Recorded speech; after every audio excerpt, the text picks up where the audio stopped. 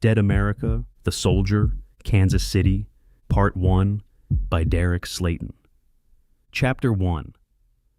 The diner sat tucked between a hardware store and a shuttered bank, a single block down from the community center that had become the town's military headquarters. Flint occupied a corner booth near the window, a half-empty cup of coffee on the table in front of him, and his rifle propped against the bench seat beside him. The vinyl upholstery was cracked along the edges, the foam stuffing visible through the splits, and the table had a faint sticky residue that told him the cleaning hadn't been thorough since the soldiers had taken over the building. A laminated menu was tucked between the napkin dispenser and a bottle of ketchup, the prices listed in faded ink. Nobody was using it. The kitchen behind the counter was dark, and the only food in the building came from the brown paper bags stacked near the register. He watched the soldiers filing in and out through the glass door. The counter at the back of the diner had been converted into a distribution point, with a row of bags lined up along the surface and a couple of civilian volunteers behind them refilling the supply as fast as the men could grab them. There was no menu, no waitress, no order to any of it. Soldiers walked in, took a bag, and walked out. The whole transaction over in under a minute. One of the volunteers, an older woman with graying hair tied back in a kerchief, kept up a steady rhythm of pulling sandwiches out of a cooler and dropping them into fresh bags, never looking up from her work. The soldiers themselves came in two varieties. Some of them moved with the spring of men who hadn't yet seen what the city had to offer, joking with each other in the line, slapping shoulders, gesturing with the easy confidence of people who believed the worst was something other people experienced. Their uniforms were clean, their boots were polished, their rifles were slung neatly across their backs in the precise position they had been taught to carry them. They talked loud enough that Flint could pick out fragments of their conversations from across the room, snippets about which units they had come in with and where they thought they would be deployed. The others were quieter. They came in alone or in small groups, their uniforms streaked with dirt and dried blood, their eyes fixed on some point 1,000 yards past the diner walls. Their boots carried a layer of dust that hadn't been wiped off in days. Their rifles hung at angles that suggested the men no longer cared whether they looked sharp. They took their bags without speaking, sometimes without even acknowledging the volunteers behind the counter, and they left the same way they came in. One of them, a corporal with a bandage wrapped around his forearm and a bruise spreading across his jaw, stood near the door for a long moment after he had his food, staring at the sandwich in his hand as if he had forgotten what it was. Then he shoved it back into the bag and walked out. Flint had only been in town a few hours, having arrived with his squad late the previous night. The Kansas City operation had been running for 2 days before they were called in, and the briefings he had received so far were short on specifics and long on confidence. The officer who had checked them in had spoken about the operation in terms of objectives and timelines, sketching out a picture of methodical progress through the city. Nothing in that briefing had matched what Flint was seeing in the diner. He nursed the coffee and tried to read the room, sorting the eager from the haunted, trying to figure out which group represented the truth of what was happening across the river. The bell above the door jingled and Captain Davis stepped inside, scanning the booths until he spotted Flint in the corner. Davis raised a hand in acknowledgement and started across the diner. "There you are, Flint. What's up, Cap?" Davis motioned that he would be right over and turned toward the counter. He cut between two soldiers who were debating which bag to take and grabbed one off the end of the line, then made his way back to the booth. He slid into the seat across from Flint and opened the bag, peering down into it. A smile pulled at the corner of his mouth. "Something resembling real food. We must be in trouble." Flint laughed and drained the last of his coffee, setting the empty cup on the edge of the table. "Do we have our assignment yet?" Davis pulled a sandwich from the bag and took a bite that consumed nearly half of it. He chewed for a moment, holding up a finger while he worked through the mouthful, then swallowed and set the sandwich down on the wrapper. "Just got word that they're ready for us." "Well, don't let me be the reason we're late." Davis chuckled and finished the sandwich in 2 more bites, balling up the wrapper and dropping it into the bag. He grabbed the rest of the contents, a wrapped pastry and a bottle of water, and slid out of the booth. Flint grabbed his rifle and followed him out of the diner, the bell ringing behind them as the door swung shut. The street hit them with a wall of activity that made the diner feel like a sanctuary by comparison. Trucks rolled past in both directions, some loaded with crates of supplies, others carrying wounded soldiers in the back, men lying on stretchers or propped against the side panels with bandages wrapped around limbs and torsos. One of the trucks had a tarp pulled across the bed, and Flint didn't need to see what was underneath to guess. Foot traffic filled the sidewalks, soldiers cutting between groups of civilians who were trying to stay out of the way. A pair of medics jogged past with a folded stretcher between them, heading in the direction of the community center. A woman in a National Guard uniform was directing traffic at the intersection ahead, waving a transport truck through, while holding back a column of pedestrians on the opposite side. The town itself had the look of a place that had been ordinary 3 days ago and was struggling to keep up with what it had become. Storefronts that had been bakeries and barber shops now bore handwritten signs taped to their windows, designating them as supply depots or medical aid stations or temporary housing. The hardware store next to the diner had pallets of bottled water stacked on the sidewalk out front, with a pair of teenagers in civilian clothes guarding them from a folding chair. A church across the street had its doors propped open, and through the gap, Flint could see rows of cots set up in the sanctuary, each one occupied by a sleeping soldier or civilian. Flint and Davis fell into step beside each other, Davis tearing the wrapper off the pastry as they walked. "Heard anything about how things are going in Kansas City?" Flint asked. "Yeah, I have, but I don't think you want to know." "That good, huh?" "Pretty much." They both chuckled and continued down the street, weaving around a parked supply truck that had its tailgate down, and a pair of soldiers unloading wooden crates onto the sidewalk. One of the crates had broken open during transport, spilling cans of rations across the truck bed. A third soldier was on his hands and knees, gathering them up and tossing them back into a different crate, without much care for which one they ended up in. The community center came into view at the end of the block, a squat brick building with a banner stretched across the front entrance that had once advertised a summer festival. The dates on the banner were 3 months in the past, and somebody had scrawled "Military Ops" across it with a thick black marker. "How's the squad settling in?" Davis asked, taking a bite of the pastry. "Morris is already up and complaining about the coffee. Butler and Silva were eating when I left them. Rogers was checking weapons, the usual." "Rogers always checks the weapons?" "Twice if he can manage it." Davis nodded around another bite. "Good kid. He'll make a hell of a sergeant one day." The doors of the community center were propped open, and the lobby beyond was packed. Soldiers stood in clusters around tables that had been dragged in from the auditorium, maps and folders spread across the surfaces. Radios crackled from a corner where a communication setup had been established. 2 operators handling traffic with headsets pressed to their ears. One of them was repeating a set of coordinates back to whoever was on the other end, and the other was waving a hand at someone across the room while talking rapidly into the microphone clipped to his vest. The volume of noise inside was nearly as loud as the street. Flint and Davis stepped through the doors and threaded their way past a knot of officers who were arguing over a map. One of them was jabbing a pen at a section of the page and shaking his head, while another was pointing at a different section and raising his voice to be heard over the ambient chatter. Davis didn't slow down. He had the posture of a man who knew where he was going, even if he had never set foot in the building before, and Flint followed his lead. Most of the activity in the room was oriented toward the back wall. A uniformed officer stood there with a cluster of soldiers in front of him, and his voice cut through the ambient noise of the building. He was leaning over a desk, jabbing a finger at a map spread across its surface, his face flushed with something between anger and impatience. The soldiers in front of him stood with their hands clasped behind their backs, none of them speaking, none of them appearing to want to be the one who attracted his attention. "I don't give a damn if they're fighting those things with their bare hands. You tell them to keep pushing on to the objective." "Yes, sir," one of the soldiers replied. The group turned and scattered, splitting off in different directions to carry out whatever orders had just been issued. One of them, a younger soldier with sergeant stripes on his sleeve, exchanged a look with another sergeant as they passed each other. The look held a dozen unspoken things, and none of them appeared to be confident in the orders they had just received. The officer at the desk straightened and looked up, his eyes landing on Flint and Davis as they crossed the room toward him. "Are you Captain Davis?" "I am. This is my second in command, Sergeant Flint."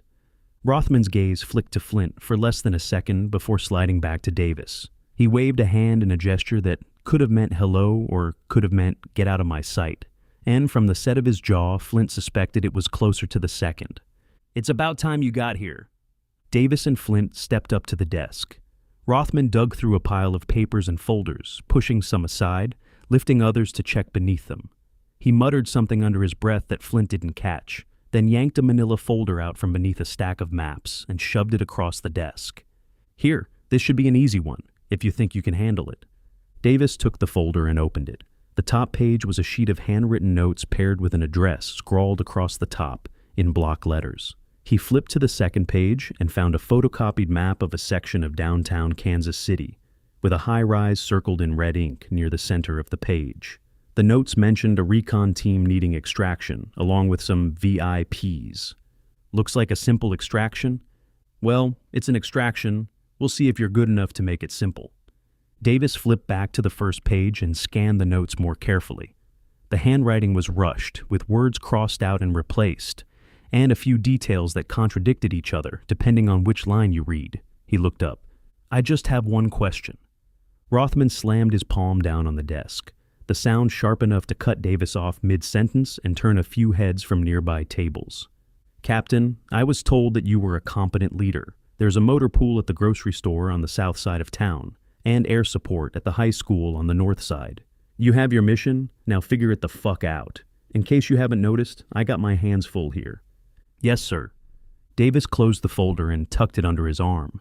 He gave Rothman a curt nod that the general didn't bother to return, then turned and headed for the door. Flint followed a step behind, glancing back once at Rothman, who had already returned his attention to the desk and was barking something at another soldier who had appeared at his elbow.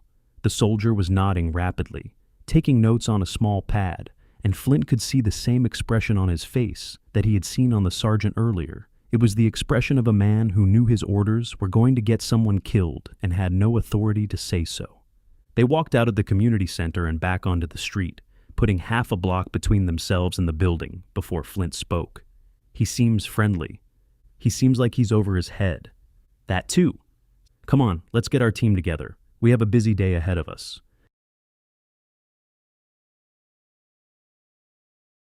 Chapter 2. The staging area had been set up in a small park 3 blocks from the community center, a square of green space that had probably hosted weekend picnics and youth soccer games before the world fell apart. The grass was trampled flat in patches where soldiers had been gathering for the past few days, and the playground at the far end was being used as an impromptu equipment depot, with rifles and packs leaning against the swing-set frames. A jungle gym in the corner was draped with body armor, the vests hanging from the bars like coats on a rack. Soldiers filled the park in clusters of 4 and 5, some of them gearing up for missions, others sitting on benches or on the grass with the slack postures of men who had just come back from one. A squad near the basketball court was checking magazines and counting rounds, the corporal in charge pacing in front of them and barking off a list.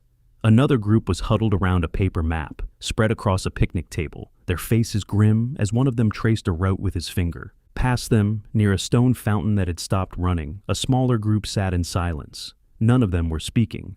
One soldier had his head in his hands, his rifle resting across his lap.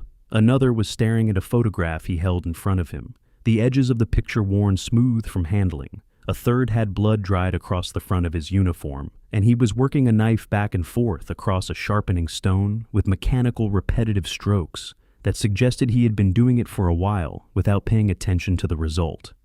"Jesus, these guys look like they've been through the ringer," Flint said. "And now it's our turn." They cut across the park, weaving between the various groups, until they reached a large oak tree near the eastern edge where their squad had set up. Corporal Morris was standing in the middle of his 3 privates, going through the contents of a pack one item at a time. He had a magazine in his hand and was holding it up to inspect the rounds, and Rogers was watching him with the expression of a kid being graded on a test he had already aced. Butler was kneeling beside his own pack, pulling out grenades and lining them up on the ground in front of him. Silva was leaning against the tree trunk with a canteen in his hand, taking long swallows and watching the chaos of the park around them with mild interest. "Make sure you have everything you need, because I get the sense that we're not going to have backup on this one," Morris said. "You better listen to the corporal, because he's right," Davis said, stepping into the circle. Rogers looked up and gave Davis a quick salute that was more habit than formality. "Welcome back, Cap." "So what's the mission?" Butler asked. "Please tell me it involves bikini-clad women by the pool," Silva said. Morris reached over and smacked the back of Silva's head, hard enough to tip the soldier's helmet forward over his eyes. Silva grinned and shoved the helmet back into place. Rogers and Butler both laughed, and even Davis cracked a smile before pulling the folder out from under his arm and flipping it open.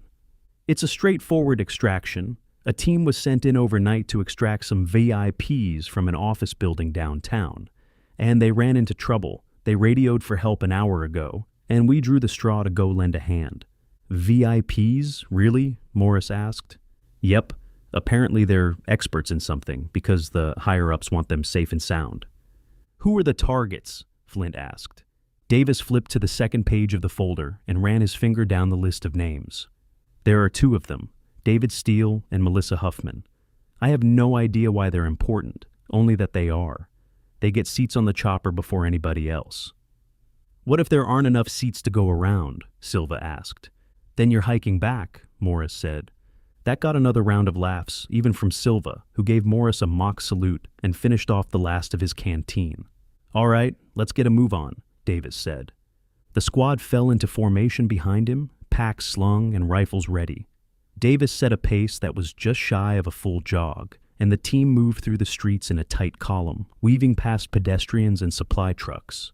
The high school sat 4 blocks north of the park, and the route took them down a residential street where civilians had set up makeshift welcome stations on their lawns, offering water and food to passing soldiers. A woman with a tray of cookies tried to wave Silva over, but Morris shot him a look, and Silva kept moving without breaking stride. The high school came into view at the end of the street, a sprawling complex of brick buildings and outdoor athletic facilities. The parking lot had been cleared of cars, the spaces filled instead with helicopters in various states of readiness.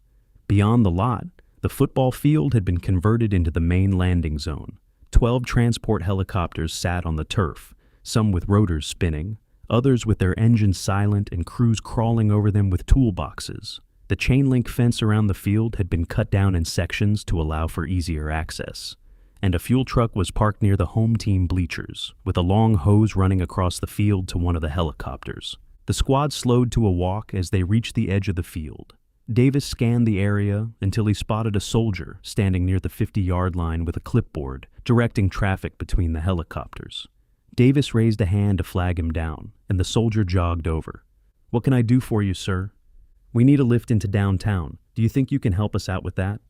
The soldier glanced down at his clipboard, flipping through a couple of pages before stopping on one and running his finger down a list. "Take the one in the far end zone."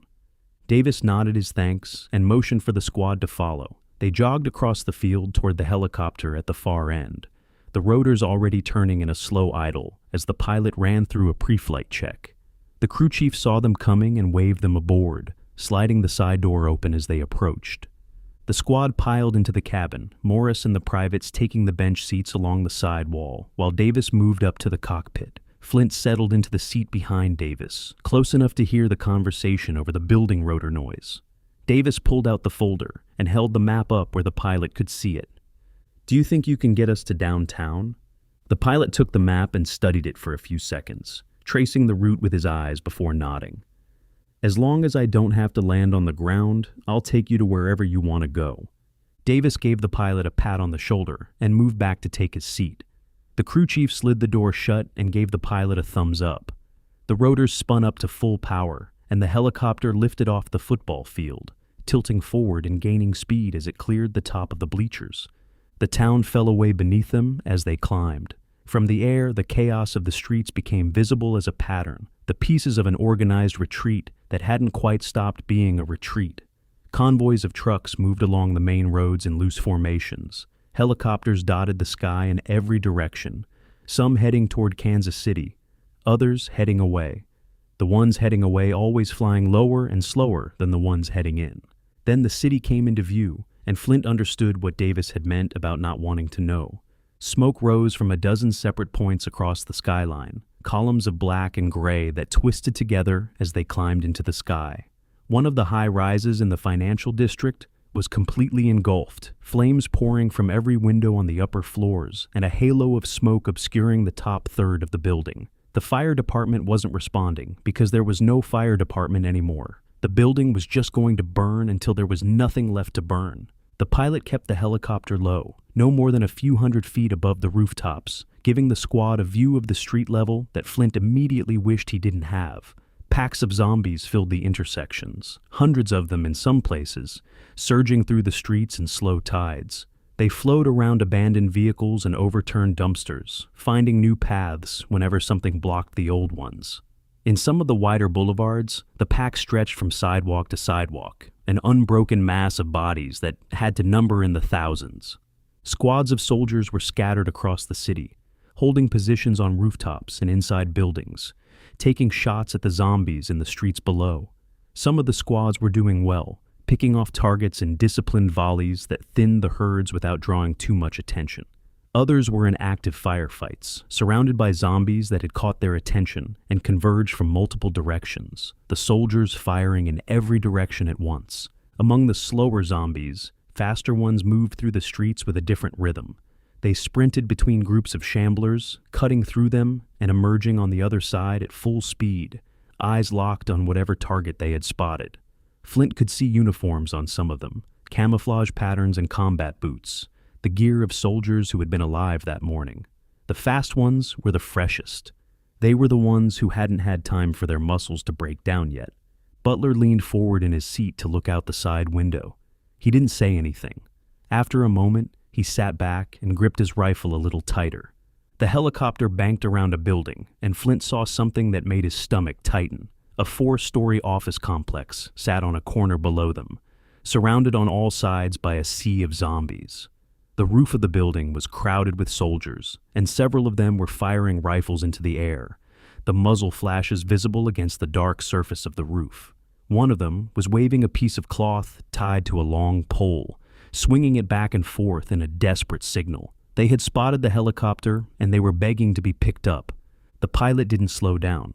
Flint watched the building shrink in the distance behind them. The men on the roof were still waving as the helicopter pulled away, their figures growing smaller until they disappeared from view. He didn't know how long they had been up there, or how long they would last, or whether anyone would come for them. The pilot had a mission, and the mission wasn't them. They flew on. The fighting grew less intense as they got deeper into the heart of downtown. The packs of zombies were still everywhere, but the firefights had thinned out. Flint counted only a handful of muzzle flashes from the surrounding buildings as they passed, and the sounds of gunfire were sporadic, single shots and short bursts rather than the sustained chaos he had seen on the outskirts. He didn't know whether that meant the soldiers had cleared the area or whether they had simply run out. The pilot pulled the map up and studied it again, comparing the lines on the page to the buildings in front of him. He hovered for a moment, rotating the helicopter slowly to get a better angle, then motioned for Davis to grab a headset. Davis pulled one off the bulkhead and clamped it over his ears. "I think this is your building," the pilot said. The pilot held up the map and pointed at a 20-story tower that sat in the middle of a block of similar high-rises. Davis looked from the map to the building, comparing the silhouette and the address. The 17th floor had a window that had been broken out, and a figure was visible in the gap, a soldier leaning halfway out, waving a white jacket back and forth with frantic urgency. "We're in the right place," Davis said. "Can you set us down on the roof?" The pilot gave a nod and pulled the helicopter into a tight bank, circling the building once to check for landing hazards before lining up his approach to the roof. The helipad on top of the tower was clear, painted with a faded H that had probably last been used for a corporate executive's commute. The pilot brought the helicopter down in a smooth descent, the skids touching the surface with a gentle bump. The crew chief slid the door open, and the squad began piling out onto the roof. Davis was the last one through the door, and as he stepped down, the pilot reached over and grabbed his arm. Davis stopped and leaned back into the cabin to hear over the rotor noise. "My fuel isn't great. I can idle here for half an hour before I'm flying back, with or without you." Davis nodded and stepped down onto the roof, ducking under the spinning blades as he moved away from the helicopter. The squad had already formed up near the stairwell access door, weapons at the ready, waiting for him to give the order to move. Flint stood at the front of the group with his hand on the door handle, looking back at Davis for the signal. Davis crossed the roof and joined the squad at the door. He gave the helicopter one last glance, then turned to face his men. "All right, boys, we're on a clock, so let's get this done." Chapter 3. Flint took position to the side of the rooftop access door, rifle raised and angled at the opening. Davis stood directly in front of the handle with his own weapon ready, while Morris and the privates lined up behind him in a stack formation, each man's hand on the shoulder of the soldier in front of him. The helicopter sat idling on the helipad behind them, the rotors slowing to a steady spin as the pilot waited out his 30-minute window. "Let's hit it." Flint pulled the door open. Davis moved through the gap, with his rifle leading the way, sweeping the small landing inside before stepping aside to let the others pass. Morris followed, then Rogers, then Butler, then Silva. Flint brought up the rear, pulling the door shut behind him with a soft click and easing the latch back into place to keep it from slamming. The stairwell was dim, lit by a row of fluorescent fixtures that flickered every few seconds with the hum of failing ballasts. The walls were painted institutional gray, with stenciled floor numbers next to each landing's door. The smell hit them as soon as the rooftop door closed. Stale air, sweat, and underneath it, the metallic copper of dried blood. Somebody had bled in this stairwell, recently and in quantity. Davis took point and started down the steps, his boots placed carefully on each tread to avoid making noise. The squad followed in single file, keeping a few feet of spacing between each man. Flint kept his rifle pointed back up the stairs they had just descended, watching their rear in case anything came down from the roof behind them. They cleared the 20th floor landing without incident. The door was shut and the small wired glass window in it showed only darkness on the other side. Davis paused for a moment, listening, then continued down. The 19th floor was the same. They reached the landing and gathered against the wall, weapons trained on the door. Davis pressed his ear against the metal for a count of 5 before stepping back and shaking his head. Nothing audible from the other side. The squad moved on. It was on the steps between the 19th floor and the 18th that they first heard movement below. The sound was faint, a soft shuffling, and the wet rasp of breath that didn't belong to anything living. Davis raised a closed fist, and the squad froze on the steps. He turned and motioned to Silva, then pointed at his own knife and made a downward stabbing motion. Silva nodded and pulled his blade from the sheath on his vest. Davis slung his rifle across his back and drew his own knife. He gave Flint a hand signal to hold the squad's position, then started down the steps in a low crouch, with Silva right behind him. Flint watched them move. The 2 soldiers descended the final flight in silence, their boots barely making contact with the treads. Davis reached the 18th floor, landing first, and pressed himself against the wall just out of sight from whatever was making the noise. Silva came down beside him and took a position on the opposite wall. Flint could see them, but not what was on the landing with them. Davis held up 2 fingers and pointed around the corner. Silva nodded. Davis moved first. He came around the corner low and fast, his knife driving forward into the base of the skull of the first zombie. The creature dropped without a sound, its body sliding off the blade and crumpling to the floor. The second zombie on the landing turned at the movement, but Silva was already on it, his knife punching up through the soft tissue under the chin and into the brain. The creature went limp, and Silva let it slide to the ground. Davis wiped his blade on the dead zombie's shirt and motioned for Flint to hold the squad in place. Then he turned to the 18th floor door and pressed his face close to the small window, peering through. He held that position for nearly a minute. When he turned back, his expression had hardened. He pulled the door open just a few inches, leaning his ear into the gap to listen, then eased it shut again, with the same care he had taken opening it. He motioned Silva to him and pointed at the 2 dead zombies on the floor. Silva understood without being told. The 2 of them grabbed the bodies by the arms and dragged them across the landing, propping them up against the 18th floor door. The bodies slumped together in a heap that pressed against the metal, leaning the weight of the dead against the only thing keeping the living separated from whatever was on the other side.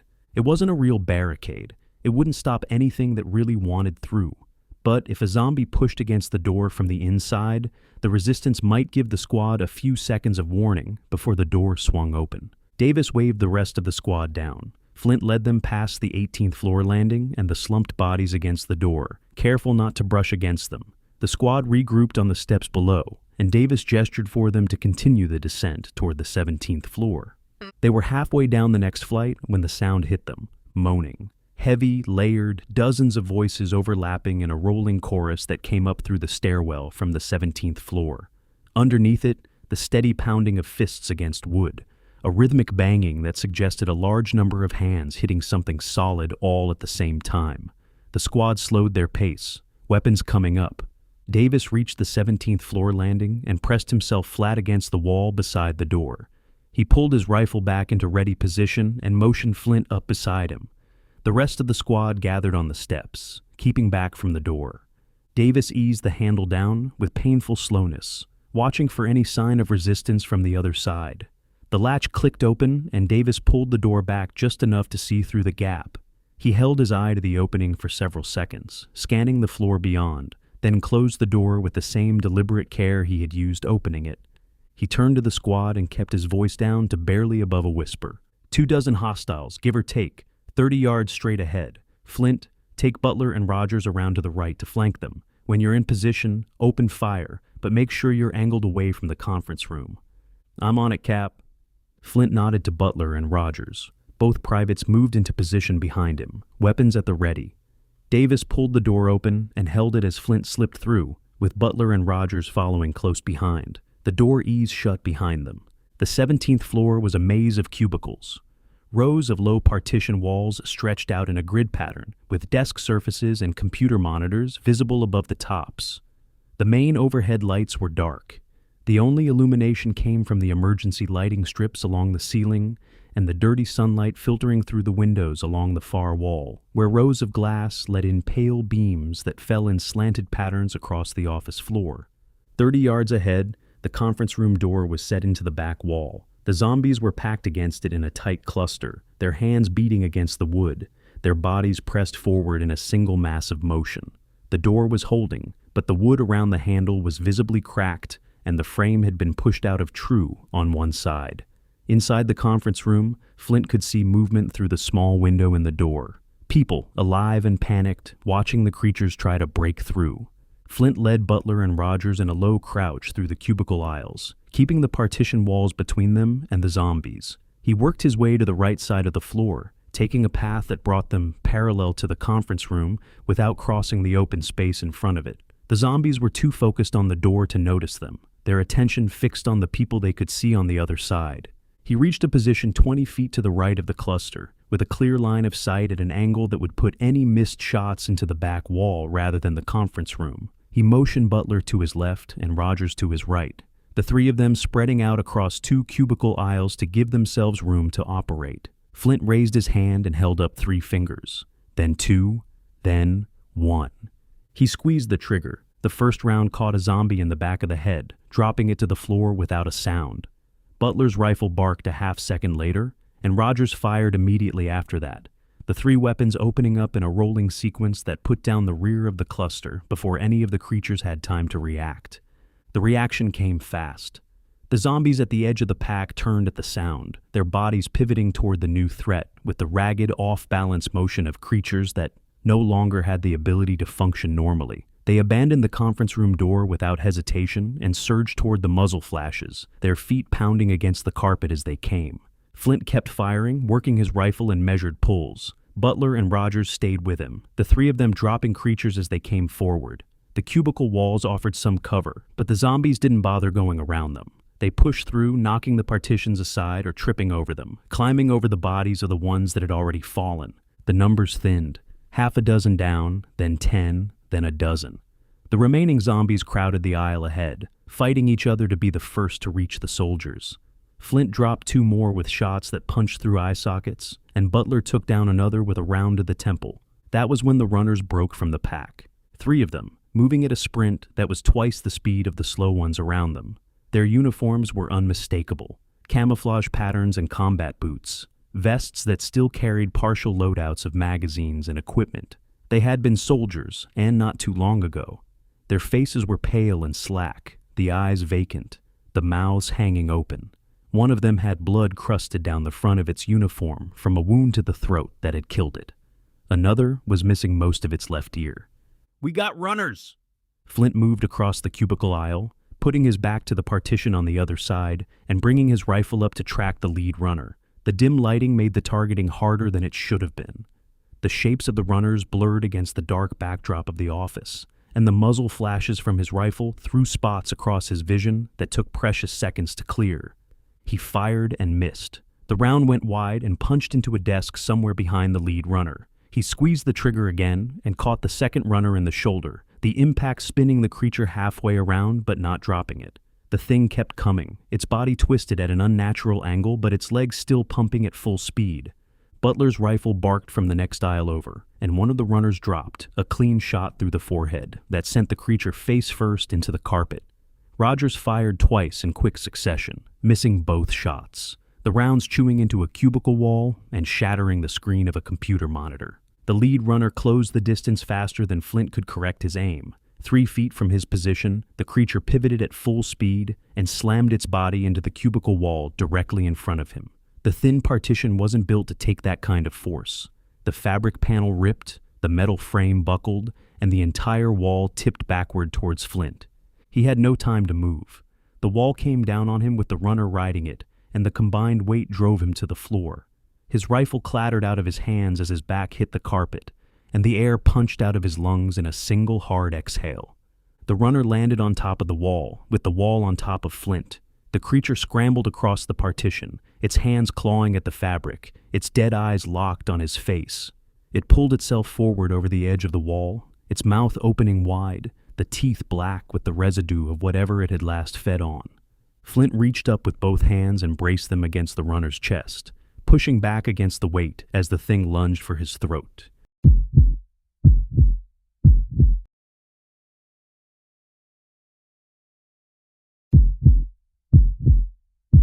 The Soldier, Kansas City, Part 2, by Derek Slayton. Chapter 1. The runner's mouth was inches from his throat, the teeth black and slick with old blood. Flint had both palms braced against the creature's chest, his arms locked at the elbows to keep the thing at full reach. The fallen cubicle wall pressed across his hips, pinning his lower body to the carpet, and the runner's weight was driving down on him through the partition. His shoulders burned. His breath came in short, hard pulls that didn't fill his lungs the way he needed them to. The zombie thrashed, its head jerked side to side as it tried to twist around Flint's arms, and a thin string of dark fluid dripped from the corner of its mouth onto his vest. Its eyes were vacant, fixed on his face without seeing him as anything other than meat. The uniform it wore had been Sergeant Stripes once, the chevrons still visible on the sleeve where the fabric hadn't been torn. Flint registered the detail without letting it slow him down. The man behind the eyes was already gone. The thing on top of him was just a body that hadn't been told it was supposed to stop moving. Flint shifted his weight to his right and drove his left hand harder into the creature's sternum, holding it back, while his right hand fumbled along his belt. His fingers found the strap of the meat cleaver sheath, the wooden handle worn to a familiar shape against his palm, pulling the blade free. The runner snapped at him again, its teeth clacking together a few inches from his nose. The smell rolled off the thing in waves, a mixture of copper and something sour underneath that he couldn't quite identify. Flint swung the cleaver up in a short arc and brought it down on the side of the creature's skull. The blade buried itself above the ear, sinking through bone with a wet crack that he felt all the way up his arm. The zombie went rigid. Its eyes rolled back, and the weight on Flint's chest doubled as the muscles released. He shoved the body sideways, and it slid off the partition, hitting the carpet with a heavy thud. He lay there for a second, the cleaver still buried in the runner's head, his chest heaving against the inside of his vest. Then he heard Butler yell, "Rogers!" Flint twisted his head toward the sound. 20 feet away, across 2 rows of ruined cubicles, one of the runners had Rogers on the floor. The private was on his back, his rifle knocked away and lying in the aisle behind him, and the creature was hunched over his neck. Rogers' arms beat against the zombie's shoulders, but the blows were getting weaker by the second.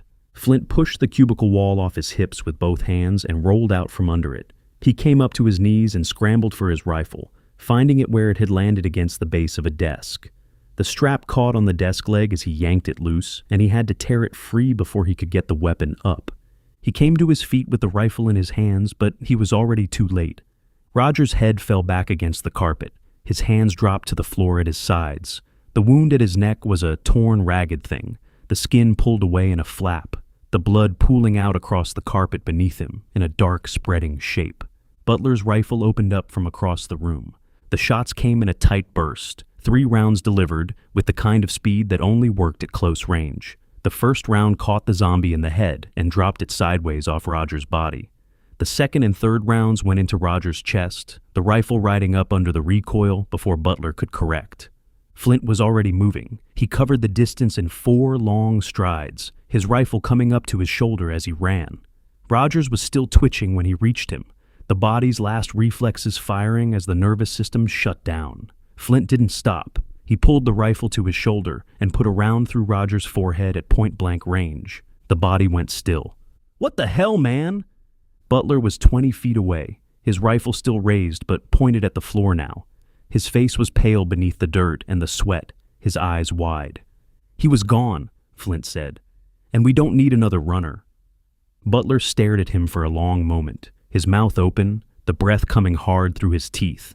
Then something shifted behind his eyes. His jaw set. He nodded once, the motion small and tight, and turned back toward the cubicle aisle where the rest of the shamblers were still coming. 6 of them remained, picking their way over the bodies of the ones that had already fallen. The slow ones moved with the rolling shuffle of zombies, whose muscles were beginning to break down, their feet dragging across the carpet, their hands grasping at the partition walls for balance as they came forward. Their moans filled the office in a low, overlapping chorus that bounced off the hard surfaces of the cubicle walls and the windows along the far side of the floor. "Come on," Flint said. "Let's finish this." They raised their weapons together. Butler took the lead one with a clean shot to the temple, the round punching through and dropping the creature into the aisle. Flint dropped the next 2 with shots to the forehead, the rifle settling back into the rhythm he had built up over the past week. The remaining 3 came forward without any awareness of what was happening to the ones in front of them. They tripped over the bodies of the fallen, stumbled, caught themselves on the partition walls, and kept coming. Butler dropped one as it pulled itself upright. Flint took the last 2 in quick succession, the empty brass tinkling against the carpet at his feet. The last zombie hit the floor, and the office went quiet. Flint stood with the rifle still at his shoulder, his eyes scanning the cubicle aisles for any movement he might have missed. The dim light from the emergency strips along the ceiling cast long shadows across the office, and the slanted beams from the windows along the far wall picked out drifting motes of dust that had been kicked up during the firefight. Computer monitors lay shattered on desks. A potted plant had been knocked over near one of the workstations, the soil scattered across a stack of files. A frame photograph had fallen from a cubicle wall and lay face up on the carpet. The glass cracked across the smiling faces of a family that had no idea their photo was now part of a battlefield. The partition wall that had pinned him was still on the floor. The runner he had killed sprawled beside it with the cleaver buried in its head. He crossed to the body and put his boot against its shoulder, working the cleaver free with a hard pull. The blade came loose with a sucking sound, and he wiped it twice across the runner's pant leg before sliding it back into the sheath at his belt. His hands were shaking. He noticed it only because the cleaver almost missed the sheath on the first try. He took a breath and steadied himself, then dropped the magazine from his rifle and checked the rounds remaining. 7. He swapped in a fresh one from his vest and let the spent magazine fall into a pouch on his hip. Butler was doing the same a few feet away, his movements mechanical and efficient. The private had reloaded already and was now scanning the cubicle aisles the same way Flint had, his head turning in slow, careful arcs. He hadn't looked at Rogers since he turned away. Flint didn't blame him. Nothing moved. "We're clear, Cap." The stairwell door opened at the back of the floor. Davis came through first with his rifle raised, sweeping the room in a wide arc despite Flint's call. Morris followed 2 steps behind, and Silva came through last with his weapon angled toward the floor they had just descended from. The 3 of them moved through the cubicle maze in a tight formation, checking sightlines and corners as they came forward. Davis spotted Flint first. His eyes flicked across to Butler, and then his pace changed. He came down the aisle with Morris and Silva closing in behind him. "Where's Rogers?" Butler turned his head away. His shoulders rose and fell with a single hard breath, and the rifle in his hands tightened against his vest. He didn't speak. Flint motioned with his rifle toward the body on the carpet. Morris and Silva both stopped where they were. Morris let out a long, slow breath through his nose. Silva took a step toward Rogers and stopped, his face going slack as he registered what he was looking at. "What the hell happened, Sergeant?" Morris asked. "We had some runners," Flint said. "They broke from the pack and we tried to put them down in time." "I got mine in a lucky shot," Butler said. "Rogers wasn't so lucky." The 4 of them stood there. The sound of the air in the building seemed to grow louder in the silence, the distant hum of a ventilation system that was somehow still running on backup power. the soft tick of cooling rifle barrels. Far below them, another wave of moaning rose up from the zombies in the boulevard. Inside the conference room at the back of the floor, faces were pressed against the small window in the door, watching the soldiers in the cubicle maze with the wide, stunned expressions of people who didn't know how to process what they had just seen. Davis lowered his rifle. He looked down at Rogers for a long moment, his jaw working. Then he raised his eyes to Flint. "Did you—" He didn't finish the sentence. He didn't need to. His eyes flicked to the body and back to Flint. The question carried in the small motion. "Yeah," Flint said. "He isn't getting back up." Davis nodded. The motion was small and tight and held a weight that Flint had seen before on commanding officers receiving news they had been expecting and dreading at the same time. Davis closed his eyes for a second, then opened them and looked toward the conference room door at the back of the floor. The civilians inside were still watching. "We'll deal with it once we're back on the right side of the line," Davis said. "Come on, we have work to do." Morris pulled himself together first. He turned away from the body and started moving toward the conference room, his rifle coming back up to ready position. Silva followed a step behind, his face still locked in the same flat expression he had worn when he first saw Rogers on the floor. Butler stayed where he was for another few seconds, looking down at his fallen friend before he finally turned and fell in behind the corporal. Flint stayed at the body a moment longer. He looked down at Rogers' face, at the entry wound above the eye, at the slack expression that no longer belonged to anyone. The kid had been 22. He had a sister in college somewhere in Ohio, and he had talked about her once or twice during the long drives between deployments. Flint pushed the thought away. There would be time for it later, or there wouldn't, and either way it didn't help him right now. He turned away. Davis stepped up beside him. The captain's face was composed, but there was a tightness around his eyes that hadn't been there before they came up to the 17th floor. "You did the right thing, Sergeant." "I know." "That's not the same as it being easy." Flint didn't answer. He started walking toward the conference room, his rifle held across his chest.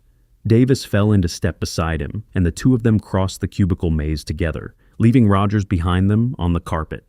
The conference room door was 30 feet ahead. The faces in the window had pulled back as the squad approached, but Flint could still see shapes shifting behind the wired glass. Somebody inside was doing a head count by the look of it, gesturing at the others and then back at the door.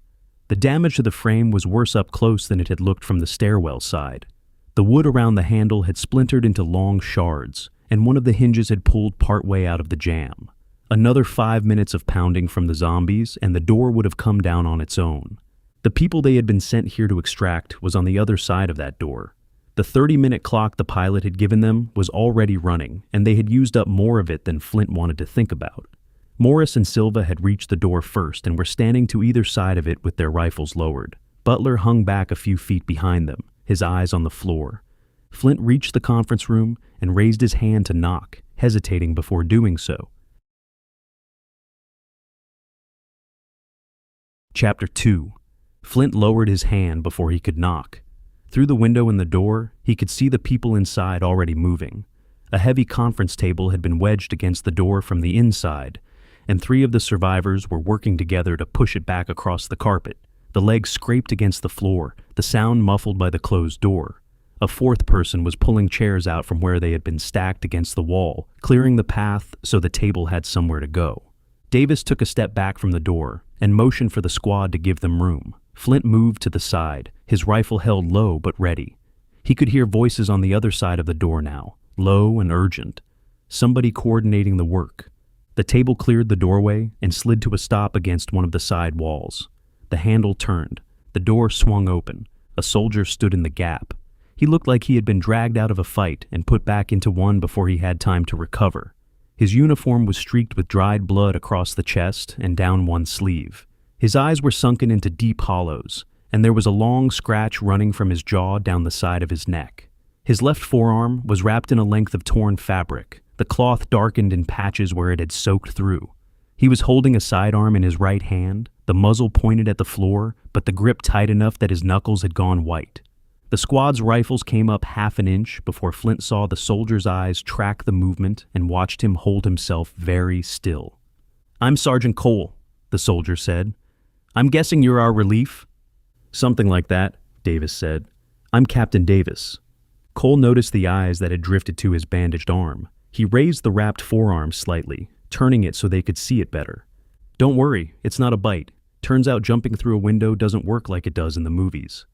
"I can vouch for him," a woman said from inside the room. "I saw it happen." Davis gave a small nod and stepped through the doorway. The squad followed in order, Flint coming through last and pulling the door most of the way shut behind him to keep the cubicle floor from being visible to anyone inside. He didn't want them to see Rogers on the carpet. The kid deserved better than to be the first thing a bunch of strangers laid eyes on. He left the door cracked just enough to keep an eye on the floor outside, his shoulder leaning against the frame, his rifle held low across his chest. The angle gave him a clear view back down the cubicle aisle they had just cleared. Rogers was still where they had left him, a dark shape on the carpet near the toppled partition. Flint forced his eyes off the body and focused on the stairwell door at the back of the floor instead. The conference room was larger than he had expected from the outside. A long oval table dominated the center of the space, surrounded by leather chairs that had been pushed back against the walls to make room for the people taking shelter inside. A whiteboard covered one wall, still showing fragments of a presentation about quarterly projections that had nothing to do with anything that mattered now. Empty water bottles were lined up on the table in a neat row, along with a few wrappers from snacks that had been pulled from a vending machine somewhere. The air inside was stale, thick with the smell of sweat and fear and the metallic tang of blood that had been there long enough to become part of the room. 3 other soldiers were inside. One of them was sitting on the floor with his back against the wall, his eyes closed, his breathing slow and shallow. A bandage covered most of his right thigh, and a tourniquet had been tied above the wound. Another was sitting in a chair near the head of the table, holding a rifle across his lap that he didn't look strong enough to lift. The third was on his feet near the back wall, but he was leaning against it for support, one shoulder pressed to the drywall, while his free hand massaged his side. None of them looked like they were going to be much help if things went wrong on the way to the roof. The civilians were clustered together near the windows on the far side of the room. 2 men and 2 women, all of them in the kind of office wear that suggested they had been at work when this started and hadn't been home since. Their clothes were rumpled and stained. One of the women had her hair pulled back into a hasty knot, several strands of it hanging loose around her face. One of the men had a cut across his eyebrow that had been butterfly bandaged with something that looked like office tape. Davis surveyed the room with a slow scan, taking in everyone before he spoke. "I'm looking for Melissa Huffman and David Steele." The civilians shifted. 2 of them, one of the men and one of the women, raised their hands slowly. They looked at each other, then at Davis, then back at each other again. The confusion on their faces was identical, like they were waiting for one of them to figure out what was happening before the other had to commit to it. "I'm David," the man said. "That's Melissa." "Why are you looking for us?" Melissa asked. "Somebody higher up thinks that you're important, which means I think you're important.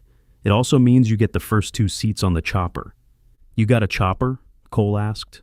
"On the roof waiting for us, but we're short on time, so we need to get up there." Davis turned to start moving people toward the door. He had taken half a step before he caught the look on the faces of the other 2 civilians. The other woman had gone very pale, and the second man had gripped the back of a chair hard enough to whiten his fingers. They were watching Davis with the expressions of people who had just been told they were being left behind. They hadn't said anything. They didn't need to. Davis paused, his hand resting on the back of one of the leather chairs. Flint watched him from the doorway. He could see the calculation happening behind the captain's eyes, the weight of the orders against the weight of what was in front of him. The pause didn't last long. "Don't worry, it's a big helicopter. We'll find room for you." The relief that broke across the 2 civilians' faces was the kind of thing that hit harder than it should have. The woman pressed her hand to her mouth and let out a breath she might have been holding for hours. The man's grip on the chair loosened and his shoulders dropped an inch. Neither of them spoke. They just nodded, the gesture small and stunned, like they hadn't quite trusted what they had heard. "Come on," Davis said. "We have to get moving." The civilians pushed off the wall and started moving toward the door. The 2 wounded soldiers in chairs began the slow process of standing up. The one with the bandaged thigh, accepting help from the man at the back wall, who was barely steady on his own feet. The 3rd soldier, the one in the chair with the rifle across his lap, pushed himself up with the help of the table. None of them were going to be able to move fast. Cole hung back. As Davis turned to follow the group to the door, the sergeant stepped into his path and lowered his voice. "Captain." "What is it, Sergeant?" "The runners you put down aren't the only ones in the building. At least, I don't think they are." Davis stopped. The motion was small, just a hitch in his step, but Flint caught it from across the room. The captain's face didn't change, but his eyes went somewhere else for a second. "We only have to get 3 floors up," Davis said. "We'll be fine. We lost 7 people on 18. I saw 3 of them go down, but I don't know what happened to the others." The number hung in the air between them. Davis glanced toward the doorway, toward the cubicle floor beyond where the bodies of the runners they had killed lay scattered between the partitions. Flint watched the captain do the math. 3 runners on this floor. Cole had personally seen 3 of his people fall on the floor above. That left 4 members of Cole's team unaccounted for. And the floor above was where Davis and Silva had propped the dead zombies against the door as a makeshift early warning. The gunfire from the cubicle fight had been loud enough to carry through 3 floors of concrete and steel. Anything still alive on 18, or anything that had turned up there, would have heard it. Davis nodded slowly. He didn't say anything for a moment. He looked over the survivors gathering near the door, then back at Cole, then toward the ceiling, as if he could see through it to the floor above. "All right," Davis said. "Morris, Butler, take point. Get to the stairwell door and make sure it's clear." Morris was already moving before the order finished. Butler fell in behind him, his face still set in the same hard expression he had worn since Rogers went down. Neither of them looked at Flint as they passed him in the doorway, but Butler gave him a small nod that Flint returned. Whatever had passed between them over Rogers was going to stay between them for now. There was work to do. "Flint, you cover our rear." "Got it, Cap." "The rest of you fall in line in the middle, wounded in the center of the formation, civilians flanking. Stay close, stay quiet, and when I say move, you get up to the roof. No questions, no detours, no stopping for anything. You hear me?" A scattered chorus of acknowledgments came back from the survivors. Most of them were nodding before they remembered to speak. The woman with the loose hair was holding the hand of one of the men, and Flint couldn't tell from where he was standing whether they had known each other before this morning or whether they had just become each other's anchor in the past few hours. Either way, neither of them was going to let go. Cole moved into position near the front of the formation, just behind Morris and Butler. The wounded soldiers gathered in the middle, the one with the bandaged thigh leaning hard on the man with the bruised ribs. The civilians spread themselves around the wounded, 2 in front, 2 behind, falling into a loose protective shape that surprised Flint. They had picked it up without being told.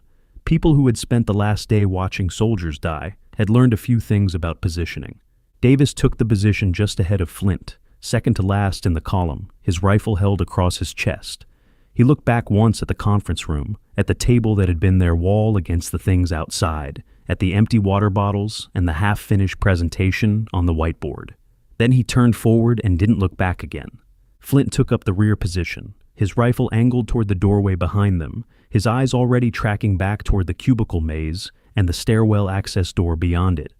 The bodies were going to be where they had left them. Rogers was going to be where they had left him. The next 3 floors were going to be the longest 3 floors of anybody's life. Chapter 3.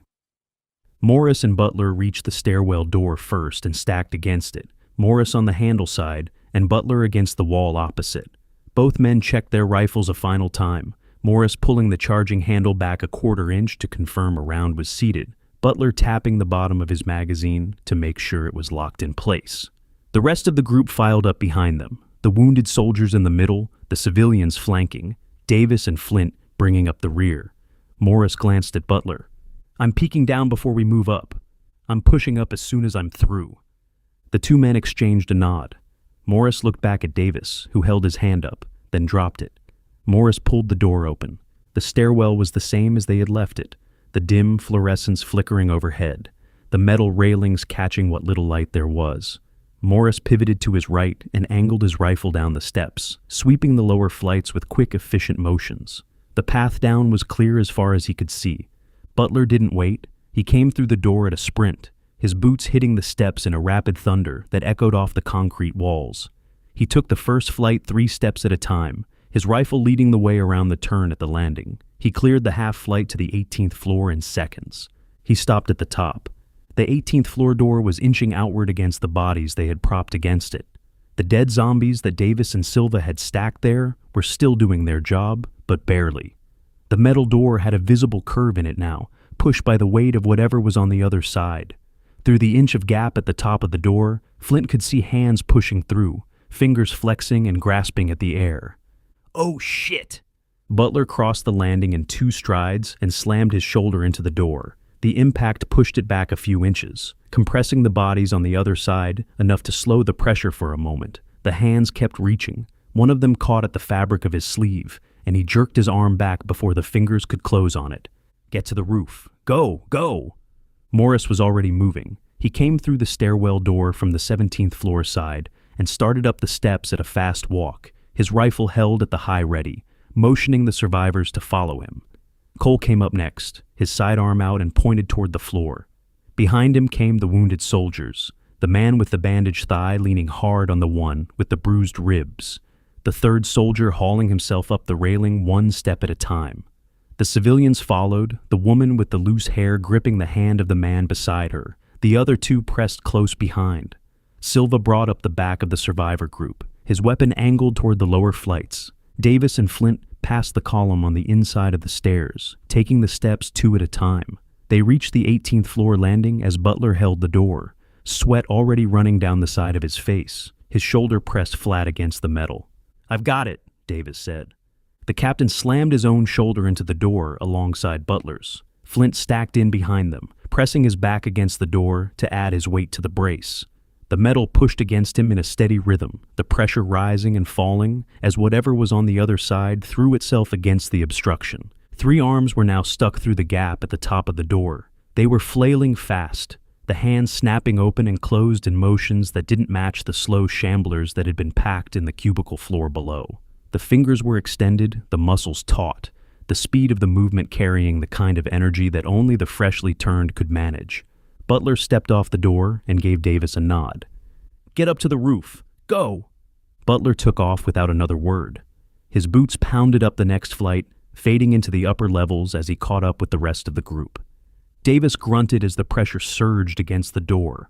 The metal gave a metallic groan, and one of the prop bodies inside shifted, the resistance slackening for a half-second before tightening again. "Pop a few rounds off, Sergeant." Flint stepped to the side and brought his rifle up. The lighting in the stairwell made the angle harder than it should have been, the flickering tubes throwing the gap at the top of the door into shifting shadows. He couldn't get a clear line on any single arm. He aimed at head level through the opening and squeezed off 3 rounds in quick succession, the reports cracking off the concrete walls and ringing in his ears. One of the arms went limp. It slid down the gap and came to rest hanging out of the opening, the fingers slack. A moment later, another arm pushed through the same gap, the hand flexing and grasping in the same hungry rhythm. Before Flint could line up another shot, a sound echoed up from below, a door slamming open somewhere 2 or 3 floors down. The metallic crash carried up the stairwell in a sharp echo, followed almost instantly by the rolling moan of a fresh group of zombies, and underneath it, the rapid hammer of footsteps on concrete steps. Runners. A lot of them. Flint angled his rifle down the stairwell, listening as the sound climbed toward them. He could hear them gaining floors with every breath. The moans grew louder, the footsteps closer. "We're going to have to run for it, Cap." Davis nodded against the door. His face was tight with the effort of holding the pressure, the tendons in his neck standing out beneath the collar of his uniform. He glanced down the stairwell once, his eyes calculating distance and time. "Get to the next landing to cover me. As soon as I step off, this door is coming open." Flint nodded and pushed off the door. He moved up the stairs in a fast jog, taking the steps 2 at a time until he reached the next landing. He turned and dropped to a knee, bringing his rifle up to track back down toward Davis and the 18th floor below. The footsteps from below were closer now. Whatever had come through the door had split into multiple lanes, some of them moving up the lower flights at full speed, the moans bouncing off the walls and turning into one continuous sound that had no clear direction. Davis looked up at him. The captain's eyes met Flint's for a half-second. "I'm moving!" Davis pushed off the door. The metal slammed open behind him, with a force that bent the door out at an angle the hinges weren't built for. The bodies that had been propped against it tumbled forward into the stairwell, sliding across the landing in a tangle of dead weight. Davis tried to clear them, but his lead foot caught on an outstretched arm, and his momentum pitched him forward. He hit the steps flat. His chest slammed into the third tread, the impact driving the air out of him in a single hard sound. His rifle clattered down the stairs ahead of him, sliding to a stop against the railing. "Captain!"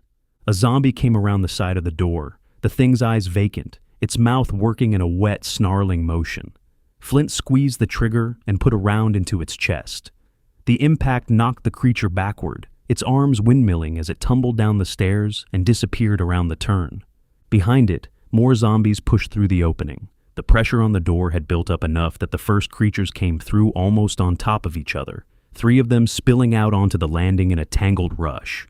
Davis was trying to push himself up. His arms were under him, but the breath had been knocked out of his lungs and his movements were slow, sluggish, his body fighting to remember how to work. Flint fired twice more down the stairwell, the rounds catching one of the creatures in the shoulder and the second one in the side of the head. The shoulder shot did nothing. The head shot dropped one of them, but the third was already past, lurching toward Davis. The captain made it to one knee. He pushed off the steps and came up onto his feet, taking a single step toward Flint's position before something caught him. A zombie on the landing had reached out from the floor and grabbed his boot. Davis staggered. He looked down, his face registering what was happening with a half-second of delay. He kicked at the hand, but the grip held. The dead fingers locked around his ankle, refusing to let go. Flint fired. The round caught the zombie in the lower jaw, blowing the bone away in a spray of dark fluid. The thing's head snapped back and its body went limp, but the hand on Davis's boot stayed where it was. The fingers had closed around the leather, and the dead muscle wasn't going to release them. The body slid backward as more zombies pushed up onto the landing. The grip on Davis's boot pulled with it, and the captain's leg went out from under him. He caught himself on the railing with both hands, but the pull kept coming, the dead weight dragging him toward the crowd. Flint opened fire in a panic, his rifle barking on full auto as he tried to cut down the zombies closing on Davis. Rounds chewed into the wall above the door. 2 of the creatures dropped, but 4 more pushed past them. The captain's hands clawed at the railing, his fingers slipping along the metal as the pull dragged him backward. A creature lunged forward and got hold of his calf. Another grabbed his vest. Davis went down. He let out a single sound, raw and pained, as teeth met flesh. The sound echoed off the concrete walls and climbed the stairwell in a way Flint would never get out of his head. "Davis!" Flint emptied the rest of his magazine into the crowd. The rounds tore into the mass of zombies, taking down 2 more, but most of them caught his fire in the bodies of the creatures already feeding on the captain. The bolt locked back on an empty chamber. The zombies on the edges of the pack lifted their heads. Their dead eyes found Flint on the upper landing, and several of them broke from the feed to come for him. Damn it! He turned and ran. The stairs blurred under his boots. He took the next flight in a half-dozen long strides, his free hand catching the railing at the turn to swing him around the corner. The runners behind him had broken into a full sprint, their footsteps a rolling thunder on the concrete. He didn't look back. Looking back would slow him down. He hit the rooftop access door at full speed and slammed his shoulder into it. The handle gave and the door flew open, sending him stumbling out onto the roof. He spun around and shoved it back, throwing his weight against it as the first of the runners reached the top of the stairs. The door wouldn't close. 3 arms had already pushed through the gap, the hands snapping at him from inches away. He pressed his back against the metal and braced his boots against the lip of the door frame, holding it as closed as he could manage. The pressure on the other side kept building. He looked up. The helicopter sat on the helipad 20 yards away, the rotors already spinning up to full speed. He could see the survivors loaded inside, the shapes pressed against the windows, faces turned toward him. The pilot was looking right at him through the cockpit glass. The eye contact held for a second, maybe 2. The pilot understood. Flint could see it in the way the man's face changed, the calculation finishing in the same instant Flint reached the same answer. There was no way Flint could cover 20 yards with a pack of runners coming through the door behind him. The chopper would be on the ground when they caught up, and once they were on the helipad, the helicopter wasn't going anywhere. Flint took one hand off the door and waved the pilot off. The pilot held his eyes for another half-second. Then he gave a single reluctant nod. The rotors spun up, and the helicopter lifted off the helipad. It tilted forward, gaining altitude, the skids clearing the edge of the roof as it banked away from the building. Flint watched it go, his back against the door, the runners pounding the metal behind him, the sound of the rotors fading into the distance as the chopper carried the survivors away.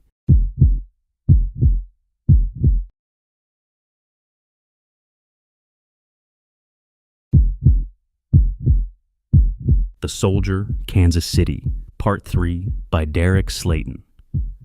Chapter 1. Flint's back was against the rooftop access door, his boots planted hard against the lip of the door frame. The runners on the other side were throwing their full weight into the metal, the impacts coming in a rolling pattern that felt less like hands and more like a battering ram. Each blow shoved him forward an inch before he could push back into position. He watched the helicopter climb away from the helipad.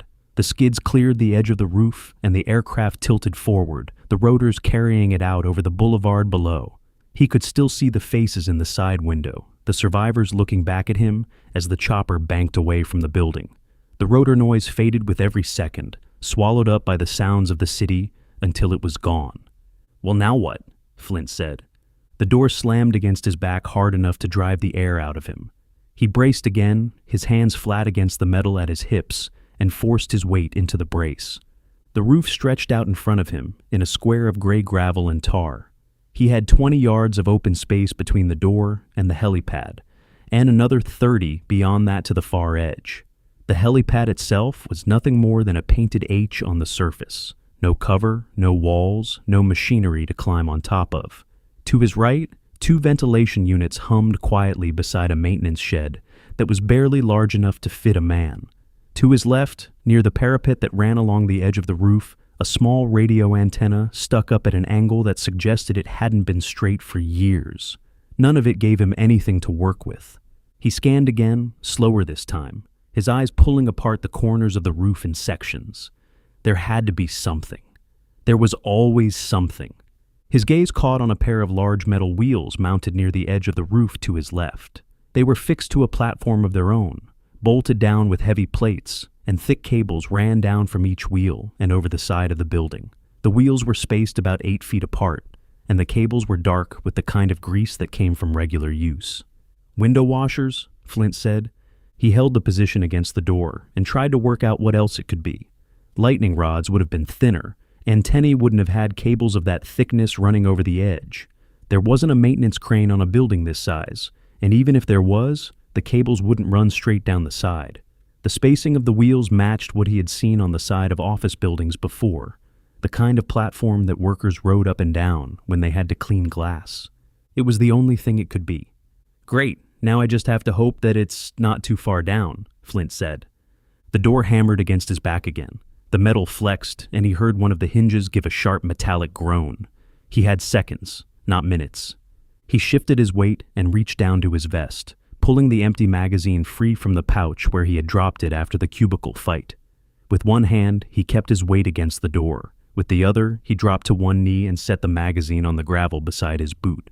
He stomped on it once, hard, the metal crumpling under his heel and flattening to about half its original thickness. He picked it up and pressed it flat against the bottom of the door, sliding it into the gap between the metal and the lip of the frame. It caught on the lower edge of the door and wedged there, the crushed plates of the magazine acting as a shim against the bottom corner. "That might buy you half a second," Flint said. He came up to his full height and pushed off the door in one motion. The metal banged hard against the wedged magazine, pushing it across the gravel a few inches before catching. The door held. Flint didn't look back. He sprinted across the roof, his boots crunching on the gravel, the rifle bouncing against his back where he had slung it before kneeling. The wheels were 40 yards away. He covered the first 10 yards in a hard run, his eyes locked on the cables that were draped over the side of the building. Behind him, the door gave way. He heard the metal screech against the gravel as the runners shoved their way through. The first one came out at full speed, its boots slapping on the rooftop as it cleared the threshold. The others followed in a rolling pack, 4 or 5 of them, the moans rising into the open air with a different sound than they had carried in the stairwell. Out here, with no walls to bounce off, the sound was thinner. It was also closer than he wanted it to be. He didn't turn his head. Turning his head would slow him down. He kept his eyes on the edge and ran. The edge came up faster than he expected. He hit it at full speed, his hands going down to brace on the lip as he flung his legs over the side. His chest came down on the wall, the concrete catching him hard across the ribs, and his right hand shot out for the nearest cable. His palm closed around it just as his weight pulled him forward, and the rough texture of the steel bit into his glove as he locked his grip. He looked down, and his stomach turned over. The window washer platform was 5 floors below him, 5 floors of nothing but cable between his boots and a piece of metal grating that was supposed to hold his weight. The wall of the building beneath him was a sheer drop, panels of dark glass separated by thin bands of concrete that marked each floor. "Oh shit," Flint said. His legs were dangling now, his body weight pulling against the grip of his right hand. He swung his left hand up and caught the cable beside the right, gripping with both palms and letting his boots find the steel below his hands. The cable was thicker than he had thought from the rooftop, almost 2 inches across, and the grease on it made every grip slick. He started to slide. The first few feet went down faster than he wanted. His hands burned through the gloves as the cable pulled past his palms, and he had to clamp down hard to keep the slide from turning into a fall. His boots scrambled for purchase against the cable, finally locking around it in a scissor grip that took some of the weight off his hands. A moan rolled down from above him, and underneath it the heavy thump of running boots on the rooftop. He looked up. 2 of the runners had reached the short wall on the roof. They were moving at full sprint, their bodies coming straight at the edge with no sign of slowing. The first one slammed into the edge at waist height, its arms going out for balance as the impact rocked it backward. For half a second, it looked like the wall was going to hold the thing in place.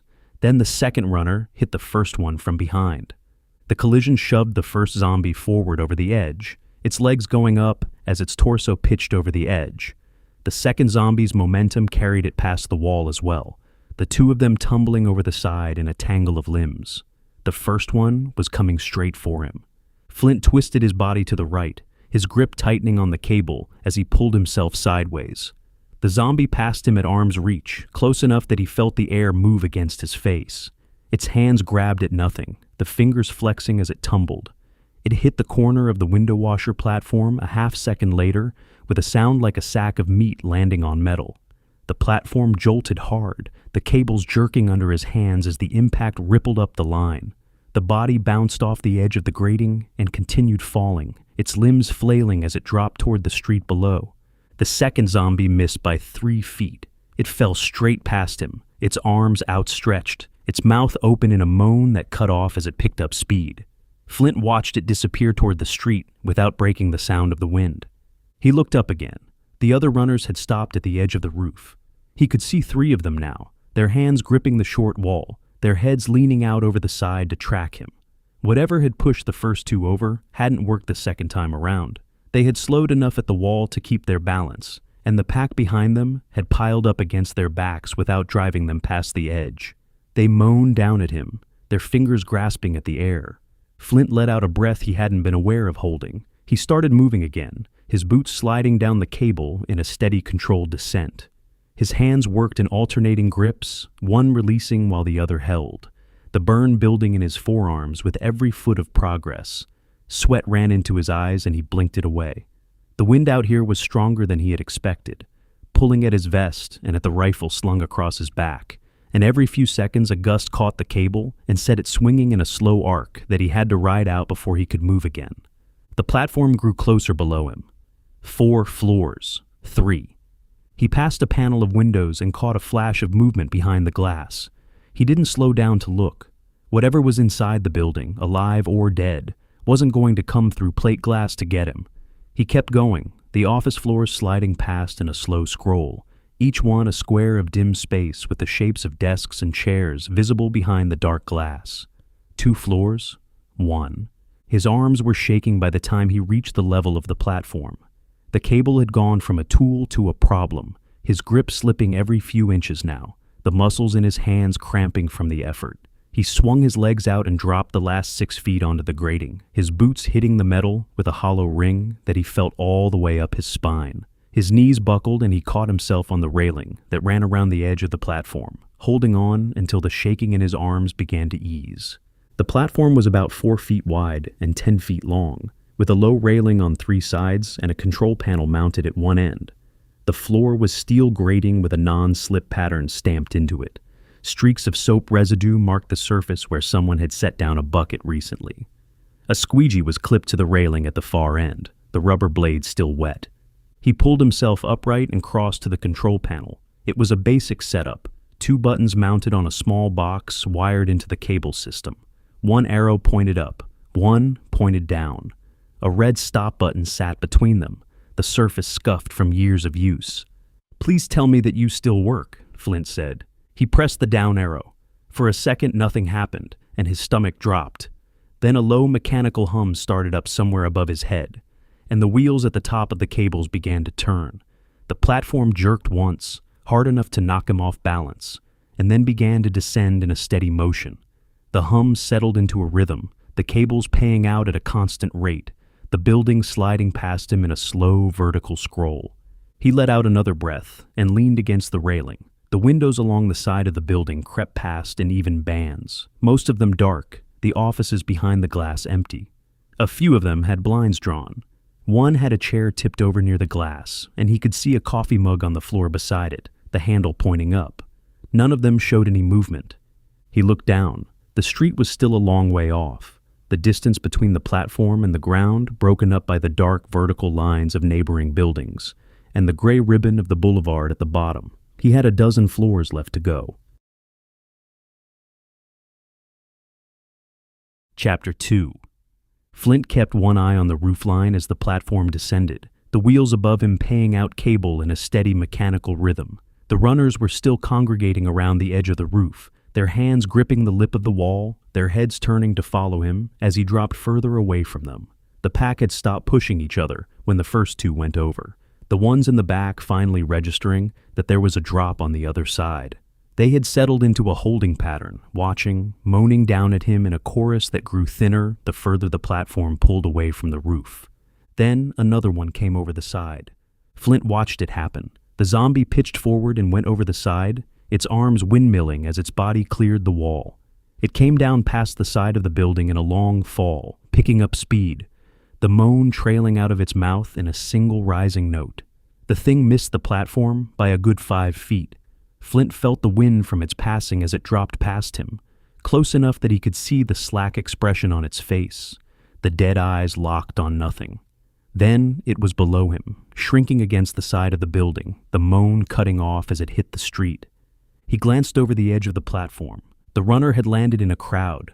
Dozens of zombies were packed against the side of the building below him, drawn to the sound of the falling body and the gunfire from the rooftop earlier. The crowd moved in the way crowds of zombies always moved, a slow churning mass of bodies that flowed around the impact point and reformed on the other side, the ones near the runner's body bending down to inspect what had made the noise.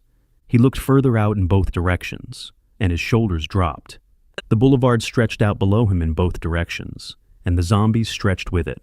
The pack at the base of the building was just one cluster in a much larger problem. The street was dark with bodies for as far as he could see, the creatures filling the boulevard from sidewalk to sidewalk. To his left, a fire was burning in one of the buildings 2 blocks down, the smoke rising up and catching the wind. But the zombies on the street didn't seem to care about it. They just kept moving, the slow tides of them shifting around stalled cars and overturned dumpsters, finding new paths whenever something blocked the old ones. "How in the hell are you getting out of this one?" Flint said. He kept descending. The platform was still moving in its steady rhythm, the cables paying out at the same constant rate they had been since he had first hit the down arrow, but the city below was no longer a problem he could solve from the air. Whatever plan he came up with was going to have to start with getting off the platform and into the building.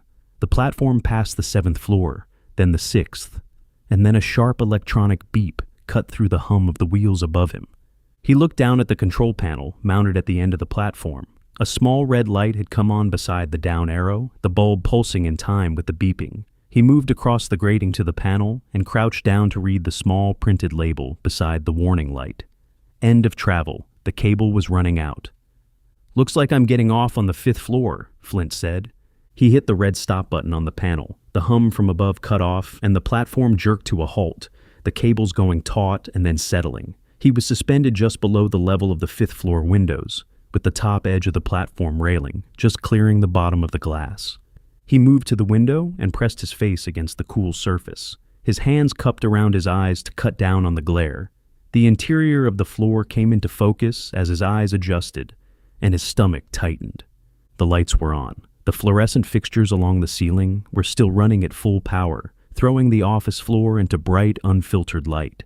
Cubicle walls stretched out in a maze pattern that filled most of the visible space, with a row of larger glass-walled offices along the far wall beyond them. The desk surfaces above the partitions were clear, except for the standard mess of monitors and paperwork. Nothing was burning, nothing was overturned. The floor looked, at first glance, like the people who worked there had stepped out for lunch. Then he saw the movement. There were zombies on the floor. He counted them as his eyes swept across the visible space, marking each one in turn. 2 were near the elevators on the back wall, their backs to him, their heads down. 3 more were spread across the central aisle of the cubicle maze, moving in slow, shuffling steps that didn't carry them in any clear direction. Another 4 were visible in the row of glass offices along the far wall, each one in a separate room, each one moving in tight patterns that suggested they had been in those offices long enough that the glass walls had become invisible to them. The rest were scattered among the cubicles, glimpses of them visible between the partition walls as they moved through the maze. A dozen, at least. He couldn't see all of them from his angle. What he could see, though, was that none of them were close to each other. They were all spread out, no 2 creatures within arm's reach of any other. "Let's hope everybody has been here for a while," Flint said. He unslung his rifle from his back and brought it around to his front, checking the magazine. Full. He had 1 spare in the pouch on his vest. The handgun on his hip had a chambered round and a fresh magazine, with 1 spare in the pouch beside the rifle mag. That was it. That was the whole loadout. He tapped the cleaver at his belt. "You might have to do the heavy lifting again, old friend," Flint said. He moved to the left side of the platform, putting his back against the railing and squaring himself to the window panel on the right. The pane was about 6 feet wide and 7 feet tall, set into a frame of dark metal that ran around all 4 edges. The corners were where the glass would be weakest, where the structural support transferred load between the panel and the frame. He raised the rifle and aimed at the upper right corner of the pane. He squeezed the trigger. The round punched through the glass with a sharp crack, and a web of fractures radiated out from the impact point, spreading across the panel in branching lines. The pane held, but barely. He shifted his aim to the lower right corner and squeezed off a second round. The panel collapsed. The glass came down in a wave, the upper section folding inward as the lower edge gave way, the whole pane breaking apart into thousands of small chunks that rained down across the platform railing and the office floor inside. The sound carried, the high musical crash of safety glass hitting hard surfaces echoing off the office walls and out into the open air. Every zombie on the floor heard it. Heads came up across the cubicle maze, the slow ones reorienting toward the source of the sound. The creatures in the glass offices turned and walked into the walls, their hands pressing flat against the panels as they tried to figure out why they couldn't get any closer to the noise. The ones near the elevators turned around and started shuffling forward, their shapes coming into clearer view as they emerged from the back of the floor. Flint didn't move yet. He held the rifle up and watched the floor, his eyes tracking the speed of the creatures as they began to converge on the broken window. Slow. All of them. No runners, no fast movers, just a dozen or so shamblers spread across a maze of cubicles, all of them coming for him at a slow pace. He swept the floor a second time to be sure, looking into every glass office he could see, checking the ends of every cubicle aisle, watching for any motion that came in the rapid pattern of a fresh turn. Nothing. The whole floor was old.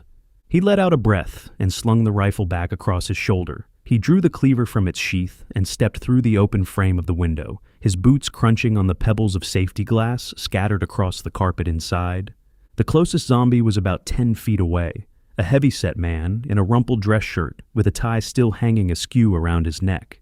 The thing had its arms outstretched, its mouth working in a wet, snarling motion as it lurched toward him at the slow, uneven gait of a long-dead shambler. Flint closed the distance in 3 quick steps, sidestepped the grasping hands, and brought the cleaver down on the top of the creature's head.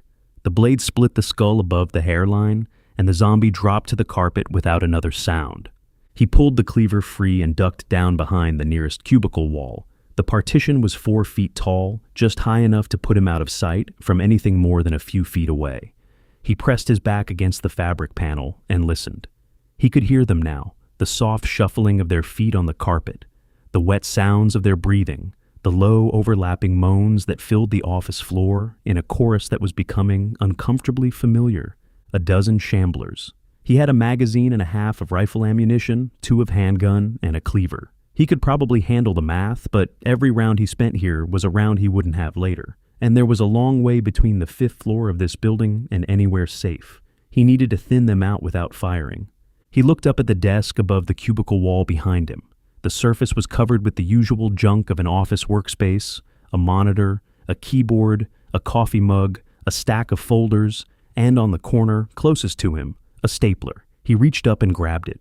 The thing was solid, the metal heavy in his hand. He weighed it in his palm for a second, picking out the angle. He brought his arm back and flung the stapler over his shoulder as hard as he could. The thing arced across the office floor in a long throw, sailing over the tops of the cubicle partitions before coming down somewhere on the far side of the room.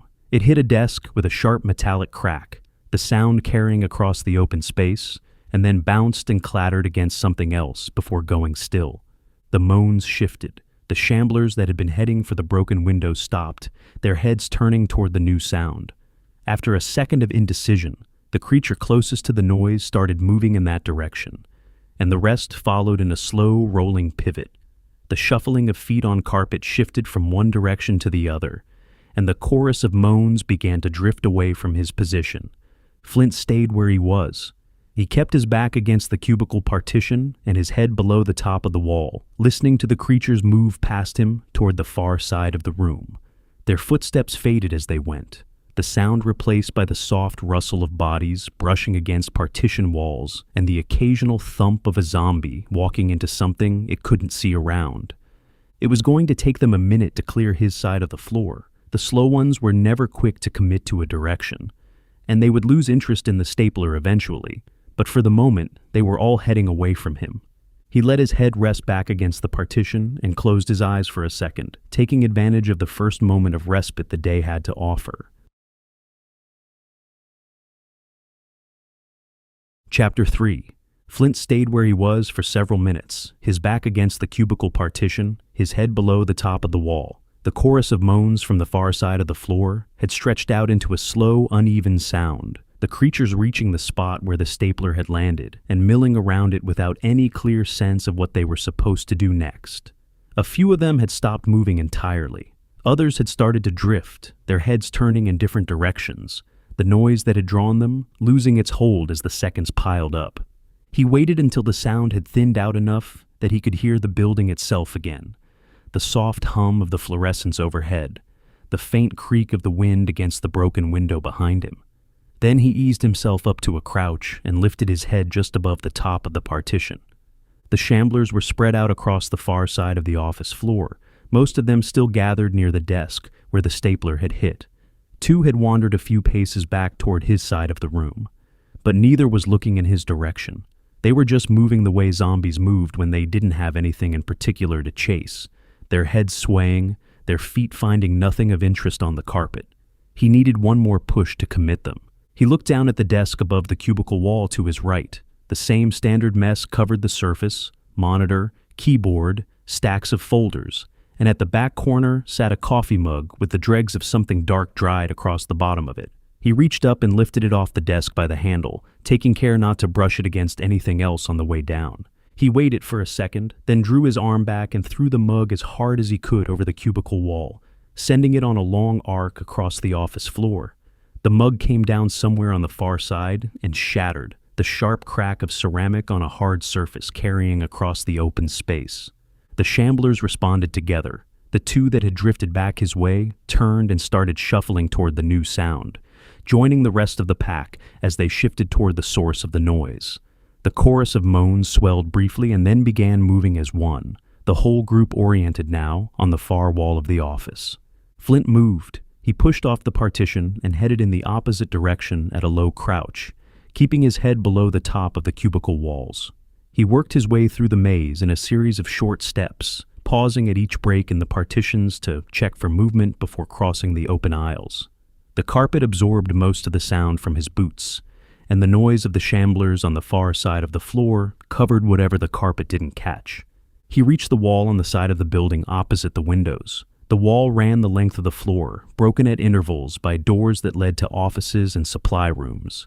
He pressed his shoulder against the painted drywall and started moving along it, his pace steady, his eyes tracking the cubicle aisles to his left as he passed each one.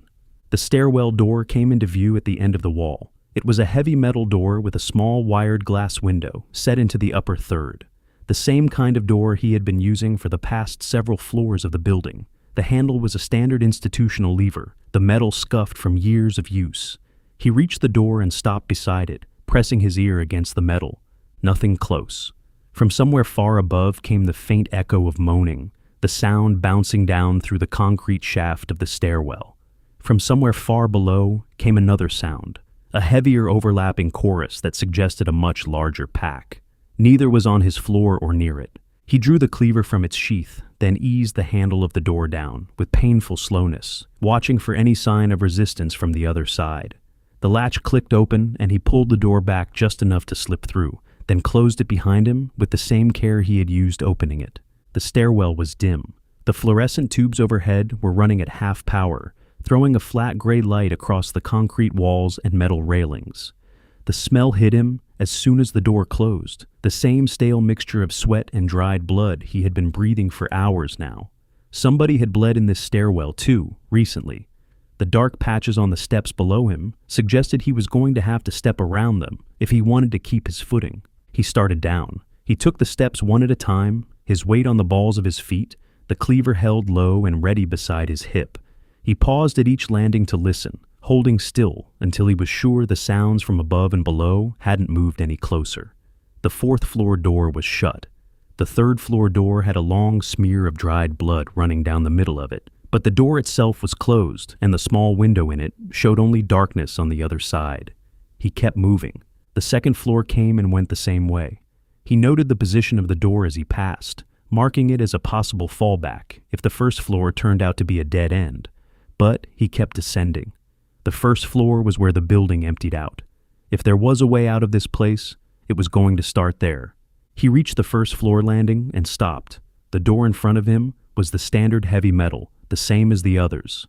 The small window in the upper third of it was dark, but he could see faint movement through the wired glass, shapes shifting on the other side. He pressed his ear against the metal. The sound came through faint but unmistakable. A heavy overlapping chorus of moans, dozens of voices layered together, the soft rustle of bodies brushing against each other in tight quarters.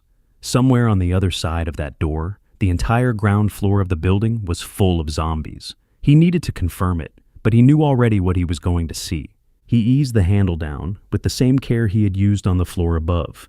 The latch clicked open, and he pushed the door open just an inch, just enough to peer through the gap.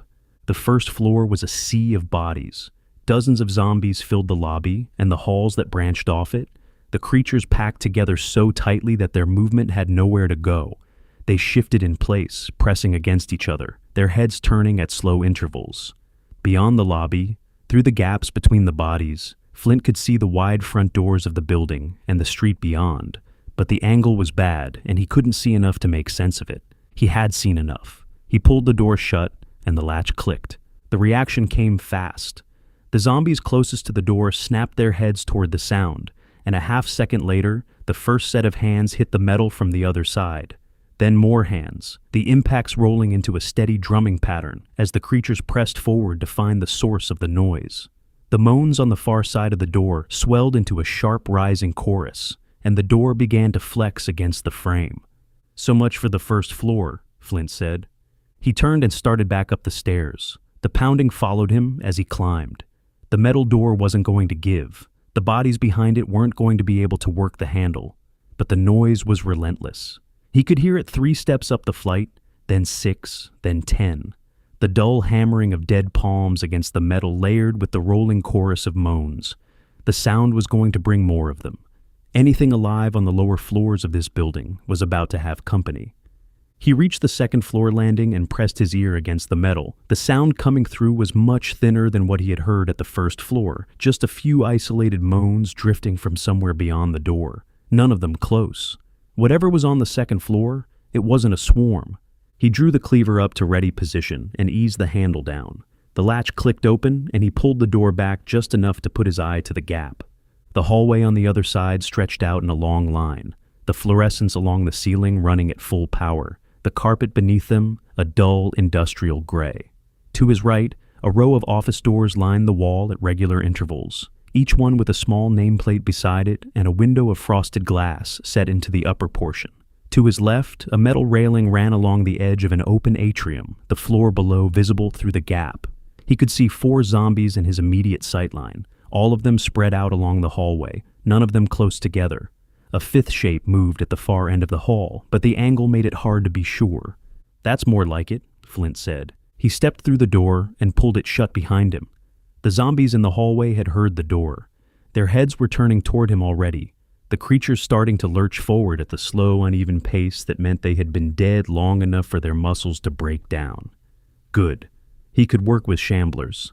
He raised the cleaver and tapped the blade against the edge of the metal railing. The sound rang out across the open atrium, a clear metallic note that carried up and down the open space. Every zombie in earshot turned toward him. "Come on, let's do this," Flint said. The closest zombie was about 15 feet away, a woman in a torn pantsuit with a long, dried wound across her throat. She lurched toward him with her arms outstretched, her mouth working in the same wet, snarling pattern he had been seeing all day. He stepped forward and met her halfway, sidestepping her grasp and bringing the cleaver down on the side of her skull. The blade buried itself above the ear, and she dropped to the carpet without a sound. He pulled the cleaver free and turned to the next one. A man in a security uniform, a bite torn from the meat of his forearm, his uniform shirt stained dark from collar to belt. The zombie came at him in a slow shuffle, and Flint waited until it was close enough to grab before pivoting around its outstretched hand and driving the cleaver into the back of its neck. The blade severed the spinal column, and the creature collapsed forward onto the carpet. The third was easier. He caught it in the temple before it had closed half the distance between them, and the blade dropped it where it stood. The 4th came at him from a slight angle, and he had to put a foot against its chest to push it back before he could line up the swing, but the result was the same. The cleaver opened its skull, and the zombie hit the floor. 4 down. The 5th shape at the end of the hallway was still there, still moving, but slowly. It hadn't picked up its pace yet. He could close on it before it reached him. The 5th zombie came into clearer view as he closed the distance. It was a man in a button-down shirt, the fabric crusted with dried blood across the chest, the eyes vacant. Flint took it down with a single swing as he reached it, the cleaver punching through the bone above the temple and dropping the creature against the wall. He kept walking. The hallway hit an intersection at the next junction, with branches running off to either side. He paused and checked both directions. The left branch ran maybe 40 feet before doglegging out of sight. He could see movement at the far end, 2 or 3 shapes shifting in the dim light, but their pace was slow, and their attention wasn't on him. They hadn't picked up the sound yet. The right branch was empty as far as he could see. He stayed in the main hallway and kept moving, his pace even, the cleaver hanging at his side. The office doors he passed were mostly closed. Through the frosted glass of the windows, he could see indistinct shapes moving on the other side, the slow, shuffling silhouettes of zombies that had turned in their offices and stayed there. One of the doors had a hand pressed against the glass from the inside, the fingers spread, the palm streaked with something dark. Another had a face leaning into the window, the features blurred by the frosting. The doors held. Whatever was inside those rooms wasn't coming out. He noted them and kept going. He reached the railing along the edge of the atrium and slowed his pace. The metal rail ran the length of the second floor, bordering the open space that looked down on the lobby below. He came up to the rail and looked over. The first floor stretched out below him in a wide open lobby that ran from the front doors to the back of the building. The wall of windows that fronted the building took up most of the far side of the lobby, a long, unbroken stretch of glass that ran 2 stories tall, except for one section near the middle. A car had come through it. A wrecked sedan sat halfway inside the lobby, its hood crumpled against an overturned reception desk, its rear bumper sticking out into the street. The window panel that the car had punched through was gone. The glass scattered across the lobby floor in a long trail that ran from the impact point all the way to the back wall. The driver's door hung open, and a body was slumped against the steering wheel, the head tilted back at an angle that suggested its neck had been broken on impact. The hole in the window was where the zombies had come in. The lobby was packed with them, the creatures moving in slow tides around the wrecked car, their numbers stretching from the front doors all the way back to the elevators. And through the gap in the windows, Flint could see the street beyond. The boulevard was worse than what was inside. Several other wrecked cars were scattered across the street in front of the building, some of them on the sidewalk. One of them tipped onto its side. Zombies flowed around the wrecks in a slow, churning mass, the pack stretching as far as he could see in both directions. He stared at it for a long moment, the cleaver still hanging at his side, the pounding from the stairwell behind him, a steady drumbeat under everything else. Going out through the front door wasn't an option.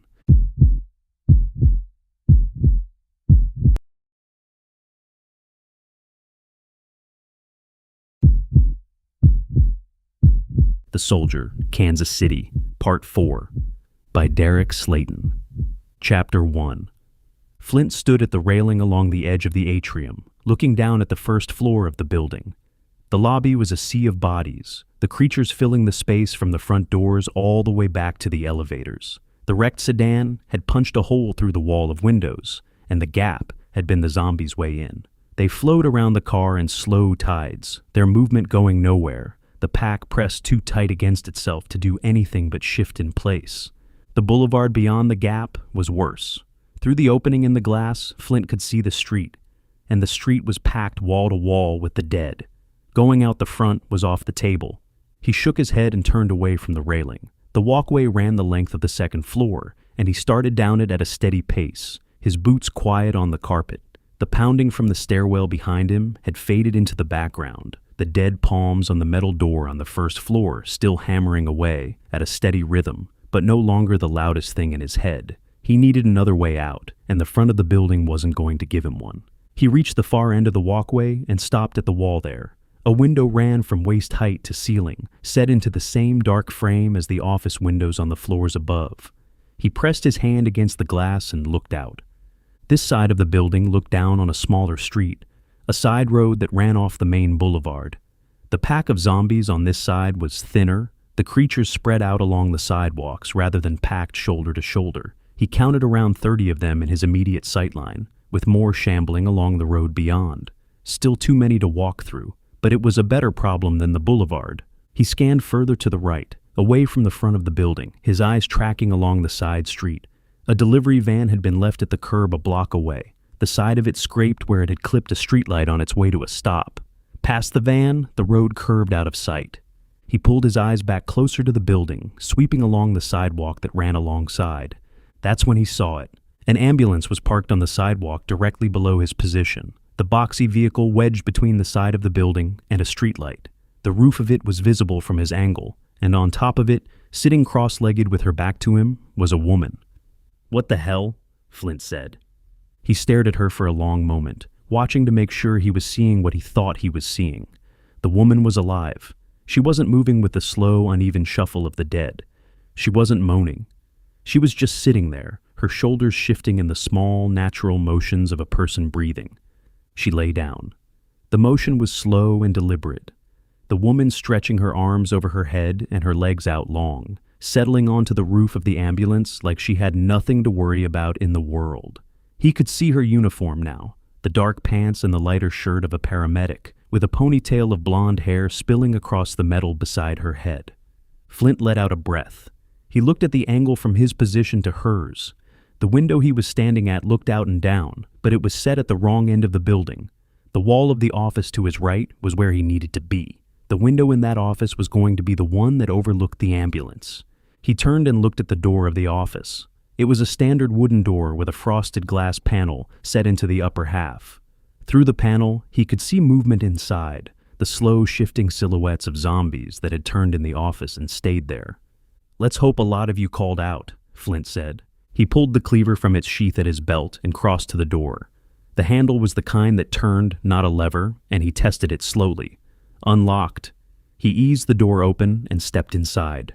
The front of the office was a reception area, a small lobby with a desk against one wall and a couple of chairs lined up on the opposite side. A coffee table sat between the chairs, a few magazines spread across it in a fan. The lights were on. The fluorescent fixtures threw the space into the same flat gray light he had been working in for hours.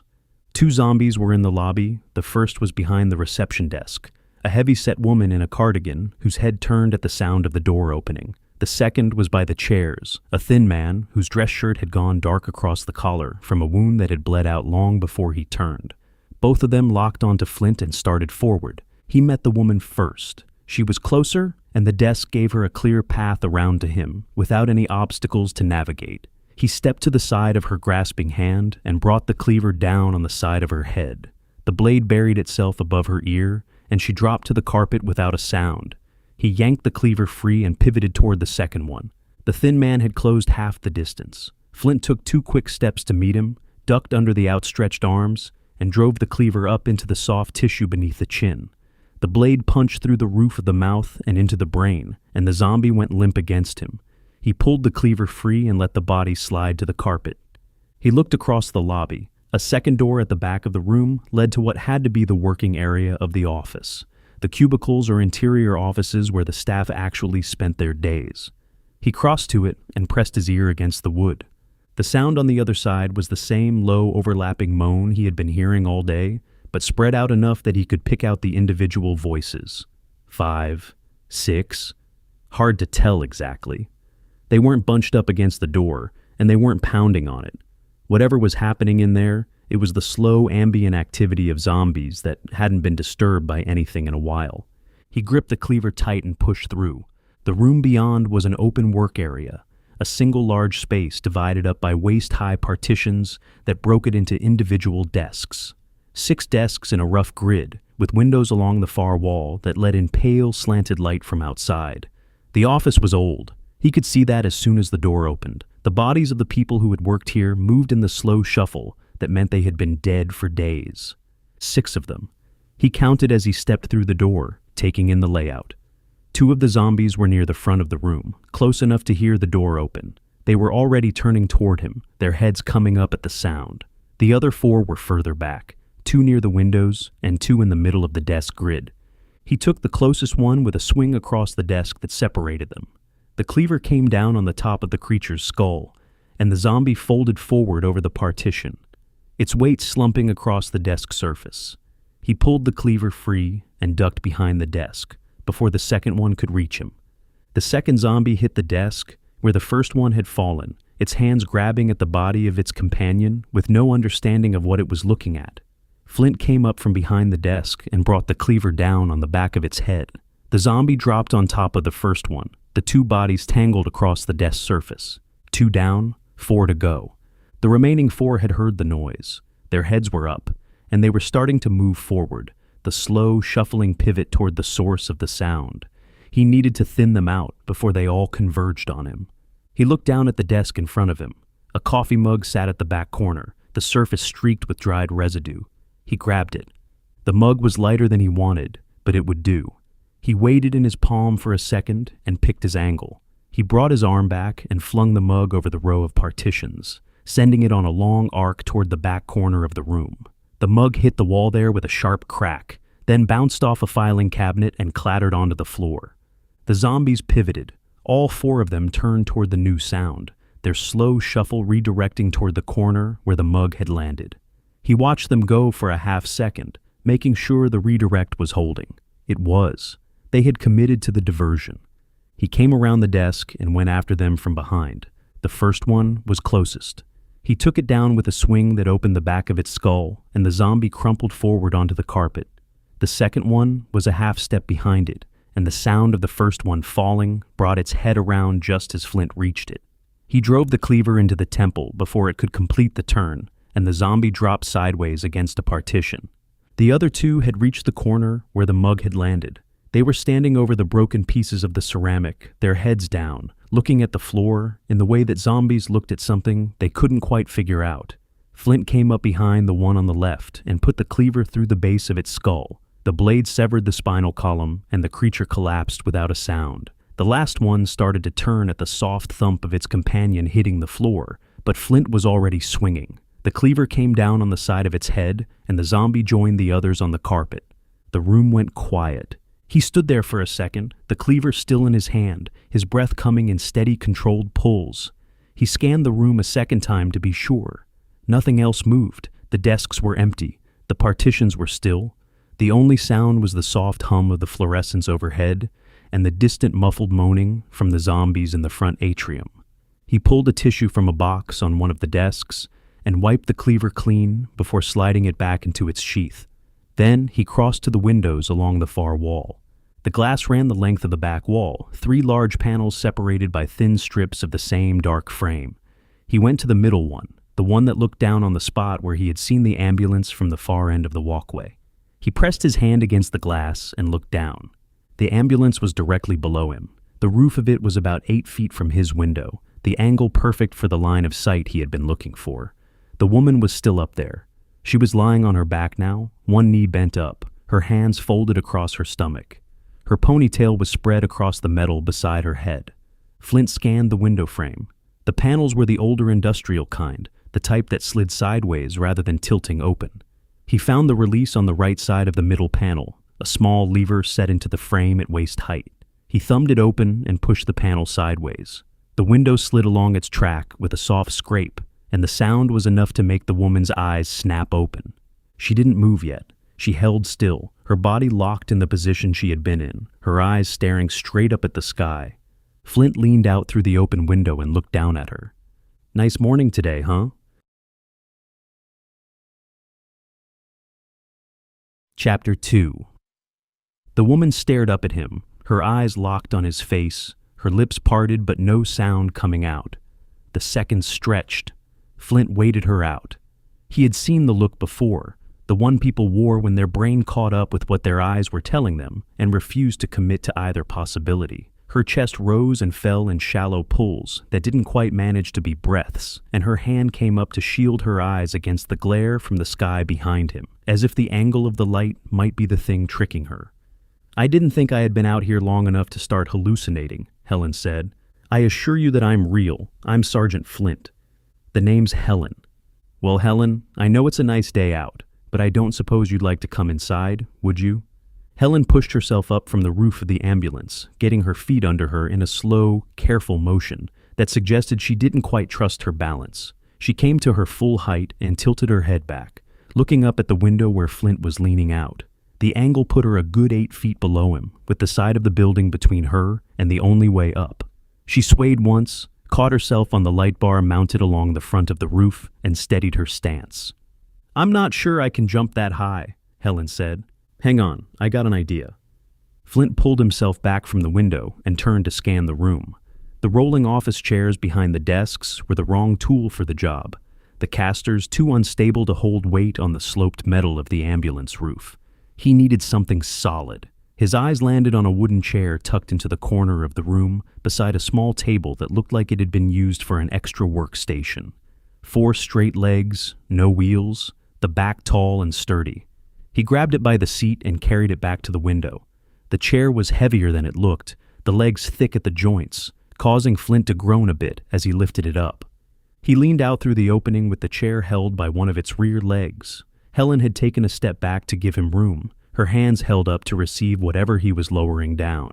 He extended his arms slowly, paying out the length of the chair as he went, the muscles in his shoulder pulling tight against the inside of the window frame. The chair swung in the air below him, the legs turning in lazy half rotations as he eased it down, until the bottoms of the legs were within reach of her hands. She caught the seat with both palms and steadied it. "Got it," Helen said. Flint released his grip. The chair settled onto the roof of the ambulance with a soft, metallic clunk, the wooden legs scraping for purchase on the painted surface before finding their footing. Helen positioned the chair under the window, walking around it once to check the placement, then put one hand on the back to steady herself before stepping up onto the seat. The chair shifted slightly under her weight as the legs found their final positions on the curved metal beneath her, but it held. Even with the chair, the lip of the window was at her chest height. She raised both arms over her head and stretched up toward Flint. He reached down through the opening with his right arm, his left bracing against the inside of the frame to keep his balance. Her hand found his forearm and locked around it, her grip tight, her other hand grabbing onto his sleeve at the elbow. He pulled. She came up off the chair in a single smooth motion, her boots scraping against the side of the building as she climbed, and a moment later, she was through the window and onto the carpet inside the office. She dropped to one knee on the floor and let out a long breath. "Are you good?" Flint asked. "Yeah, I'm good. Just a little dehydrated." "In that case, let's go see what the break room has to offer." He offered her a hand and pulled her up to her feet. She steadied herself against his shoulder for a second, getting her balance back, then nodded that she was ready to move. Flint slid the window panel back into place behind them, the lock clicking into the frame. The roof of the ambulance was empty now, with no sign that anyone had been down there. He drew the cleaver from its sheath before leading her across the work area of the office. Helen stepped carefully around the bodies on the carpet, her eyes flicking from one to the next, her mouth pressed into a flat line. She didn't say anything. She had been a paramedic long enough to know what dead bodies looked like, and these ones came with a wrinkle she didn't need explained. Her boots picked a path between the fallen, careful not to step in the dark patches of fluid that had pooled around the heads of the ones he had taken with overhead swings. Flint let her process it without commentary. Some things were better walked through than talked about. They reached the door at the front of the work area, the one that led back to the reception lobby. Flint paused with his hand on the handle, listening for a second to make sure nothing had wandered in from the walkway while he had been busy at the window. The hum of the fluorescence was the only sound. He pushed the door open and motioned her through. The reception lobby still held the two zombies he had taken down earlier. Helen looked at them as she passed, then looked at Flint, the question forming on her face without quite making it to words. He gave her a small nod that confirmed what she was thinking. She nodded back and kept walking. They cleared the office door and stepped out onto the second-floor walkway. Flint led the way, the cleaver held low at his side, his eyes sweeping the doors along the wall as they moved. Helen kept close behind him, her steps quiet on the carpet. The atrium opened up to their left, the railing running the length of the floor, the noise from the lobby below, rising up in a steady chorus that hadn't faded since he had first looked over. The dead at the front of the building had no idea anyone was alive on the floor above them, but they would catch on quickly if they had a reason to. He kept his pace deliberate, his footfalls light, and Helen matched him without being told. The break room was off the main hallway of the second floor, a few doors down from the office they had just left. Flint checked each doorway as they passed, but the floor was as quiet as he had left it. The break room door was propped open with a small wooden wedge. The interior was a rectangular space with a long counter along one wall, a refrigerator at the end of the counter, and a round table in the middle with 4 chairs pulled up to it. A microwave sat on the counter beside a coffee maker, both of them dark. A bulletin board hung on the wall opposite the counter, covered in flyers about company picnics and a sign-up sheet for a charity run that nobody was going to be running. "Looks empty," Flint said. He stepped inside and crossed to the refrigerator. The motor hummed quietly, giving him hope that whatever inside was cool. He pulled the handle, and the door swung open with a soft sucking sound. The inside was packed. Bottled water filled the lower 2 shelves, the plastic cylinders lined up like ammunition in a magazine. Above them sat a row of soda cans, a few takeout containers stacked at the back, and a small box of what looked like a coworker's birthday cake with 2 slices missing. Whoever had been stocking this fridge had been planning for a long week. He pulled out 2 bottles and handed one to Helen. She unscrewed the cap and tilted her head back, draining half the bottle in a single long swallow. Her eyes closed for a second, her shoulders dropping as the water hit her system. When she lowered the bottle, her breath came out in a soft, involuntary sound. "Thank you," Helen said, "and not just for the water. Happy to help, but I have to ask, how in the world did you end up on top of an ambulance?" "It's a long story. We can break out some snacks if you want." Helen let out a soft laugh that surprised both of them. She nodded and pulled out one of the chairs at the round table, dropping into it and setting the water bottle down on the surface in front of her. Flint took the chair across from her and laid the cleaver on the table between them, the blade pointed away from her out of habit. He rested his hands flat on the table. The cold of the water bottle sat against his palm in a way that reminded him he hadn't had anything to drink in hours. "The short version is that my partner and I were out on a call the first night when all this started," Helen said. "With the way he was acting, we thought he was on drugs. turns out he was one of those things. Kevin, my partner, got a nasty bite on the arm during the call. She paused. Her hand wrapped around the bottle and held it without lifting it, her thumb tracing a line through the condensation on the plastic. Flint watched her work through it without prompting her to continue. She drew in a slow breath, held it for a second, and let it out. When we dropped the patient at the hospital, I made him stay, Helen said. Told him that I could handle things while he got patched back up. He wasn't happy with it, but he stayed while I went back to the station to restock. She lifted the bottle and took another long pull from it. The water level dropped another inch by the time she set it down. I barely made it back before the streets were swarming with those things. I was there for days before I heard some of your friends fighting back. Why didn't you stay and wait for us to get to you?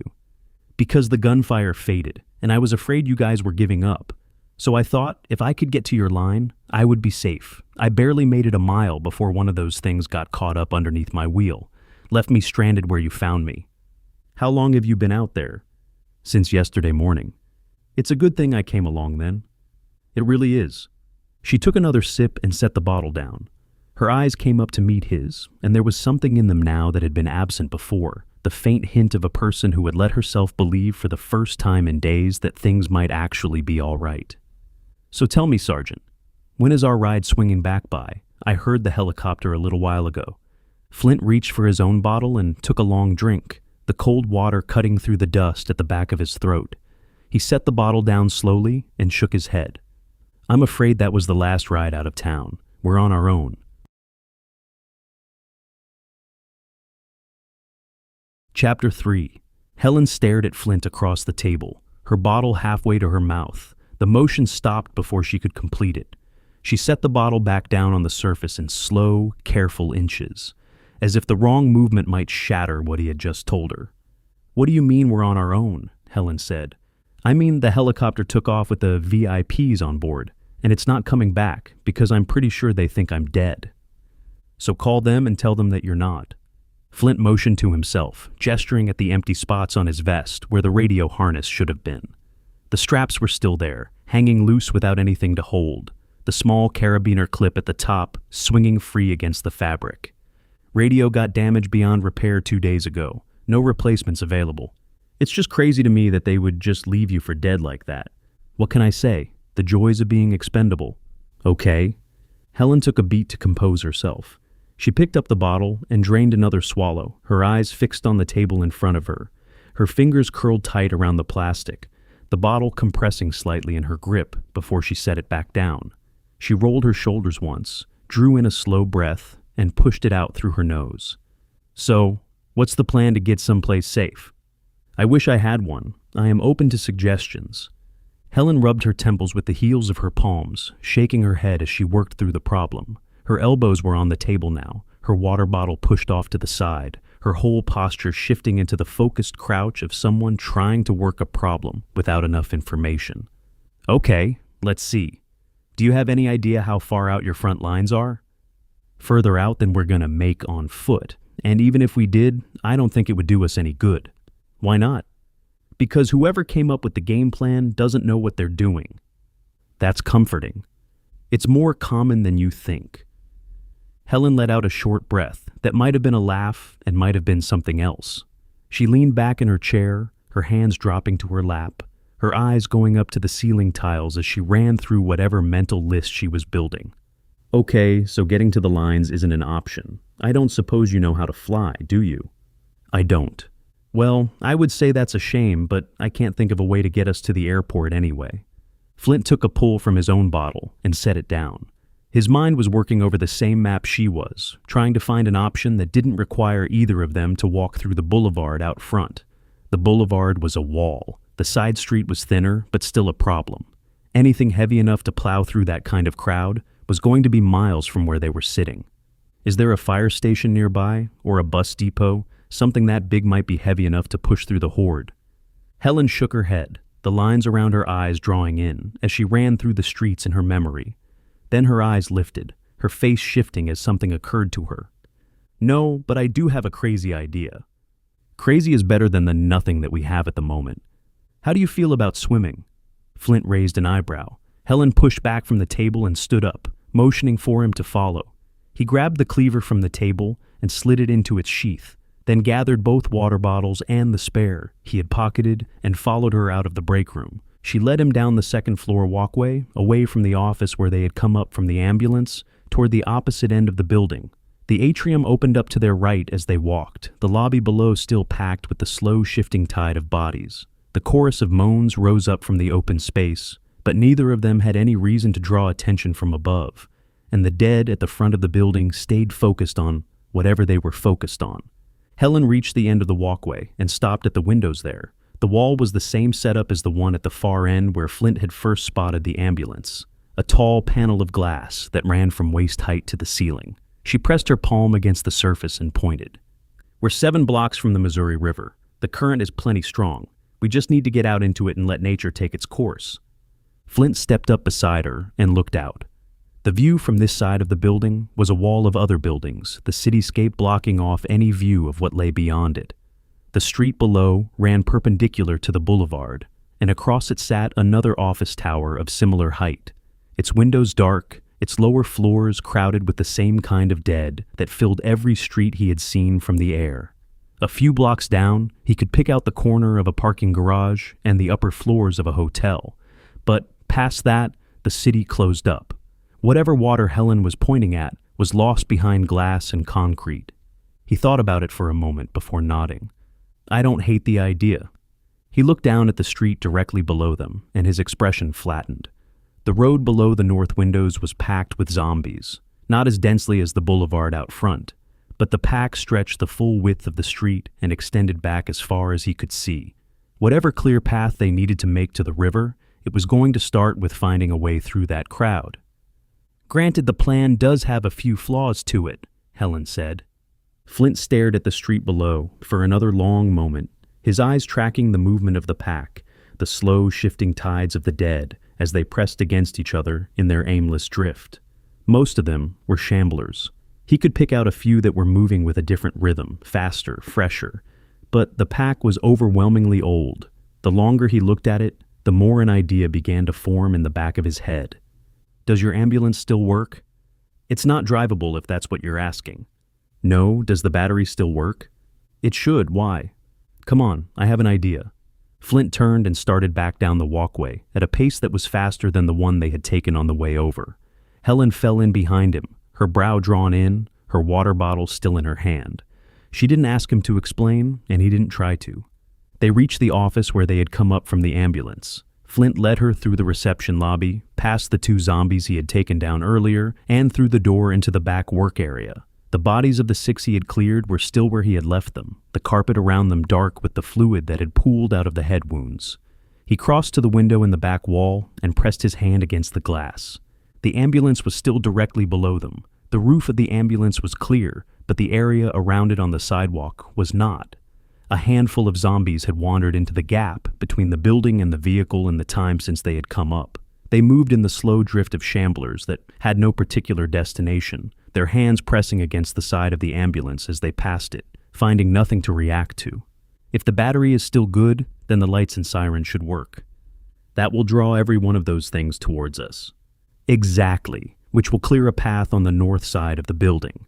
Helen was quiet for a long moment, her eyes on the street below, working through the implications. Her jaw tightened. She let out a slow breath through her nose, the kind of breath that meant she was about to agree to something she didn't like.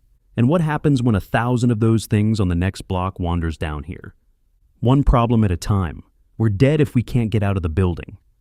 She held his eyes for a second, then looked back down at the ambulance, then at the cleaver on his belt. Her shoulders dropped a fraction, the resistance going out of them. "All right, I'm in." Flint nodded. He slid the window panel open along its track, the same way he had done before, and the cool air from outside rolled into the office. He swung one leg over the lip of the window and turned himself around, lowering his body through the opening, with both hands gripping the inside edge of the frame. He held there for a second, letting his weight settle, then pushed off and dropped. The roof of the ambulance came up to meet him. He hit the metal with both boots and rolled forward to absorb the impact, coming up to his knees on the painted surface. The light bar mounted along the front of the roof scraped against his shin as he steadied himself, and the metal under his palms was warm where the sun had been hitting it. A handful of the zombies on the sidewalk turned at the sound of him landing, their heads coming up. But the side of the ambulance was tall enough that they couldn't quite see him from where they were standing. He moved forward across the roof, keeping low, until he reached the edge above the windshield. He stepped down onto the hood, the metal flexing slightly under his weight, and braced himself with one hand against the roof. The windshield was beneath him at an angle, the glass smooth and slightly dusty from days of sitting in the open.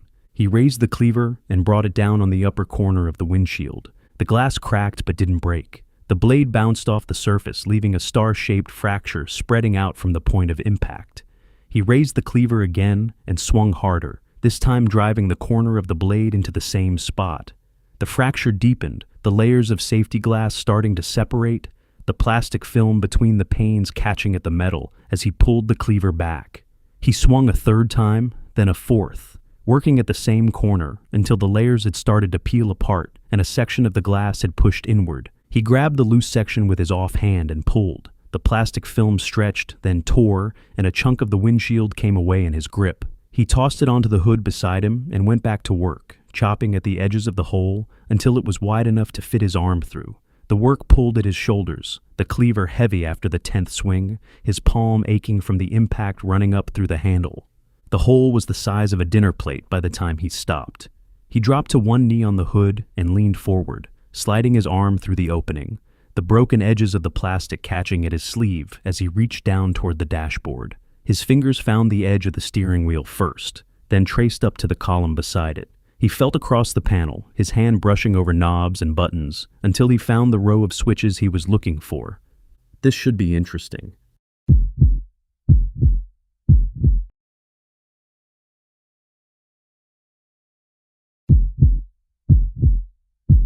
The Soldier, Kansas City, Part 5, by Derek Slayton. Chapter 1.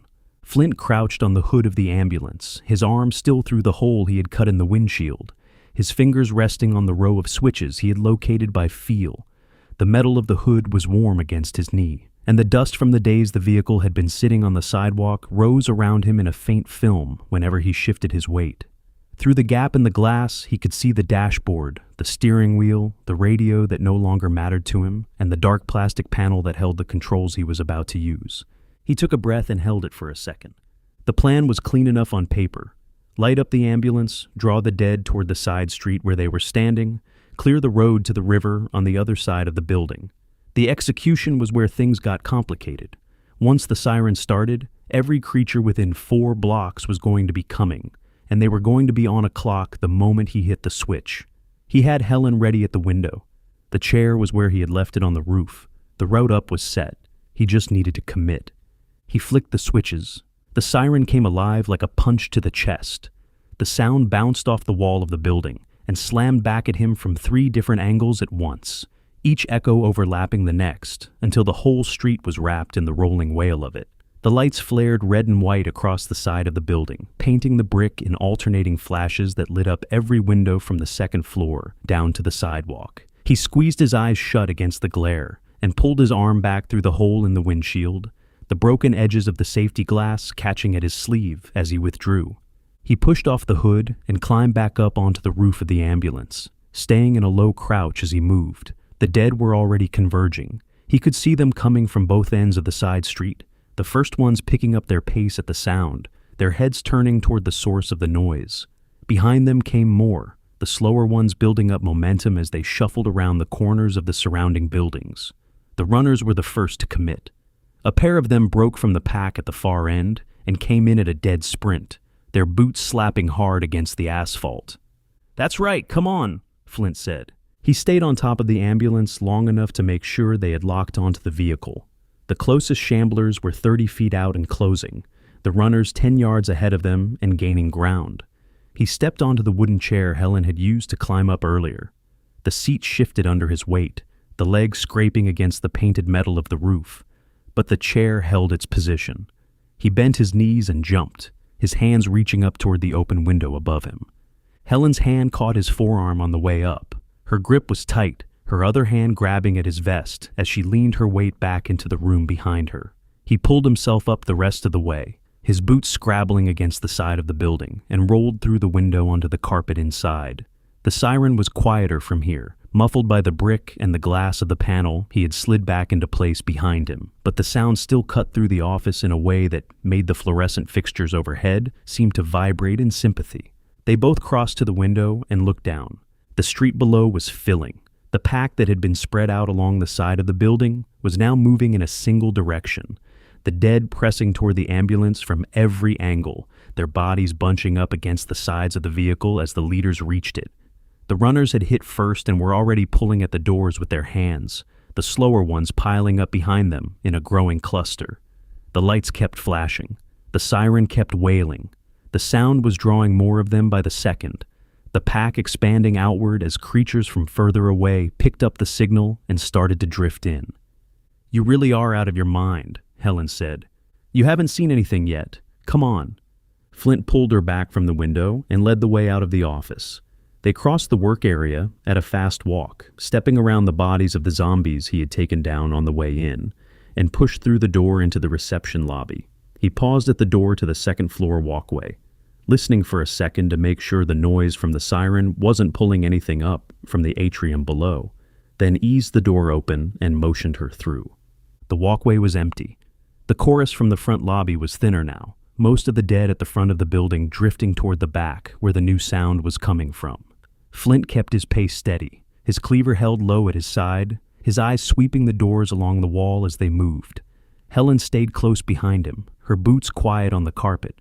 They reached the stairwell door at the end of the walkway, and Flint pressed his ear against the metal. The sound on the other side was lighter than it had been when he first descended this stairwell. He eased the handle down and pushed the door open just enough to slip through, then held it open for Helen and let it close behind them with the soft click of the latch settling back into the frame.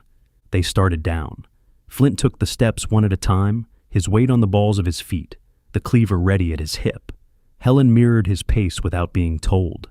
They cleared the first half flight, then the landing, then the second flight, the dim fluorescence overhead throwing their shadows in shifting patterns across the concrete walls. Below them, the pounding from the first-floor door had eased. The dead in the lobby were no longer hammering at the metal in the same rolling rhythm they had been when he had first checked the door. They had heard something better. He reached the first-floor landing and pressed his ear against the metal. The sound on the other side was different now. The chorus of moans had thinned out, the low, overlapping voices that had filled the lobby pulling away toward the western side of the building. He motioned for Helen to stay back, then eased the handle down and pushed the door open just an inch, just enough to put his eye to the gap. The lobby was clearing. Most of the dead that had been packed against the first-floor stairwell door had drifted away, their attention pulled to the side of the building where the siren was still calling.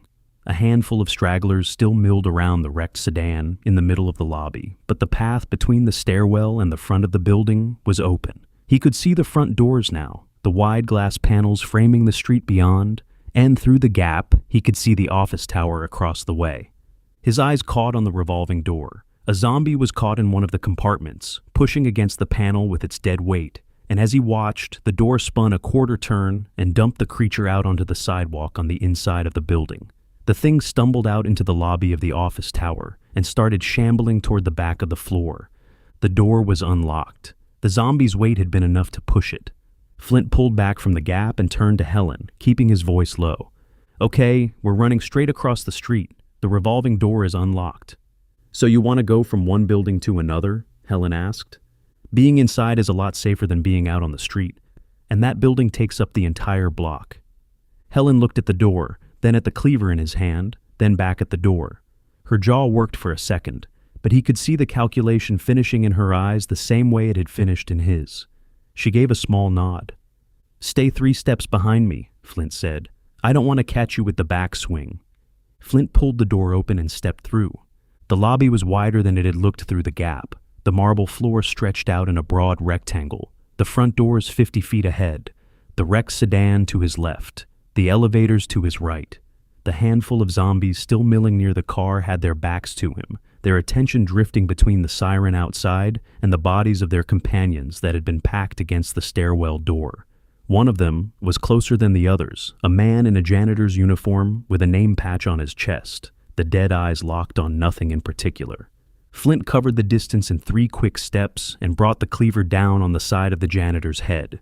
The blade buried itself above the ear, and the zombie folded sideways onto the marble. He pulled the cleaver free and kept moving, his eyes already on the front doors. Helen kept pace behind him, 3 steps back as instructed. The other zombies near the sedan turned at the sound of the body hitting the floor, but Flint and Helen were already past them, closing on the entrance.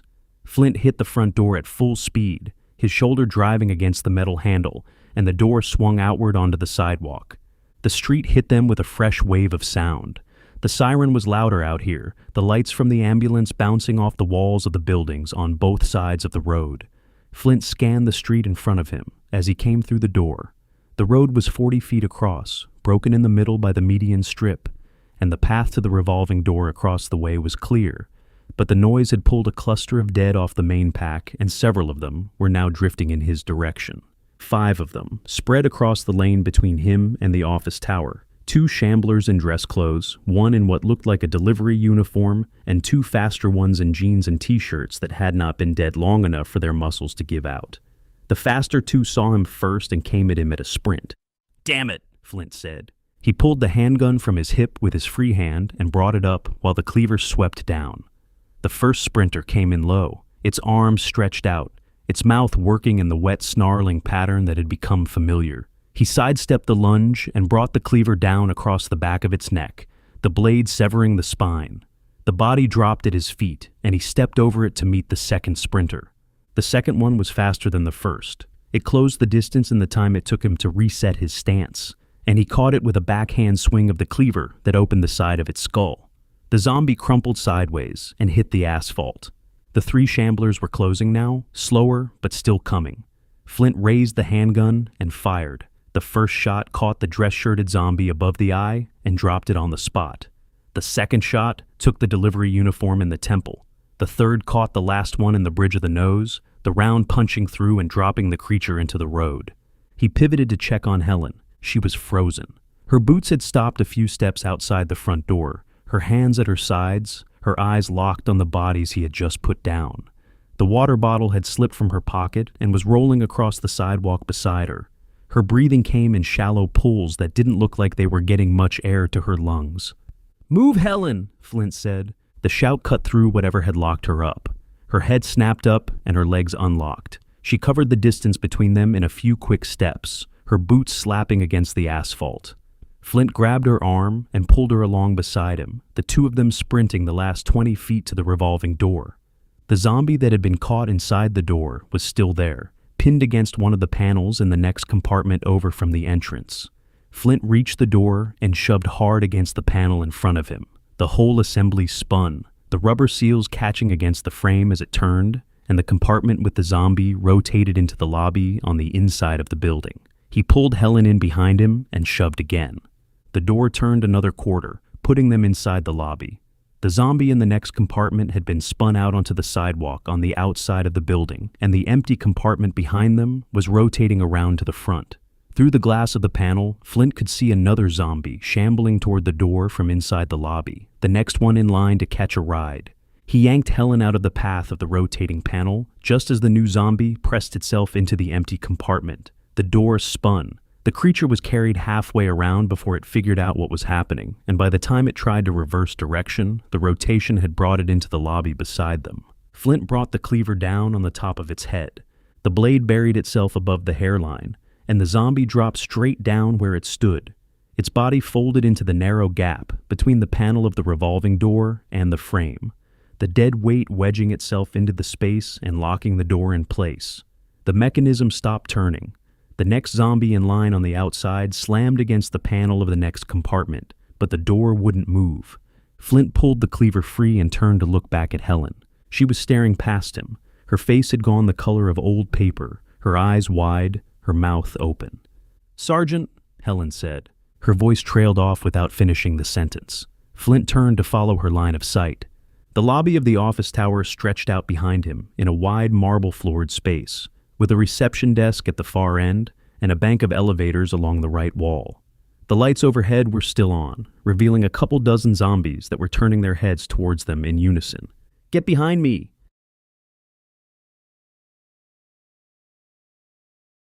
Chapter 2. Flint moved without thinking. He slid the cleaver back into its sheath and shoved the handgun into the holster on his hip, his hands already pulling the rifle around from where it had been slung across his back. The strap caught on his vest for a half second before he worked it loose, and the weapon came up to his shoulder with the comfortable weight he had been missing through the close work of the last few minutes. The lobby spread out in front of him. The dead were starting to commit, their slow drift turning into a more direct push as the closer ones registered him as something worth chasing. The leading edge of the pack was about 30 feet away, 3 shamblers in business attire moving in a loose row across the marble floor. Behind them came another cluster, 6 or 7 deep, the bodies bunching up between the reception desk and the elevators. Past those, more were stirring near the back of the lobby, drifting forward at the slow pace of creatures that had been standing still for days. Flint sighted the lead zombie and squeezed the trigger. The round caught the man in the forehead and dropped him face down on the marble. The 2 beside him kept coming, their pace unchanged, their dead eyes locked on the new noise. Flint took the next one with a shot to the temple, the body folding sideways into the path of the third. The third tripped over the second and went down on its hands and knees, and Flint put a round through the back of its skull before it could get up. 3 down. The cluster behind them was pushing forward now, the bodies fanning out as they moved into the open space the lead zombies had occupied a few seconds earlier. He picked his targets and worked the rifle in measured pulls, the recoil settling back into a familiar rhythm. 1 in the eye socket, 1 in the forehead, 1 in the bridge of the nose. The bodies dropped where they were hit, the marble floor of the lobby starting to fill with the kind of obstacles that would slow the next wave when it came. "Push to the right," Flint said. He kept firing as he moved, sidestepping toward the wall of the lobby that led past the elevator bank. Helen stayed close behind him, her hand brushing his shoulder once as she adjusted her position to stay clear of the rifle's swing. The hallway he had spotted was set into the wall just beyond the elevators, a long, narrow shaft that ran along the side of the building and dead-ended somewhere out of his current sightline. He couldn't tell what was at the far end yet, but the geometry of it was good, a choke point, the kind of space where the dead couldn't flank him. He thinned the pack as he went, working through the rifle's magazine in disciplined 3-round bursts that took down the closest threats and forced the rest to step over their fallen companions. The sound of the rifle bounced off the marble walls and the high ceiling, the reports overlapping into a steady drumming that drowned out the chorus of moans coming from the dead. He could feel the heat coming off the barrel through the handguard, the steel warming under sustained fire. They reached the mouth of the hallway. Flint paused at the corner, dropping a fresh magazine into the rifle and letting the spent one fall into a pouch on his vest. Helen pressed against the wall beside him, her breath coming hard, her eyes flicking back and forth between his face and the lobby behind them. "You good?" Flint asked. "Just keep moving," Helen said. He nodded and pivoted into the hallway. The space was narrower than he had hoped, no more than 8 feet across, with a polished tile floor that ran straight ahead for 40 or 50 feet before terminating at what looked like a wooden office door. Closed doors lined the walls on both sides, the same institutional layout as the office tower he had just come from. The fluorescents overhead were running at full power, throwing the whole space into bright flat light. Behind him, the dead were funneling into the hallway. The lead ones had reached the corner where he had paused, and the geometry of the choke point was already starting to work in his favor. They couldn't come through more than 2 or 3 at a time. He could see them piling up at the entrance, the slower ones blocked by the faster ones, the whole mass of them pressing forward into a space that wasn't built to hold them. He raised the rifle and started picking them off as they came. The first one took a round to the temple and dropped at the mouth of the hallway, its body partially blocking the entrance. The second one tripped over it and went down on its knees, and Flint put a round through the top of its skull. The third one climbed over both bodies and pushed into the hallway proper, and he took it with a shot to the eye that sent it backward into the cluster behind it. He kept moving. He fired and stepped, the rifle barking in measured intervals as Helen moved behind him. The bodies at the entrance were starting to build up, the dead piling on top of each other in a way that was buying him time, but not as much as he needed. The pack was deep. He could see more of them filling in behind the front line, the ranks stretching back into the lobby and beyond. They were halfway down the hallway when Helen's hand caught his sleeve. "Hang on," Helen said. "What are you doing?" Flint asked. "Buying us time." Flint pivoted to keep his rifle trained on the entrance to the hallway, the next zombie in line catching a round in the forehead and dropping where it stood. Behind him, he heard the rasp of metal on metal and the heavy slap of plastic against plastic. He risked a glance over his shoulder. Helen had spotted what he hadn't. Set into the wall beside one of the doors, a recessed track held a folded panel of thick industrial plastic, the kind of barricade that office buildings used to seal off sections of their floors after hours. The panel was rolled up against one wall on a metal track, with a handle at the leading edge and a locking mechanism mounted on the opposite wall to receive it. Helen had already grabbed the handle and was pulling the panel out across the hallway, the plastic unrolling from the track in a steady, rasping pull. "Keep firing," Helen said. Flint turned back to the entrance and put another round through the head of the next zombie pushing into the hallway. The pack was getting through faster now, the bodies of the fallen being pushed aside or trampled as the ones behind shoved their way forward. He worked the rifle in tighter bursts, picking targets at the front of the wave and trying to slow the rate of advance. He didn't have many rounds left in the magazine, and he wasn't going to be able to hold the entrance forever. Behind him, Helen reached the opposite wall with the panel. She slammed the leading edge into the locking mechanism, and Flint heard a metallic click as the latch caught and held. She stepped back from the barricade and put her shoulder against it, pushing hard to test the seal. The plastic flexed under her weight, but the track held. The panel was anchored at the top and the bottom, the locking mechanism on the wall holding the leading edge in place, and the body of the panel itself was thick enough that it didn't bow inward more than an inch or two when she leaned on it. It wasn't going anywhere. "It's solid," Helen said. Flint backed away from the entrance, keeping the rifle trained on the gap, as the lead zombies pushed past the bodies and started toward the barricade. He fired twice more, dropping two of them in the open hallway, then turned and ran the last few steps to where Helen was standing. The dead reached the barricade a few seconds later and slammed against it with their full weight. The plastic shook. Hands pressed against the surface from the other side, the dark shapes of palms and fingers visible through the translucent material. Faces pushed against it, the features distorted by the plastic, the mouths working in the wet snarling pattern that had become familiar. The track rattled in its mounts, but the barricade held.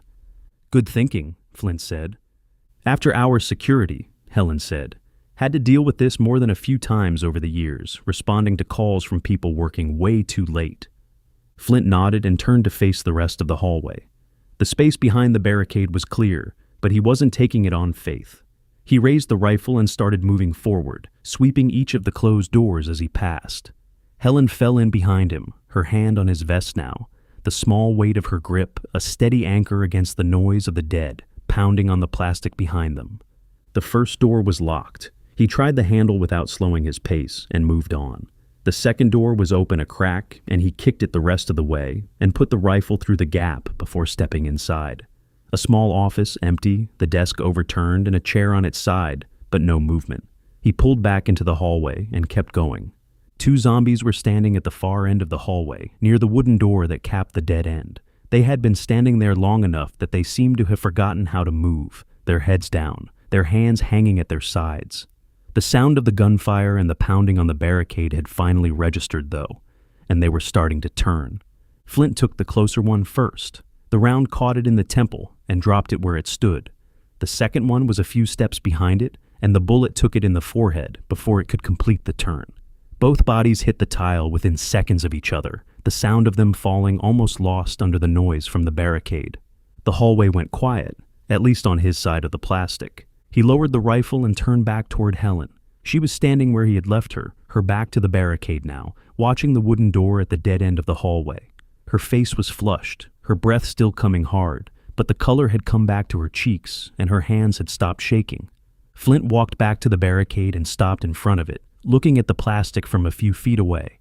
The dead were still pressing against it from the other side, the track rattling with every fresh slam, but the panel itself was solid. He stepped closer and ran his fingers along the surface, feeling the thickness of the plastic, the way it gave just slightly under pressure but snapped right back when he released it.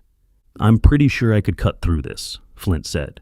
"It's a good thing they don't use knives then, isn't it?" Helen said. Flint let out a chuckle and nodded. The dead on the other side weren't going to puzzle out the locking mechanism. They weren't going to find a way around.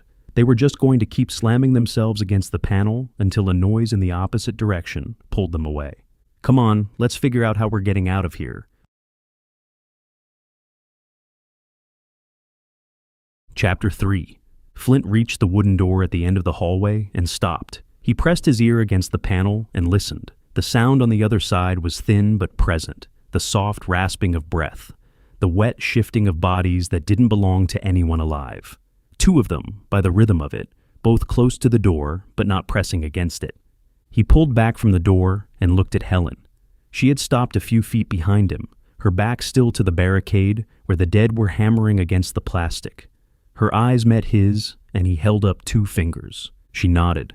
Flint slid the rifle back across his shoulder and drew the cleaver from its sheath. The blade was still streaked from the work in the lobby, but the edge was sharp enough for what came next. He gripped the handle of the door with his free hand, turned it slowly, and pushed. The door swung inward on a darkened space. The light from the hallway behind him cut a wedge across the floor, illuminating a section of carpet and the corner of a desk, before fading into the rest of the room. 2 shapes moved within the gloom, the heads turning toward the new light. The slow shuffle of their feet on the carpet, starting almost as soon as the door had cleared the frame. He stepped through. The first zombie was closer, an older man in a rumpled cardigan who had been standing near the desk. Flint covered the distance in 2 quick strides and brought the cleaver down on the side of the head. The blade buried itself above the ear, and the body folded onto the carpet without a sound. He yanked the cleaver free and pivoted. The second zombie was a woman in a blouse, her hair pulled back in a knot that had come loose at one side. She had crossed half the room while he was working on the first one, her hands outstretched, her mouth working in the wet, snarling pattern. He stepped to the side of her grasp and brought the cleaver across the back of her head, cracking the skull. He stepped back from the bodies and listened. Nothing else moved. "I think we're clear," Flint said. Helen came through the door behind him, her hand finding the wall as she passed through the strip of light from the hallway. She stayed close to the wall as her eyes adjusted, her boots quiet on the carpet. Flint ran his hand along the wall beside the door. His fingers found the switch a moment later, and he flipped it up. The fluorescent fixtures flickered once and then came on, throwing the room into bright, flat light. The space took shape around them. A single executive office, the desk at the back wall, 2 chairs in front of it, a credenza along one side wall, and a row of filing cabinets along the other. The far wall was almost entirely glass, a wide window that ran from waist height to the ceiling and looked out on the street below. A small conference table sat near the window with 4 chairs around it. Flint crossed to the window. Helen followed a step behind him, both of them slowing as they reached the glass. The street below ran north and south, perpendicular to the side road where they had left the ambulance. The view from this height gave them a clear look at 3 blocks of it, the road empty except for a few stalled cars near the curb and the slow scattered movement of the dead between them.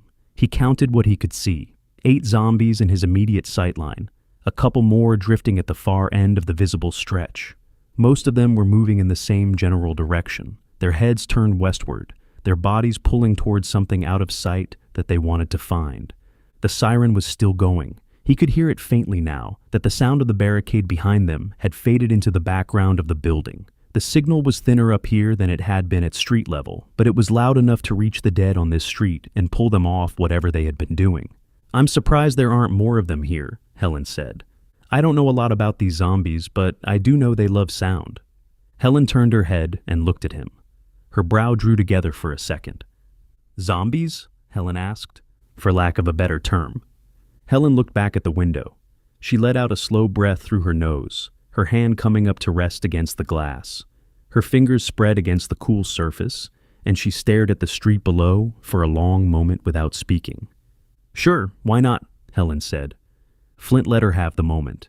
He didn't have anything better to give her, and the view was as close to a quiet space as either of them was going to find for a while. His own breath was still working its way back to normal, and the muscles in his arms had started to remind him that he had been swinging the cleaver and the rifle for hours without much of a break. The window was cool. He let his palm rest against it for a second, the way Helen had, and looked down at the street. "So what now?" Helen asked. "We take a beat, then keep moving north. About 6 more blocks to the river, right?" 6 blocks exactly. There's a bridge a block to the east over the river. Any idea how deep the water is?" Helen turned her head slightly and gave him a sidelong look. Why? Are you thinking about jumping in? Just keeping all of our options open. Helen turned back to the window. She tilted her head, her eyes going distant for a moment as she ran through whatever calculation she was doing. It's at least 9 feet, but with the rain over the last couple of weeks, it could easily be at 12, maybe 13 feet. Not ideal, but not fatal either. If it's all the same to you, I'd rather go in from the shore. I've seen what high falls do to someone's legs, and I'm not really excited to experience that firsthand. I'll see what I can do. Come on, we have to keep moving. Flint stepped back from the window and turned toward the office door. Helen lingered for a second longer at the glass, then pushed off and followed him. He paused at the doorway and leaned out into the hallway, checking both directions before stepping through. The barricade behind them was still holding. The dead were still pressing against the plastic, but the panel hadn't given any more ground than it had when Helen first locked it in place. He crossed the hallway and pushed open the wooden door that led back out toward the side of the building. The space beyond was a small vestibule with a window set into the outer wall, the kind of pause point where someone leaving the office at the end of the day could stop and put on a coat before stepping outside. The window looked out on the street they had been studying from above, and Flint pressed himself against the wall beside it before easing forward to put his eye to the glass.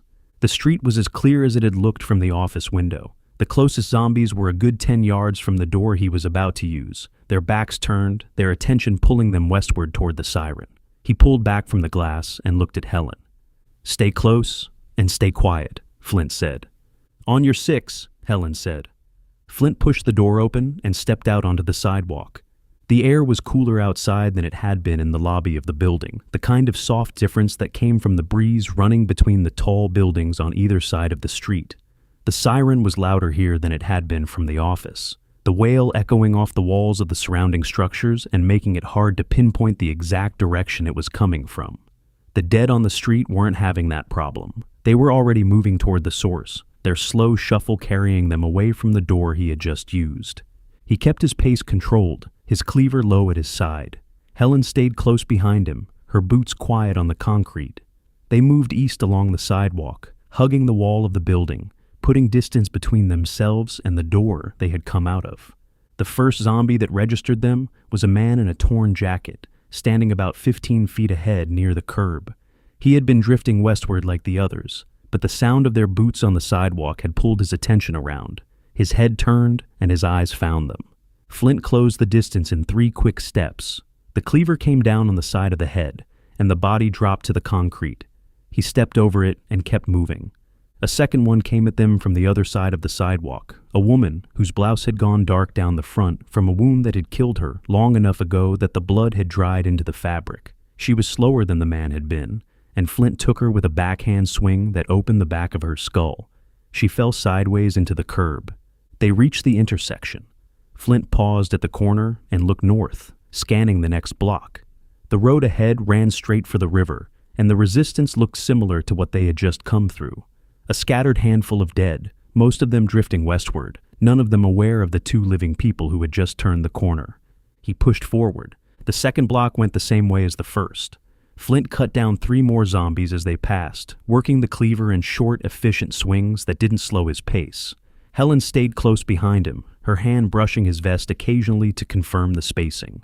The dead they didn't engage drifted past them in the other direction, the noise of the siren still pulling them westward, the 2 living bodies moving north, past them registering only as a momentary distraction before the larger sound reasserted itself. They reached the second intersection. Flint paused again and looked across. The next block was different. The road ahead was packed more heavily. The dead spread out in numbers that made the previous 2 blocks look empty. He counted what he could see from the corner. 50 plus on the east side of the street. Another 50 on the west, the bodies stretching back in a thick scattered mass that filled most of the visible space. The siren was still drawing some of them westward, but enough had stayed behind to make the next 2 blocks a serious problem. "We have to keep moving," Flint said. "Stay close." He stepped off the curb and started across the intersection. Helen followed without speaking. They covered the open space at a fast walk, both of them looking in every direction as they crossed, neither of them sprinting. A sprint would draw too much attention.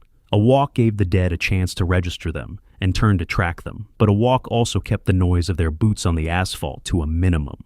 They reached the far side of the intersection. A few of the dead at the front of the pack had noticed them. Flint could see the heads turning, the slow shuffle redirecting toward them, the moans that had been spread out in a general drift, starting to focus into something more pointed. The sound rose up from the pack and rolled down the street toward them, and behind them, the moans from the previous blocks picked up the cue and joined in. The chorus echoed off the walls of the surrounding buildings. The sound bounced and overlapped, layering on itself until it sounded like the dead were everywhere at once, in every direction, at every distance. Flint kept his pace controlled and pushed forward, working the cleaver against the closest creatures as they came at him, dropping them one at a time without breaking stride. They made it halfway up the block. Then the dead at the next intersection started to come, a few dozen of them, drifting out from the cross street ahead, their bodies filling the road from sidewalk to sidewalk. They had been pulled out of the next block by the moans rising up from this one, and they were coming toward the new sound at the slow, steady pace of a pack that had finally found something to chase. Flint stopped. The pack ahead was 30 yards away and closing. The pack behind them was farther, but coming. The buildings on either side offered nothing. The walls were sheer panels of glass that ran from the sidewalk all the way to the upper floors. No doors set into them, no recessed entrances to duck into, just an unbroken stretch of windows that had been built to let the light in and not to let anyone out. "What do we do?" Helen said. "What do we do?"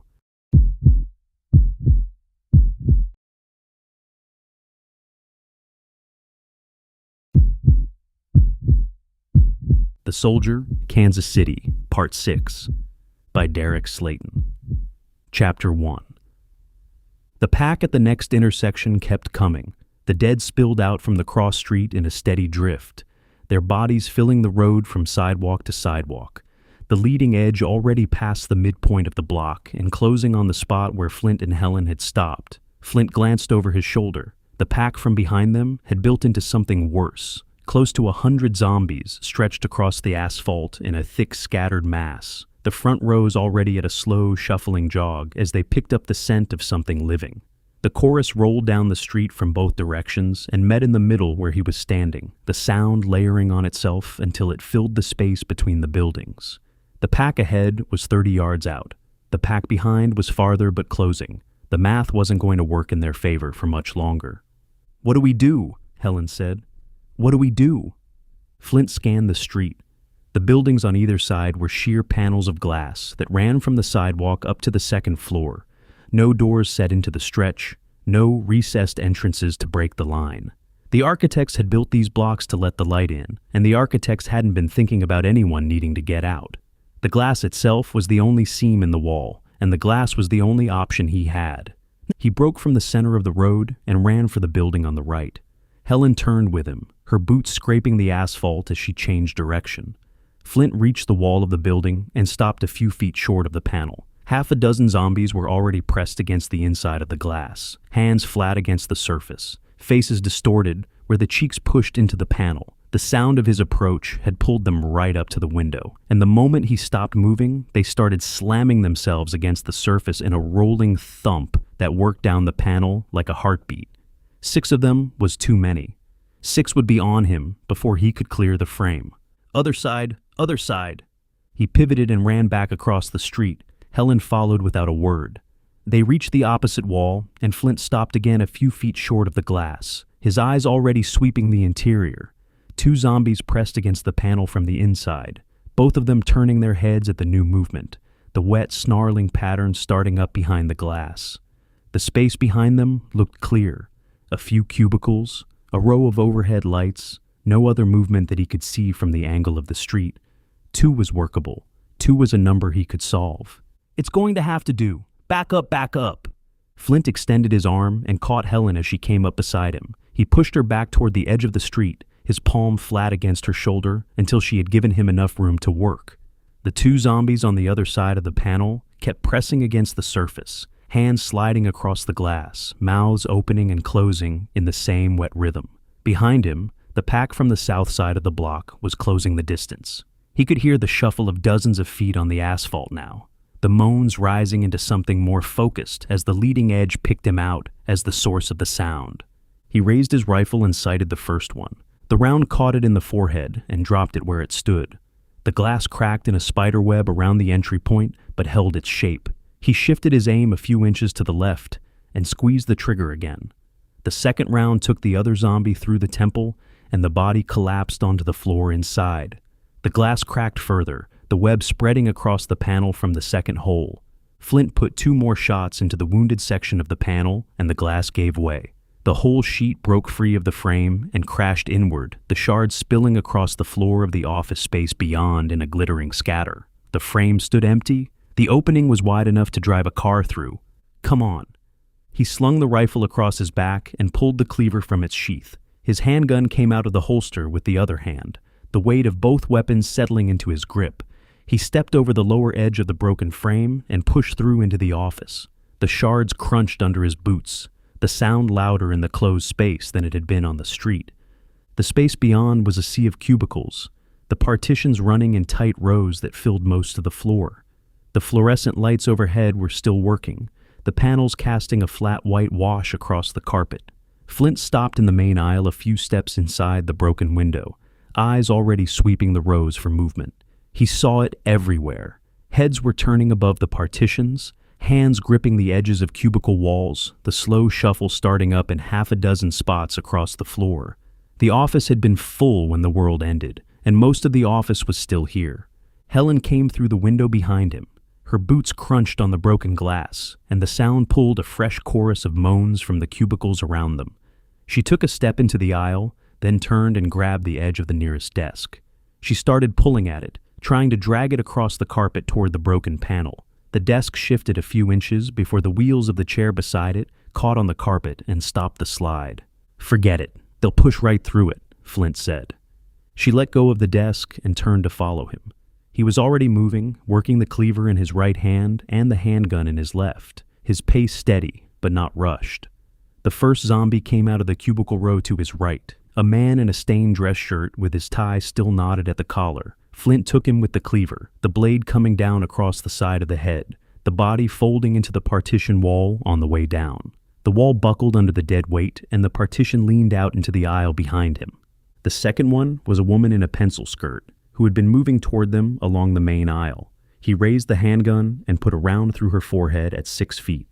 She dropped onto the carpet and didn't move.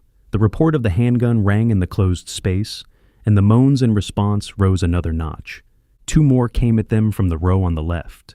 Flint kept moving as he engaged them, the cleaver coming down on the closer one's skull as he passed, the body slumping against the partition. The 4th zombie came in low, its hands reaching for his vest, and he stepped to the side and brought the handgun up. The round took it in the temple, and the body pitched sideways into a chair before crumpling onto the carpet. He didn't slow his pace. Behind him, more heads were rising above the partitions. More shapes were stepping out into the aisle. The office was waking up, and the sound of the gunfire and the broken glass had rolled all the way to the far walls. The aisle ran the length of the floor and ended at a wooden door that had been propped open against the wall. Flint reached it without engaging anything else. The doorway opened onto a small landing with a stairwell running up to the 2nd floor. He stepped through and motioned Helen ahead of him, then pulled the door shut behind them and started up the steps. The latch clicked into the frame, but the door wasn't going to do much. The dead in the office would get to it eventually, and a single wooden door wasn't going to stop the pack on the other side once they had committed. Helen took the stairs 2 at a time. Flint stayed a step behind her, the cleaver low at his side, his eyes on the landing above. The moans from the cubicle floor were already filtering up the stairwell behind them, the chorus building as more of the dead spilled in through the broken window. The sound was going to keep coming. The pack from the street was going to find the gap, and once they were inside, the whole 1st floor was going to fill. Helen pushed through the door on the 2nd floor and stepped out into the office space beyond. Flint came through behind her and pulled the door shut, his hand finding the handle and pressing the latch back into the frame. The space on this floor was laid out the same as the one below, rows of cubicles running the length of the floor under the same flat fluorescent wash. 2 zombies were standing in the main aisle, a dozen feet from the stairwell door, their heads already turning at the sound of the door clicking shut.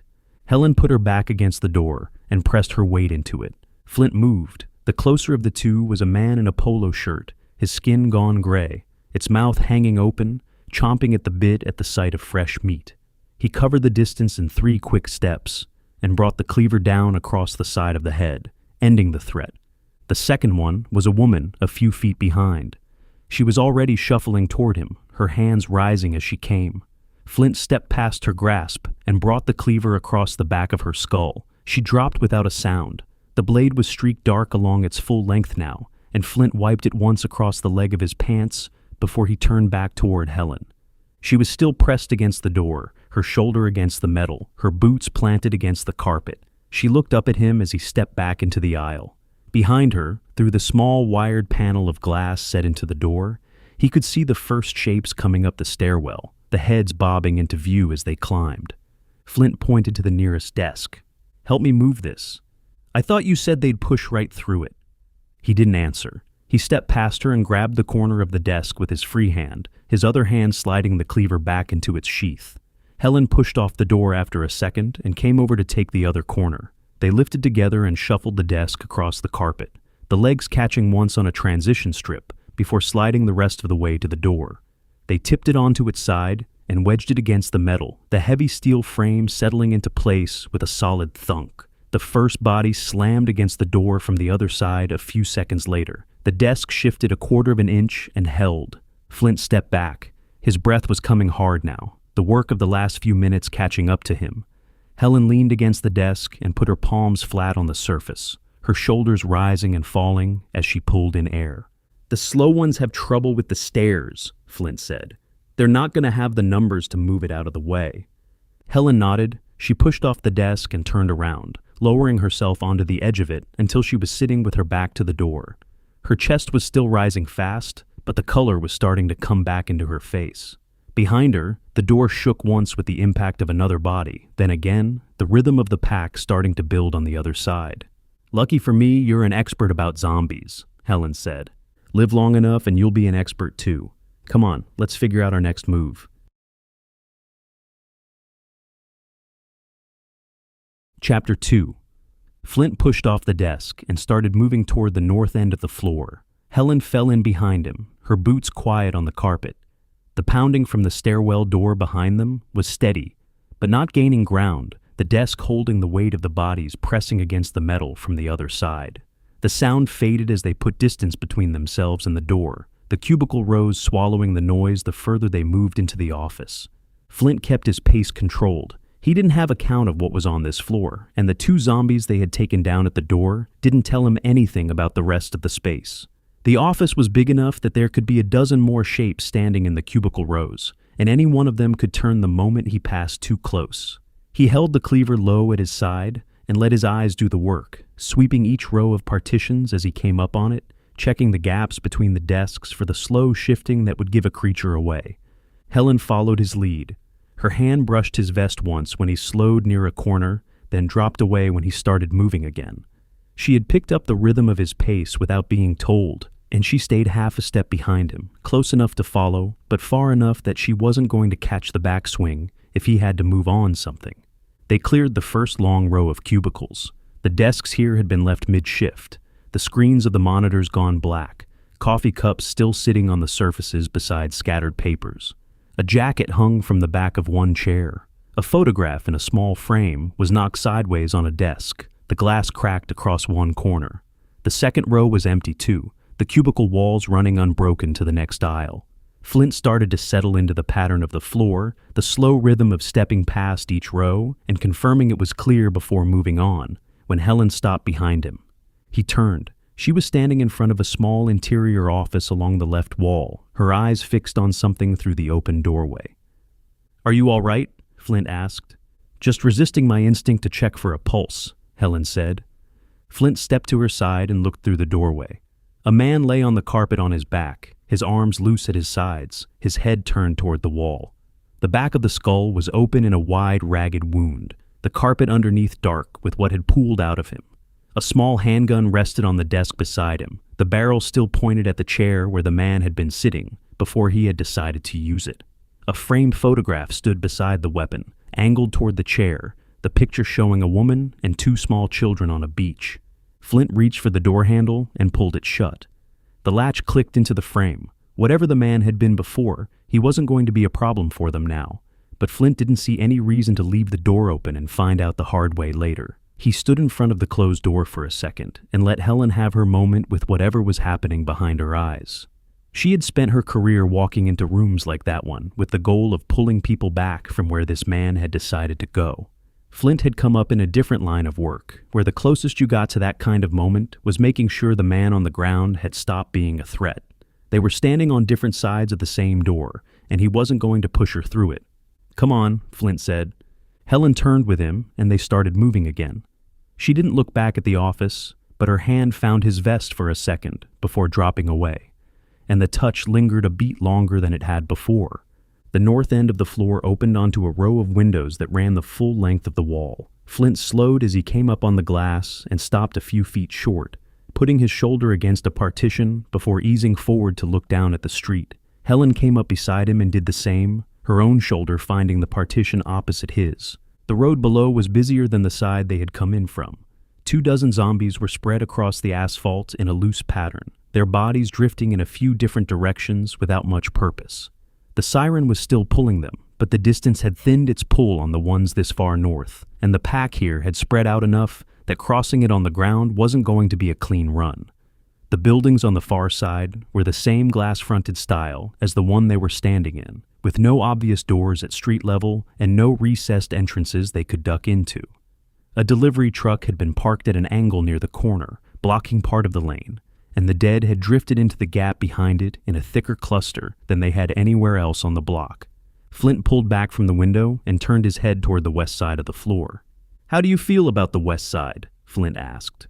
"Normally I'd make a joke about throwing up some gang signs, but somehow I don't feel like it's appropriate given the situation," Helen said. Flint let out a laugh and shook his head. The sound felt strange in his throat, the muscles having forgotten what to do with that particular shape. "Don't hold back on my account. Believe me when I say I've heard worse." Helen let out a laugh of her own. The color had come further back into her face now, and she leaned her shoulder against the partition wall as she caught her breath. "I'm guessing you've seen combat?" Helen asked. "And I don't just mean in the last week. I've seen my share, probably more than my share if I'm being honest." "I figured as much. We've both seen some shit." Flint rested the back of his head against the partition for a second. The cleaver was still in his hand, the blade streaked dark along its length, and the weight of it had become familiar enough that he didn't think about it most of the time. "A buddy of mine was a combat doc, left the service after that tour and joined your ranks," Flint said. "We'd keep in touch, and some of the stories he'd tell made me feel like I was having the easier time.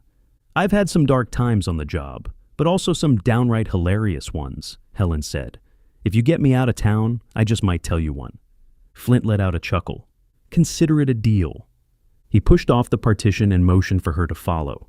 They moved together along the row of windows, working their way toward the west side of the floor. The cubicles thinned out as they got closer to the wall, the office layout opening up into a small reception area near the elevators. Beyond the elevators, a glass door marked with a stenciled letter led out into the corridor that ran the length of the building. Flint pressed his ear against the door and listened. The space on the other side was quiet. He pulled the door open a few inches and put his eye to the gap, sweeping what he could see of the corridor before pushing the door open the rest of the way. The hallway was wide, the carpet running in a long, unbroken stretch in both directions, with crossing corridors visible at intervals down its length. The space was empty. No moaning came from the floor they were standing on, but the sound from the first floor was filtering up through the open architecture of the building, the chorus of the dead in the lobby below, rising into the open space above them. The sound was thinner than it had been when he had first stepped through the broken window. Whatever had been on the first floor when they came in, a lot of it had moved on toward the siren. Flint stepped through and held the door for Helen. She came through behind him and eased it shut. They crossed to the railing that ran along the western edge of the corridor. The space opened up into a wide atrium that ran from the second floor down to the lobby, the railing forming the edge of a balcony that looked out over the floor below. About 20 yards to their left, an escalator descended from the second floor to the first, the metal treads still and silent, the rubber handrails coated in a fine layer of dust. Flint leaned over the railing and looked down. The lobby below held a small number of zombies, maybe 8 of them spread across the marble floor in a loose pattern. They were drifting without much purpose, their heads down, their shuffling slow and aimless.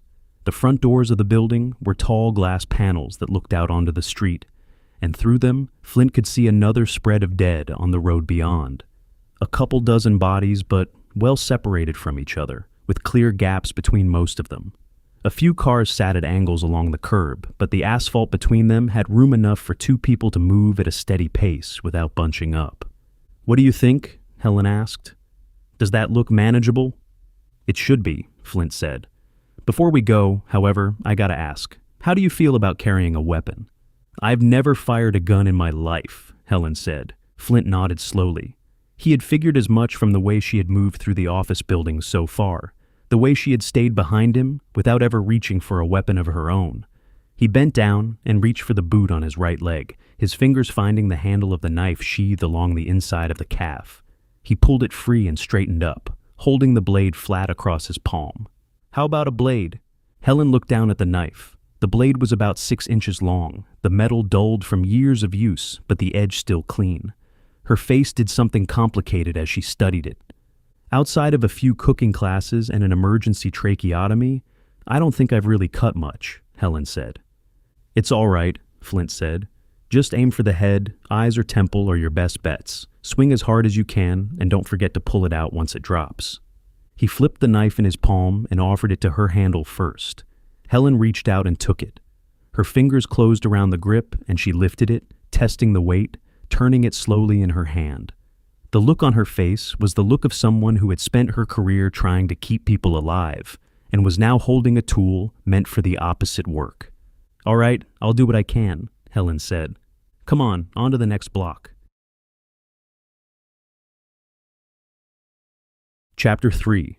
Flint stepped onto the escalator and started down. The metal treads were locked in place, the motor long dead, and the descent had become just another set of stairs. 2 zombies were on the lower half of the escalator, both of them facing up, both of them already shambling toward the new sound of his boots on the steel. The closer one was a man in a security uniform, the patch on his shoulder torn at the corner. The second one was a woman in a blouse, her hands rising as Flint closed the distance. He took the first one with the cleaver across the side of the head. The body collapsed onto the treads and slid a few inches down the escalator before catching against the rubber handrail. Flint stepped over it without slowing his pace. The second zombie reached for his vest, and he brought the blade across the top of its skull, the body freezing in place before Flint yanked the blade free, sending the corpse tumbling down the last few steps to the lobby floor. He reached the bottom and stopped. Helen came down behind him, her boots quiet on the steel, the knife still angled down at her side. The lobby spread out around them in a wide marble-floored space, with a reception desk along one wall and the front doors at the far end. 2 more zombies were drifting near the desk, their attention pulled by the sound of the bodies hitting the floor at the base of the escalator. Flint moved on them. The first one came up with its hands rising, and he took it across the temple, the body dropping where it stood. The second one was a few steps behind, and he stepped past its grasp, bringing the cleaver down on the back of the head. Both bodies hit the marble within seconds of each other. He pulled the blade free and crossed to the front doors. The glass panels framed the street beyond, and through them he could see the spread of dead they had counted from the second-floor window. The pack was thinner up close than it had looked from above, the bodies more separated, the gaps wide enough to work through if they kept their pace controlled. "Stay close," Flint said. He pushed through the door and stepped out onto the sidewalk. Helen came through behind him, and the door swung shut at her back. The street was warm, with the sound of the siren still rolling in from the south, but the pull of it had thinned this far north, and the dead on this block were drifting without much purpose. Flint paused at the edge of the building and looked both ways down the street. None of the closer zombies had registered them yet. The ones farther out were facing the wrong direction. He started moving north. The first 2 blocks went the way he had hoped. They worked their way up the sidewalk at a steady walk, neither of them sprinting, neither of them stopping. A few of the dead drifted close enough to require attention, and Flint took them one at a time, with the cleaver as they came, the blade dropping each one in a single swing before he stepped past the body and kept moving. Helen stayed behind him, the knife in her hand but unused, her eyes sweeping the gaps between the buildings as they passed. Halfway up the 3rd block, 3 of them came at once. Flint saw the first two from the side, a pair of shamblers stepping out from behind a parked sedan, and he darted forward. The cleaver came down on the closer one, the body folding into the asphalt. The second one was right behind it, and he took that one with a backhand swing that opened the skull above the ear. He pulled the blade free and turned to look for the third, and that was when he caught the movement across the street. A fourth one was coming. The creature had been drifting along the far sidewalk, but the sound of the cleaver work had pulled it across the street in a slow shuffle, and it was almost on top of Helen before either of them registered it. The thing reached for her with both hands. Helen stepped back and brought the knife up. The blade went in through the eye, dropping the zombie where it stood. Helen's hand opened around the grip on the way down, and the knife came free of the body and clattered onto the asphalt beside it as the creature's head snapped to the side. She took a step back and stared at her empty palm, her chest rising fast, the color draining out of her face. "Grab your knife and come on," Flint said. Helen nodded. She bent down and wrapped her fingers around the grip and pulled the blade free of the eye socket. The metal came out with a soft, wet sound that made her shoulders flinch. She straightened up with the knife in her hand and looked at the body on the ground, then at Flint. "It gets easier with everyone," Flint said. "That's what I'm afraid of," Helen said. Flint smirked and motioned for her to follow. The third zombie he had been tracking was still coming, but it was farther out than the one Helen had taken, and he closed the distance with 2 strides and dropped it with the cleaver before it had a chance to commit. He pulled the blade free and looked north. The next 2 blocks were mostly clear. They moved through the spread of dead at the same controlled walk, taking down the occasional one that drifted too close. But most of the pack was facing the wrong direction or too far out to register the 2 living bodies passing on the sidewalk.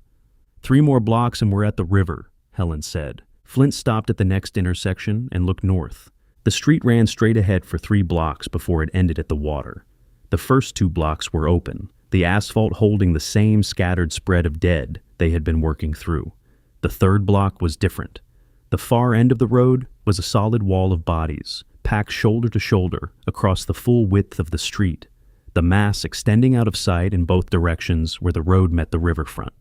The sound of it rolled toward them on the breeze, a layered chorus of moans deeper and heavier than anything they had heard since they had come down out of the office building. Flint listened. The pack ahead was big. The pack ahead was bigger than anything he could count from this distance, and the sound of it was thick enough that it had been building behind everything else they had been hearing for the last few blocks without him noticing. The siren had been pulling some of the dead south. The river had been pulling all the rest. He looked to the right. The building on the corner of the next block ran straight up into the sky, easily 30 stories of glass and steel, its roofline sitting a good 10 floors higher than anything else between him and the water. The lobby at street level was small, a narrow stretch of glass set between stone columns with 3 sets of doors leading inside. "Come on, we need to get in there," Flint said. He crossed the sidewalk to the closest set of doors and tried the handle. Locked. He moved to the next set and tried again. Locked. The third set was the same. He stepped back from the doors and looked at the glass, then raised the cleaver and brought the back edge of the blade down hard against the panel beside the deadbolt. The glass cracked but held. He swung again. The panel gave way on the third hit, the shards falling inward across the lobby floor. He reached his arm through the hole and worked his fingers around to the deadbolt on the inside of the door, his knuckles brushing against the broken edges as he turned the lock. The door swung open under his hand. He stepped inside and held it for Helen. She came through behind him and he eased the door shut, the deadbolt clicking back into place. The lobby was quiet. The space ahead was a long, narrow corridor that ran toward the front of the building, with closed doors set into the walls at intervals, and a wider opening at the far end that led into the main reception area. Flint moved down the corridor at a steady pace, the cleaver low at his side. Helen stayed close behind him. Nothing stirred in the closed doors as they passed. The corridor opened onto a wide reception lobby with a marble floor and a long, curving desk along one wall. The space was dark, the overhead lights off, but enough light was filtering in from the street through the front windows to let him see across the room. The lobby was empty. Flint crossed the empty lobby to the reception desk and started looking through the items on the surface. A logbook lay open beside a phone, the pages scattered with names and times. A coffee mug sat half full beside a small computer monitor. A rack of hooks behind the desk held a few keys hanging from labeled tags. "What are you looking for?" Helen asked. "The security room," Flint said. He swept his eyes across the surface of the desk again and stopped on a folded laminated card propped up beside the monitor. He pulled it open. A floor plan of the lobby level was printed on the inside, the rooms labeled in small text along the corridors. The security room was around the corner from where they were standing, a small box at the end of a short hallway. He folded the card back up and turned to the rack of hooks. He pulled down a key with a tag that read, SEC. "Come on," Flint said. He led her around the corner and down the short hallway. The door at the end was solid metal with a small sign mounted at eye level. The key turned in the lock on the first try, and the door swung open onto a small room lined with monitors. The wall opposite the door was filled with screens, each one cycling through a different floor of the building in a slow rotation. The images flickered across the wall in a steady wash, hallways, stairwells, and elevator banks coming up and falling away. The console beneath the wall held a row of switches and a keyboard, the small green light beside the power indicator glowing steady. Flint stepped into the room and crossed to the console. "What are you doing?" Helen asked. He didn't answer. He scanned the controls until he found the selector for the floor display, and he clicked through the rotation until he found the top of the building. The image came up on the central monitor. The 30th floor was open construction, the walls down to the studs, plastic sheeting hanging from the ceiling, the floor bare concrete with stacks of materials piled against the columns. Nothing moved on the screen. He clicked again and brought up the elevator interiors. The cars were empty, the doors closed, the floor indicators showing them parked at lobby level. "We need to see what we're walking into at the river," Flint said. Helen nodded in agreement. He stepped back from the console and motioned her toward the door. They retraced their path through the corridor and out into the main lobby, and Flint led her toward the bank of elevators that ran along the back wall. He pulled the handgun from his holster and held it ready as he pressed the call button. The doors opened almost immediately. The car was empty. They stepped inside, and Flint pressed the button for the top floor. The doors slid shut. The car started up with a soft mechanical hum, and the floor numbers ticked upward on the small display above the doors. Flint kept the handgun raised and pointed at the seam where the doors would open. His weight balanced on the balls of his feet. Helen pressed her back against the wall of the car and gripped the knife. The car slowed and stopped. The doors slid open, revealing the dusty construction zone. Flint stepped out with the handgun leading the way and swept the space. The 30th floor opened up into a wide, unfinished area. The studs and joists exposed, the plastic sheeting moving slightly in the air currents that came in through the open elevator doors. Nothing moved. He swept the corners and then the areas behind the support columns. The space was as empty as the monitor had shown. He lowered the handgun. "Clear," Flint said. Helen stepped out of the elevator behind him, and they crossed the open floor toward the north side of the building. The wall here was glass from floor to ceiling, the panels running unbroken across the full length of the wall. They came up to the glass and looked down. The view stopped Helen in her tracks. The river ran east to west, 3 blocks ahead, a dark ribbon of water cutting through the grid of streets. The bridge that crossed it was the closest one, a wide span of concrete and steel that arched out over the water and connected to the highway on the far bank. The bridge was packed. The vehicles that had been on it when the world ended were piled together in a ragged line. Some of them rear-ended into the cars in front. Some of them turned sideways across the lanes. The dead swarmed across the wreckage in a thick covering that moved like something alive. The streets on either side of the bridge were worse. The pack stretched out to the east and the west in a single unbroken mass. The bodies pressed shoulder to shoulder along the riverfront for as far as the windows would let them see. The numbers were past counting. The numbers were in the thousands. Mother of God.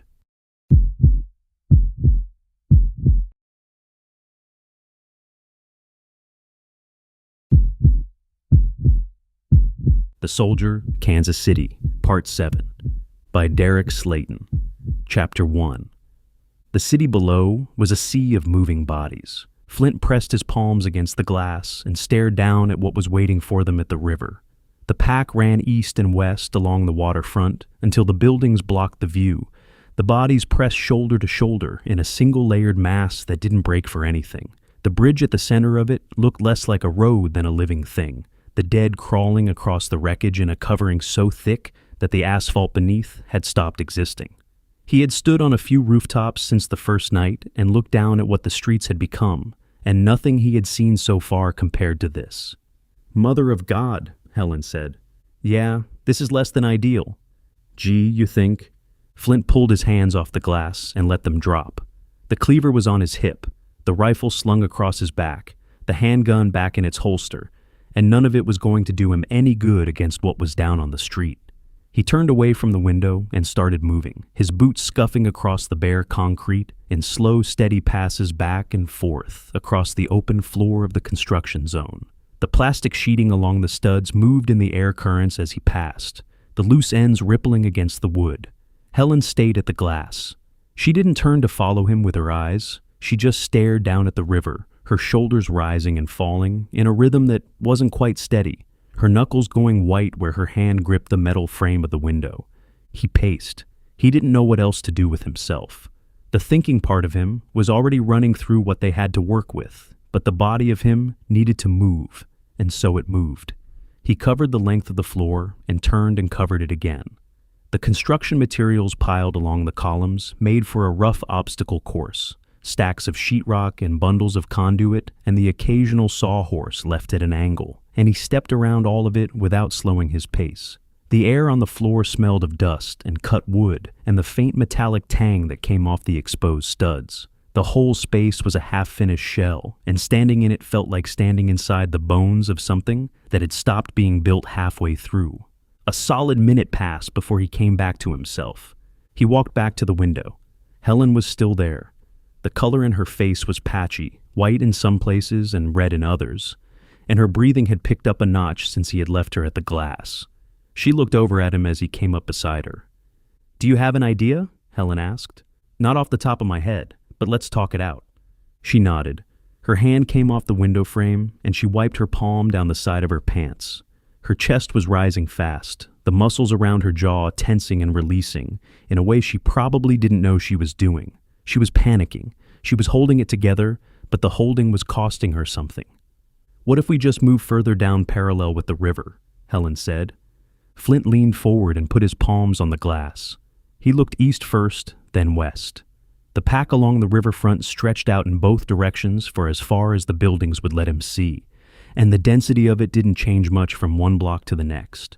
The bodies were packed tight along the edge of the water, and the streets that ran perpendicular to the river were pulling more of them in by the minute. The river had been calling them all along, and the river wasn't going to stop calling. "They're stretched out at least 3-4 blocks, Flint said, "and that's just as far as I can see. We barely made it this far." Helen let out a slow breath through her nose. She knew he was right. "Is there a drainage system that leads to the river?" Flint asked. "Probably. Most cities have something." Her eyes stayed on the glass.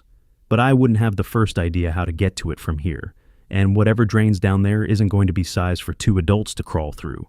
Storm pipes out to a river are usually a couple feet across at the outlet.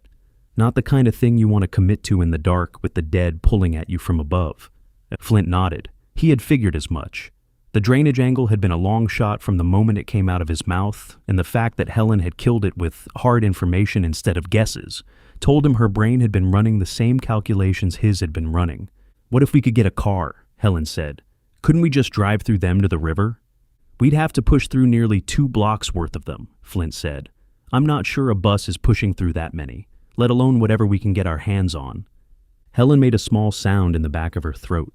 She had been turning the problem over since they walked up to the glass, and the problem wasn't responding to any of the angles she was throwing at it. Her eyes drifted from the streets up to the bridge itself, and they stayed there. The bridge was where her attention kept settling, and Flint could see her starting to work on something behind her eyes. She was looking at the cars. The pileup at the middle of the bridge was the worst of the damage. A dozen vehicles had piled into each other in a ragged knot. Some rear-ended, some turned sideways across the lanes. The metal crumpled and folded where the impacts had stacked one on top of the next. The line of wreckage stretched back from the center toward the side of the river they were standing on, the cars sitting bumper to bumper across the lanes for a solid block, before the road opened up again on the near side. The dead were swarming over the wreckage. The dead weren't on top of it. Helen stared at it for a long moment. Her breathing had slowed. Her hand had come back to the window frame, but her grip on the metal was different now, easier, more thoughtful. The piece she had been looking for had clicked into place. "You have a lot of experience fighting these things, right?" Helen asked. "Been at it since the first night. Why?" "In all that time, have you ever seen them climb?" Flint turned his head toward her. "I've seen them walk upstairs," Flint said, "but I've never seen them climb up on top of anything. Why?" Helen lifted her hand off the frame and pointed. "Start at the middle of the bridge, just past the bus. There's a line of cars in the pile-up that stretches back at least a block." Flint followed her finger. He let his eyes track the line she was drawing for him, starting at the bus that sat sideways across the middle of the bridge, working back through the pile-up toward the near side. The cars were jammed bumper to bumper across the lanes, the roofs forming an uneven path that ran from the center of the bridge back to the start of the wreckage on this side. The dead were everywhere on the asphalt around the pile-up, and the dead were everywhere on the bridge beyond it, but the roofs of the cars themselves were clear. Flint studied it for a moment. The path was there. It had been there the whole time, sitting in plain sight under the noise of the rest of the bridge, and Helen had picked it out while he had been pacing the floor and trying to think his way out of it. The grin came up on his face before he had decided to let it. "Helen, you're a genius." "So you think it can work?" "I do." Flint pulled back from the window. "We just need to find a car strong enough to get us to the end of the pile-up, past the zombies in the streets, past the ones lined up against the bridge ramp, all the way to where the wreckage starts. After that, we walk across the roofs to the middle of the span and jump off." The grin Helen had been starting to wear came off her face the moment he hit the last word. The blood went out of her cheeks again, and her hand tightened on the window frame. "What's wrong?" Flint asked. Helen didn't answer right away. Her eyes were back on the bridge, but they weren't looking at the cars now. They were looking past them, down to where the bridge crossed the water, where the railing ran along the edge of the span and the water ran dark beneath it. "When I made my water depth prediction," Helen said, "I was coming at it from a purely hypothetical standpoint." She paused. "Now that we're actually going to be jumping, I'm kind of second-guessing myself." Flint watched her. The fear on her face was a different fear than the one she had been wearing at the window. The pack on the riverfront had been a problem outside of her. The jump was a problem that lived inside of her, and her own brain had handed it to her on the way over here. The hypothetical had been easier when there was no chance she was going to have to live by it. The hypothetical was about to become the thing that kept her alive or didn't. "You want to know what my secret is?" Flint asked. "If you think it'll help. Make your decisions with conviction, because if you're wrong, you won't be alive to regret it." Helen stared at him. She let out a long breath through her nose. "That's not exactly the advice I was looking for," Helen said. Flint smirked. He pushed off the column and motioned for her to follow, walking along the glass toward the east side of the floor. "Now, the only question is," Helen said, falling in behind him, "where are we getting a car?" They walked the length of the north wall and came up to the windows on the east side of the building. Flint stopped a few feet back from the glass and lifted his hand to point. The parking deck sat directly across the street. It rose 10 stories above the sidewalk, the open sides of each level showing the rows of vehicles parked behind the concrete barriers. The cars were lined up under the overhead lights of every floor, sedans, trucks, and the occasional van, the structure standing as a single column of options in a city that had run out of them. From this angle, Flint could see across most of the levels, and most of the levels were packed. "Looks like we're gonna have our pick." Chapter 2. Flint pressed the button for the elevator and stepped back as the doors opened. The car was the same one they had ridden up, the interior empty, the green ready light still glowing steady on the panel above the doors. He motioned Helen in ahead of him and stepped in behind her, his hand going to the lobby button. The doors slid shut and the car started down. The mechanical hum was the only sound in the small space, the soft drop in his stomach, the only sign they were moving. Flint kept the handgun in his hand, the barrel angled at the seam where the doors would open. Helen put her back against the wall of the car. The knife he had given her was still in her grip, the blade pointed at her thigh. The numbers ticked downward on the small display, Flint watching as the car slowed and stopped at the lobby level. He raised his handgun as the doors slid open. The reception lobby spread out around them in the same wide marble-floored space, the curving desk along the far wall. The dim wash of light from the windows above the front doors, filtering in through the long passage that connected the lobby to the front of the building. Nothing moved in the immediate space ahead of him. He stepped out of the car and swept the corners, empty. The marble floor stretched out under the weak overhead light. The passage to the front held the same scattered shadows it had held when they came in, and no shape had drifted into the open since they had ridden up. Flint held still for another beat and listened. The building had settled back into its own silence. He let his shoulders drop a quarter of an inch. He turned back to the elevator and motioned Helen out. She came through the doors and stayed close, the knife low at her side, her eyes tracking the same corners his had tracked. "East side," Flint said. He led her across the marble floor toward the far wall. A second passage broke off the reception lobby on the east side of the space, narrower than the one running to the front, and ran toward what looked like a secondary entrance set into the side of the building. The space along this hall was lined with tall windows on the right side, and the windows looked out across the side street toward the parking deck on the other side. Flint slowed as they came up to the glass. He stopped a few feet back from the windows and motioned Helen up beside him. The street between the building and the parking deck was narrower than the one out front, just a single lane in either direction with parking spots along both sides. A handful of zombies were drifting along the asphalt, 4 or 5 spread across a half block in either direction, none of them facing the right way to pick the 2 of them out yet. The deck rose across the street in a stack of open concrete levels, each one showing the rows of cars parked behind the low barriers. The ground-level entrance was just inside the corner, a wide opening that ran from the sidewalk into the dim space beyond. Flint stared into that opening for a long moment. The light inside the deck didn't reach far past the entrance. The interior was bathed in the dim wash of whatever overhead fixtures were still working on the ground level, and what wasn't lit was lost to shadow. He could see the front rows of cars sitting in their spaces, the noses of sedans and the wider profiles of a couple of trucks, and beyond the front rows, the space dropped off into a kind of pooled darkness he couldn't read from here. Something moved in that darkness. He couldn't tell how many somethings. He could just tell that whatever was in there wasn't standing still. "We're going to haul ass across the street," Flint said. "Get into the deck and get out of sight. If we're lucky, the ones down the street won't take notice." "And if they do?" Helen asked. "Then we better hope that there's a car nearby." "What are we doing about keys?" "I'm hoping there's a valet." "And if there's not, what then? Can you hotwire one?" "If it's an older vehicle, probably." Helen let out a slow breath through her nose. "That's not the most encouraging answer I've heard all day." Flint smirked and motioned for her to follow. He moved to the side door at the end of the hall and tried the deadbolt. The latch was set. He turned it slowly, and the bolt slid back without a sound.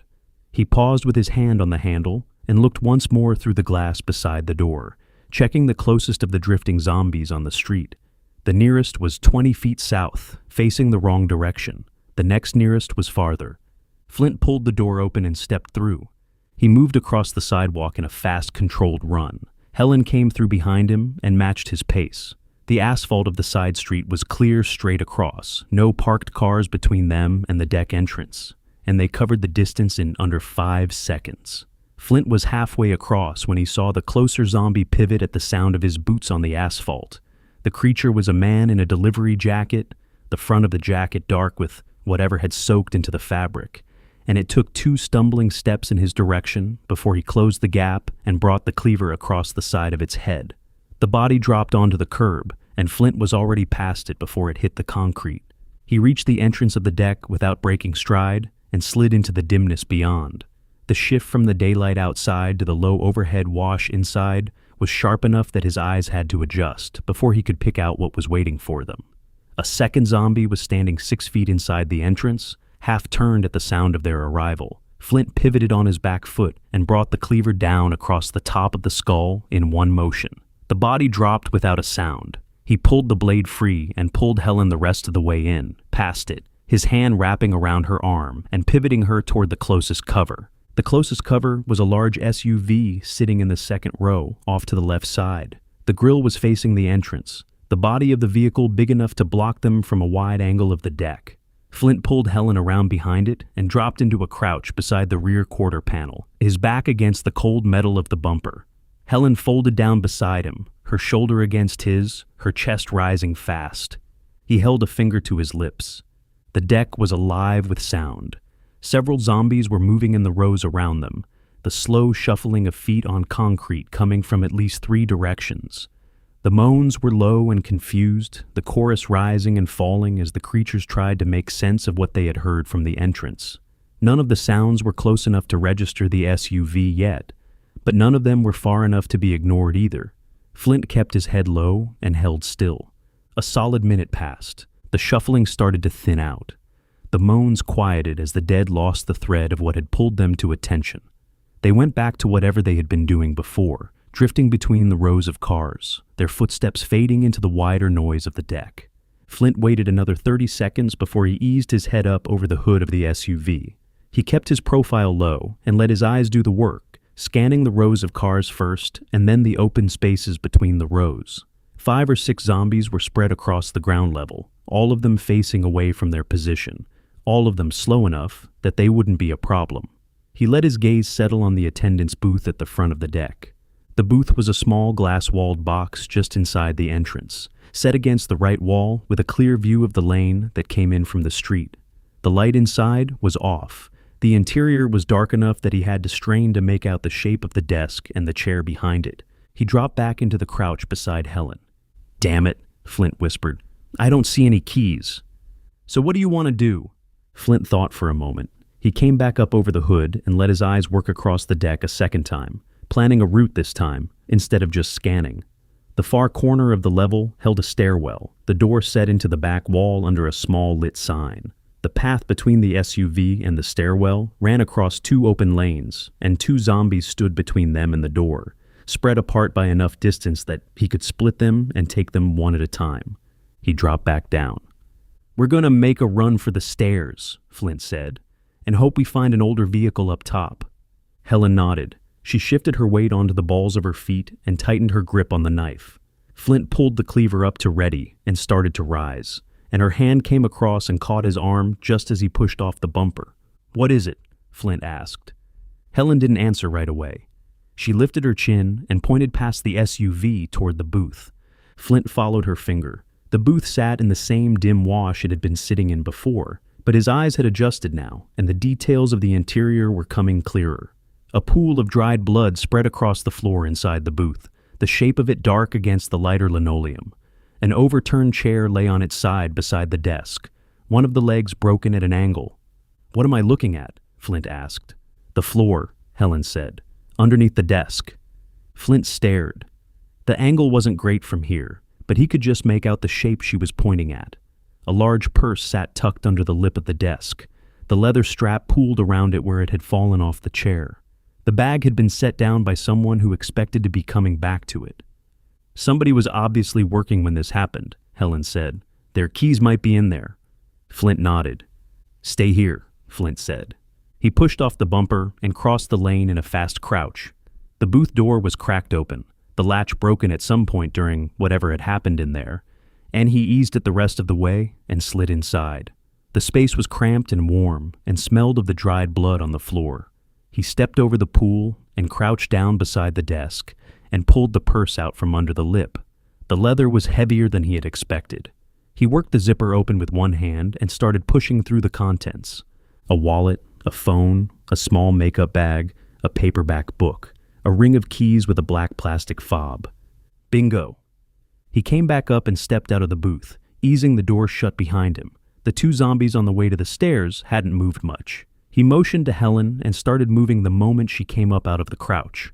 They cut across the open lane at a fast walk. The first zombie was a woman in a hospital scrub top, her hair matted to the side of her face. She turned at the sound of their approach and started lifting her hands. Flint took her with the cleaver across the temple. The body folded onto the concrete. He pulled the blade free without breaking stride and turned on the second one, a man in a maintenance uniform. The cleaver came down across the top of his skull and put him on the ground. Flint stepped past the body and reached the stairwell door, pulling it open. Helen came through. He came through behind her and pulled the door shut. The latch clicked into the frame. The stairwell was lit by a single overhead bulb on each landing. The light dim, but enough to see by.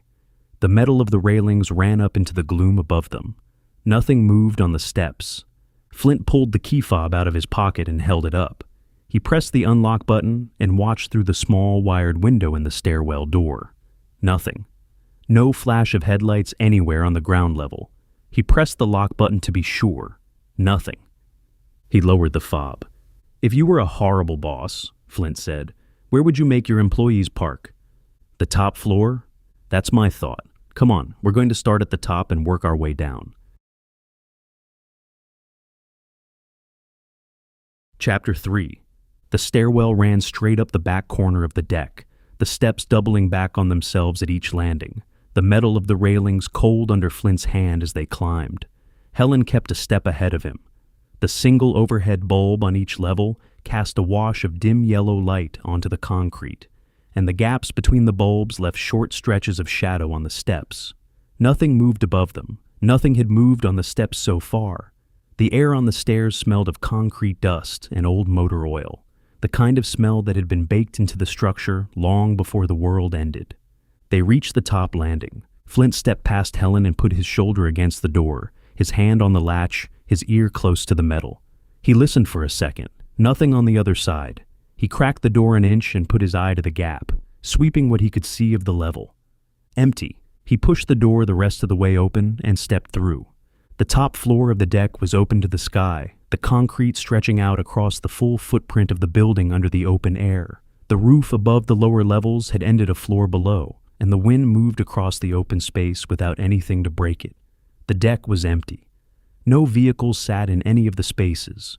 No bodies drifted between the rows.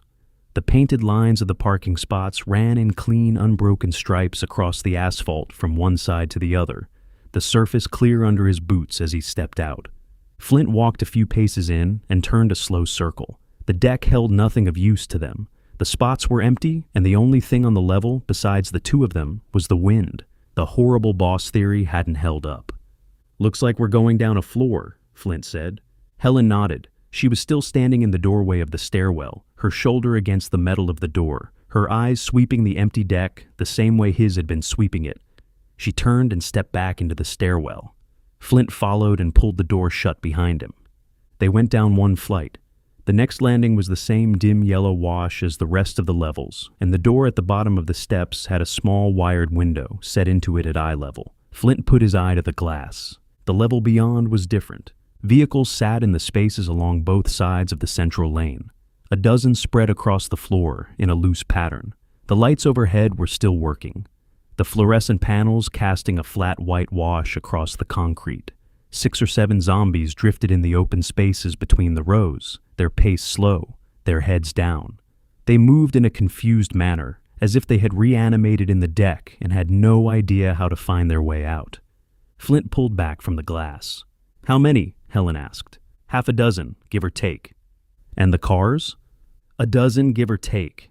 Flint pulled the key fob out of his pocket. He thought for a moment about whether to hit the button before they went through the door or after. The chirp would carry on either side of the door, and the dead on the level would react to it either way, and the only difference was whether he and Helen had cover when the reaction came. He pulled Helen back from the door a step before pressing the button. A faint chirp answered him from somewhere deep in the level beyond. The sound was muffled by the door, but clear enough to place. The chirp had come from the far end of the floor, somewhere along the back wall, somewhere past the front rows of vehicles. "Found it," Flint said. The moans on the other side of the door changed. The slow drift of the chorus picked up a notch as the creatures registered the new sound, the heads of the dead on the level turning toward the source. A few of them started shuffling in the direction of the chirp. The rest stayed where they were and turned their heads, listening.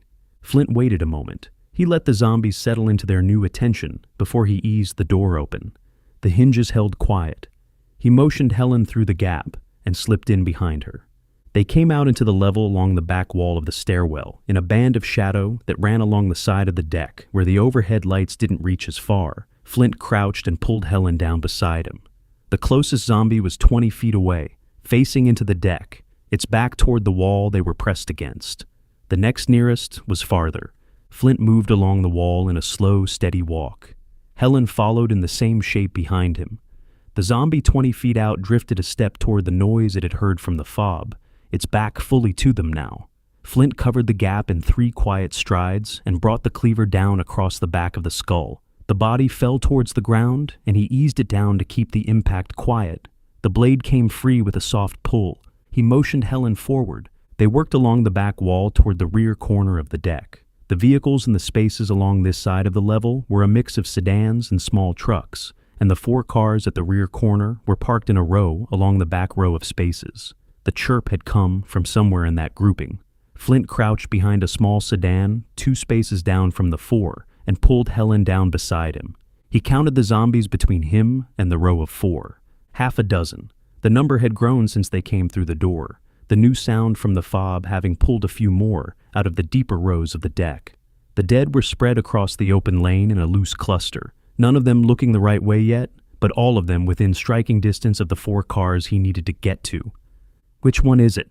Helen whispered. Flint stared at the row. The 4 were all sedans, and from this angle, and in the dim wash of the overhead lights, he couldn't pick out the make of any of them. The fob in his hand would tell him in 1-button press, and the 1-button press would also tell every zombie on the level exactly where to come. He looked down at his feet. A soda can sat at the base of the column beside the sedan, the metal dented along one side. The label faded where it had been left in the open for some stretch of time. The can was empty. Flint reached down and picked it up. The weight of it in his palm was wrong for a throw at first, and he closed his fingers around it and let his thumb feel the dent along the side. He looked across the deck. The far wall of the level held a row of support columns that ran along the opposite side, with open space between the columns and the cars along that wall. The far wall was 30 yards from where he was crouched, and the throw was an easy enough distance. Anything that hit the columns over there was going to make a sound the dead on the level would have to investigate. He turned to Helen. "I'm going to hit the fob, then throw this," Flint said. "When they start to move, we move." Helen nodded. Flint raised the fob and pressed the button. The chirp came from the row of 4, and a pair of headlights flashed in the same beat. The 3rd sedan in from the left.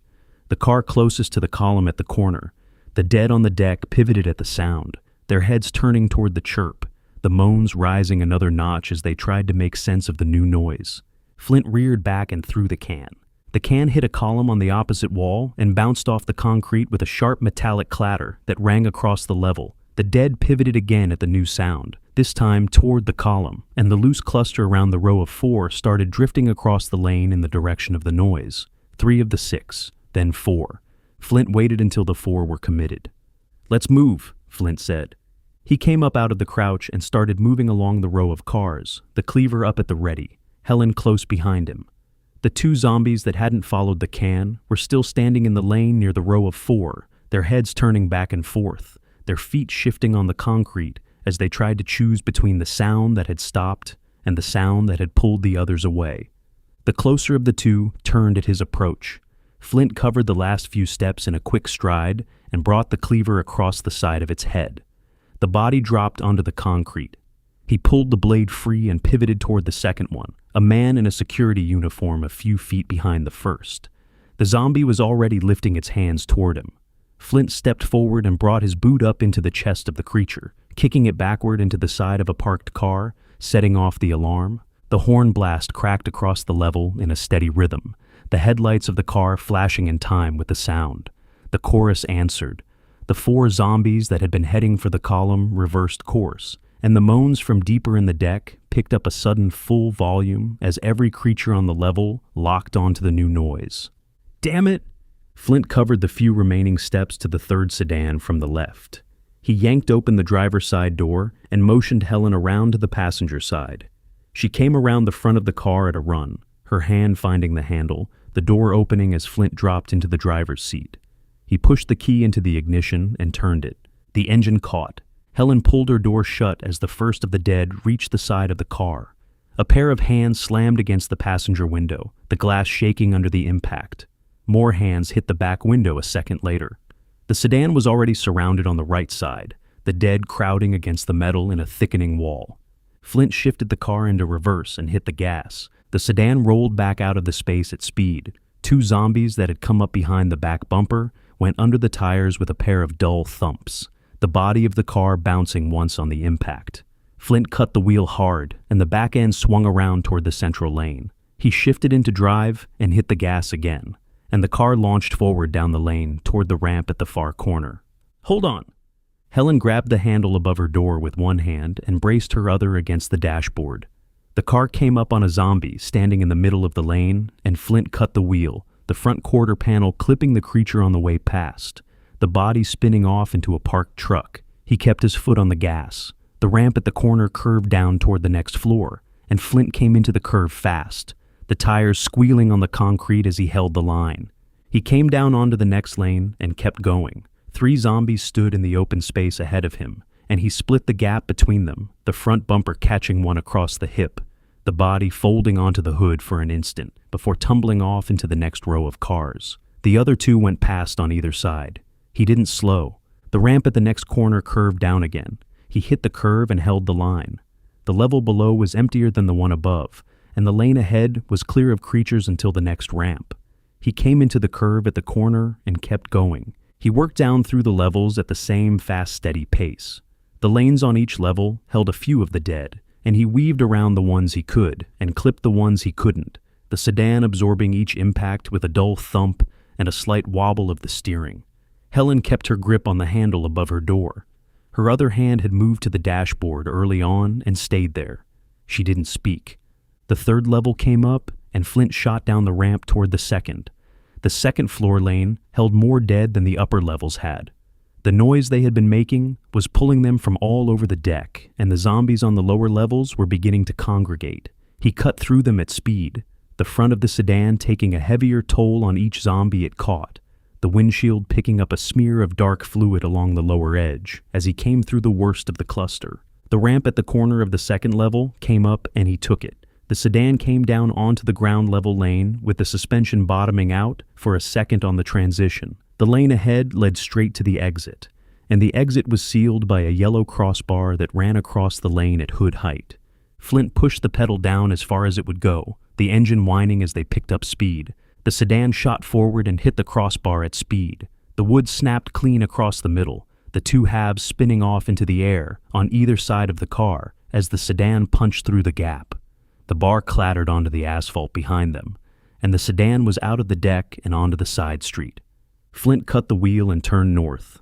The street ahead was clear for half a block before the first edge of the horde started, the pack on the riverfront, stretching across the road in the same unbroken mass they had seen from the top floor of the office building. He brought the sedan to a stop a block from the leading edge of the dead and let the engine idle. He reached up and pressed the button for the sunroof. The panel slid back, and the open air came down into the cabin. Flint stood up through the gap, his shoulders coming up over the roof of the car, his eyes already going north toward the river. The horde stretched out ahead of him in a layered mass that filled the road from sidewalk to sidewalk. The dead were packed shoulder to shoulder in the streets, and the sound of them was a wall of moaning that rolled down the block toward where he was standing. He raised himself a few more inches and let his eyes track the bridge. The pileup he had picked out from the office building was where he had seen it. The wreckage started out on the bridge itself, but the back end of the line of cars stretched into the mass on this side of the river. He could see that the closest car was just off to the right of the center line, which he knew would have to be his target. Flint dropped back down through the sunroof and slid into the driver's seat, reaching down for the seatbelt and clicked it into the buckle. He looked over at Helen. "You might want to put on your seatbelt," Flint said. "This is going to be a bumpy ride."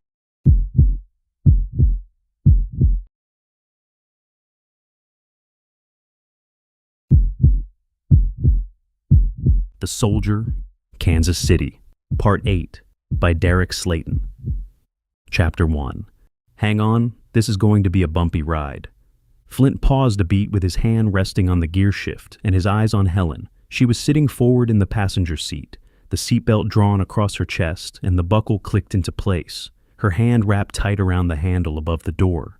The knife he had given her was tucked between her thigh and the center console, the blade angled away from her. She had her boots planted flat against the floor mat, the way someone braced for a hit they knew was about to happen. She gave him a nod. Flint pulled the gear shift down into reverse and pressed the gas. The sedan jumped backward, the rear tires chirping for half a second on the asphalt before they caught. He kept his eyes on the back window and worked the wheel with one hand, holding the car straight as it picked up speed. The street behind them was clear for a long stretch. The handful of dead they had clipped on the way out of the parking deck had all been pulled toward the front of the car, and the lane behind was open all the way back to the second intersection. He took the sedan back 2 full blocks before he stomped on the brake, The tires locked and the rear end skipped a few inches sideways before the car came to a stop, the bumper coming to rest in the middle of the cross street. The engine idled, the metal of the hood ticking softly with the heat coming off it. "Not where I thought you were going," Helen said. Flint kept his hand on the wheel and his foot on the brake. He looked left, then right.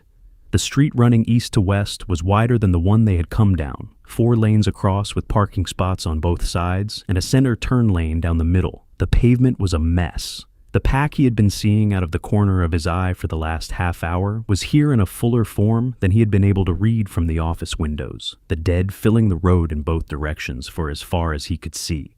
The bodies were layered 3 and 4 deep along the sidewalks, the spillover pushing into the lanes and pressing up against the parked cars. None of the cross streets were going to give him anything better than the run he had already picked out. The pack to the east was moving in a slow drift north, pulled the same way the rest of them had been pulled all morning. The pack to the west was holding the road in place, a wall of bodies at the next intersection that wasn't going anywhere fast.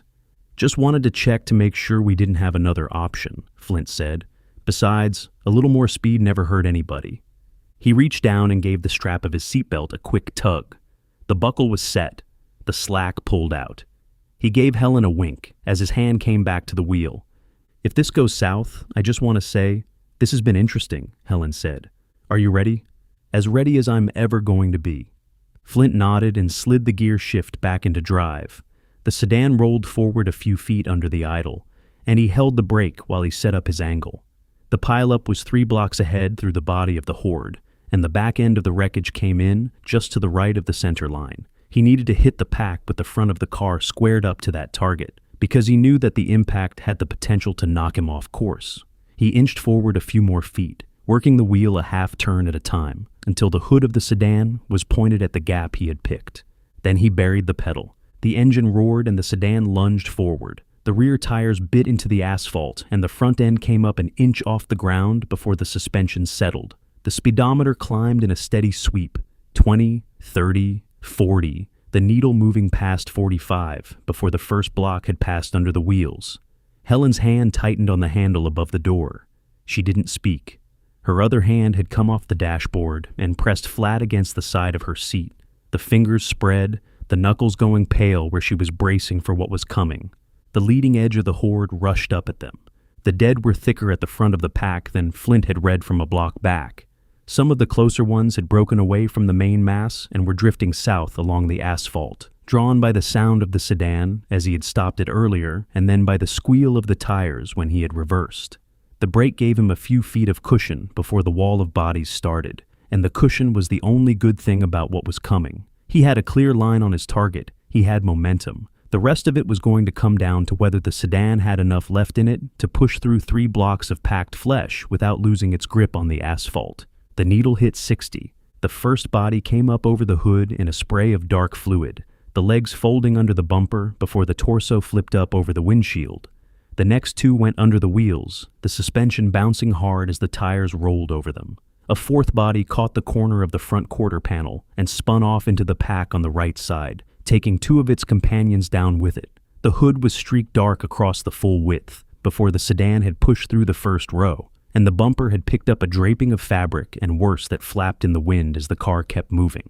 The 5th one came up over the windshield wrong. The body hit the glass shoulder first, and the head whipped around as the impact spun it, the skull cracking the windshield in a long, jagged line that ran from the passenger corner all the way across to the driver's side.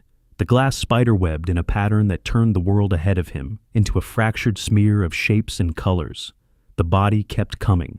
It cleared the top of the windshield and hit the roof, and as it tumbled back over the rear of the car, one of its arms dropped through the open sunroof and slapped down against the back of the seat between them. Helen flinched away from it.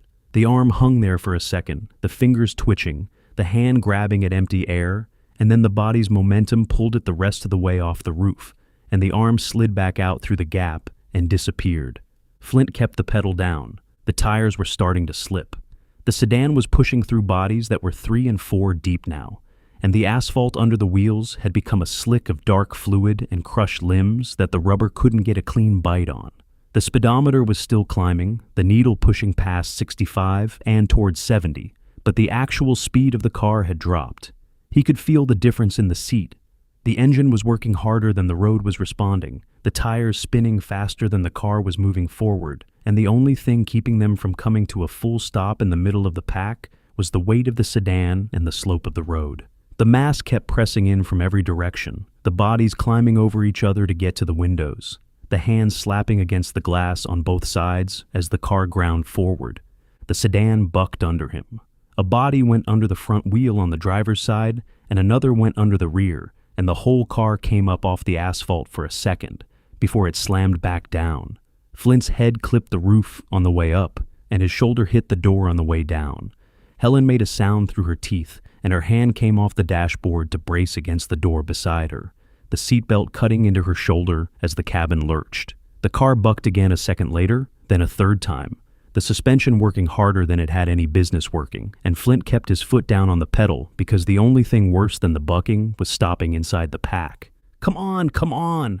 The car kept pushing. The hood was a slurry of bodies. The windshield was a fractured wall of cracks, and the sound from outside was the wet, steady crunch of meat going under the tires. Through the worst of the cracks in the glass, Flint could make out the back end of the pileup ahead. The shape of it came up out of the smear in pieces, the rear bumper of a sedan sitting at an angle across the lane, the side of a pickup behind it, the bus farther back at the center of the bridge. The dead were thinning ahead. The last few rows of the pack were jammed up against the back of the pileup, the bodies pressed against the rear bumpers of the cars with nowhere to go. Some of the closer ones turned at the sound of the engine and started shoving back through the pack toward the sedan, but the press behind them held them in place and they couldn't get clear. Their arms reached out over the bodies of the ones in front. Their hands grabbed at the air. Flint held the pedal down for another half second and then eased off, letting the sedan coast the last 20 feet on its own momentum. The car came up against the back of the pileup at 20 miles an hour. The front bumper hit the rear of the lead car in the wreckage with a hard metallic crunch, and the airbag blew out of the steering wheel into Flint's face. He turned his head before the bag hit him and took most of the impact across the side of his jaw and the top of his shoulder. The bag deflated as fast as it had inflated, the white fabric sagging back into the cavity in the wheel. He shook his head once to clear it and looked over at Helen. Her own airbag had blown and was already going down across her lap. She was upright in the seat, her hand still on the door handle, her chest rising fast. A few of the dead were caught between the rear of the lead car and the front of the sedan. Their legs were crushed between the two vehicles. The front of the sedan had caught their hips and pinned them in place. Their upper bodies were bent over the hood, their arms reaching across the cracked windshield, their hands slapping against the glass. Flint cut the engine and threw the gear shift into park. The sound of the dead came back into the cabin through the open sunroof. The pack was on every side of the car now, and the moan of it was a wall of overlapping voices that pressed against the metal from every direction. Hands started to come down on the rear quarter panels. The trunk took a thud as a body fell against it. Helen looked over at him. The color had gone out of her face again. Her hand was still braced against the door, and her chest was rising fast, but her eyes were on him and waiting. "All right, let's do this." Chapter 2. Flint pulled the handgun from his hip and held it ready as he reached up through the sunroof. The opening was wide enough for him to push his shoulders through without having to twist sideways, and he caught the edge of the roof with his free hand and pulled himself up onto the metal in a single motion. The roof of the sedan was warm under his palm. He came up to a crouch first, then to his feet, his boots set wide for balance on the low curve of the roof. The dead saw him come up. The pack on every side of the car turned at the sound of him moving, their heads coming up in a wave that rolled out from the sedan in every direction. The closest ones lunged forward, their hands reaching up at the sky, the press behind them shoving them tight against the body of the car. The fingers of the nearest came up to within inches of his boots, the nails clawing at the air, the arms straining. The reach didn't make it. The roof of the sedan sat a good 5 feet above the ground, which was just high enough to keep the zombies from being able to put fingers to boot. Flint stepped forward onto the hood. He felt it as he came down. The hood of the sedan was lower than the roof, and the closest of the dead trapped between the bumpers got a hand up onto the metal beside his boot. Fingertips brushed the leather across the top of his foot, the touch light and dry. He moved his foot back without thinking and brought the handgun up at the same time. The 4 zombies pinned between the front bumper of the sedan and the rear bumper of the lead car were the easy targets. Their lower bodies were crushed in the gap between the cars, but their upper halves had turned at the sound of his boots. The 4 faces tipped up at him, with the mouths working and the hands reaching out across the hood. He set himself on the metal a few feet back from the closest of them and brought the handgun up. The first round took the nearest one through the forehead. The report cracked against the wall of moans in a way that didn't seem to register on the pack at all, and the body slumped forward across the gap. The second one's head was already turning to track the shot, and Flint put the next round through the bridge of its nose before the head had finished coming around. The body dropped against the first. The third had its arms out and its mouth working, the sound coming up out of its throat in the same rolling chorus as the rest of the pack, and Flint put the third round through the side of its skull above the temple. The fourth had been a smaller shape, a young man in what had been an office shirt, the hands grabbing for him from a foot lower than the others. Flint adjusted his angle and put the last round through the top of its head. The arm dropped, clearing the path across the hood. He turned back toward the sunroof. Helen's head was already coming up through the gap. She had pulled herself partway out of the cabin, her elbows hooked over the edge of the opening, her boots still planted on the seat below her. He could see the muscles in her arms working as she held the position, her hands finding their grip on the metal frame of the roof. She looked up at him. Her face was pale, but her eyes were steady. "Keep your feet planted. They can't reach you up there." Helen nodded. She pulled the rest of the way up through the gap in 2 slow movements, getting her knee onto the seat and then onto the metal of the roof. Her boots slid for an inch on the smooth surface before they caught. She came up to her feet in a low crouch, one hand still on the lip of the sunroof for balance, and her eyes went to the pack. A wall of zombies surrounded her on every side, pressed against the body of the sedan, 7 and 8 deep, their hands working the air, their faces turned up at the sound of her boots on the roof. The reach of them came up to her ankles and stopped, but the sight of them coming up at her was something else, and he could see it land on her in a way that nothing else had so far. "I'm jumping over to the next car. Stay in the middle of the hood and you'll be fine." Helen nodded, but her boots didn't move yet. Flint turned back toward the front of the sedan and stepped down onto the hood. He picked his line across the metal, found his angle, and took 2 quick steps before he pushed off the front lip of the hood. The jump carried him over the bodies, pinned between the bumpers, and onto the trunk of the lead car in the pileup. His boots came down on the metal with a hard thud, and he caught his balance with one hand on the rear window before he straightened up. The trunk held under his weight without giving him much trouble.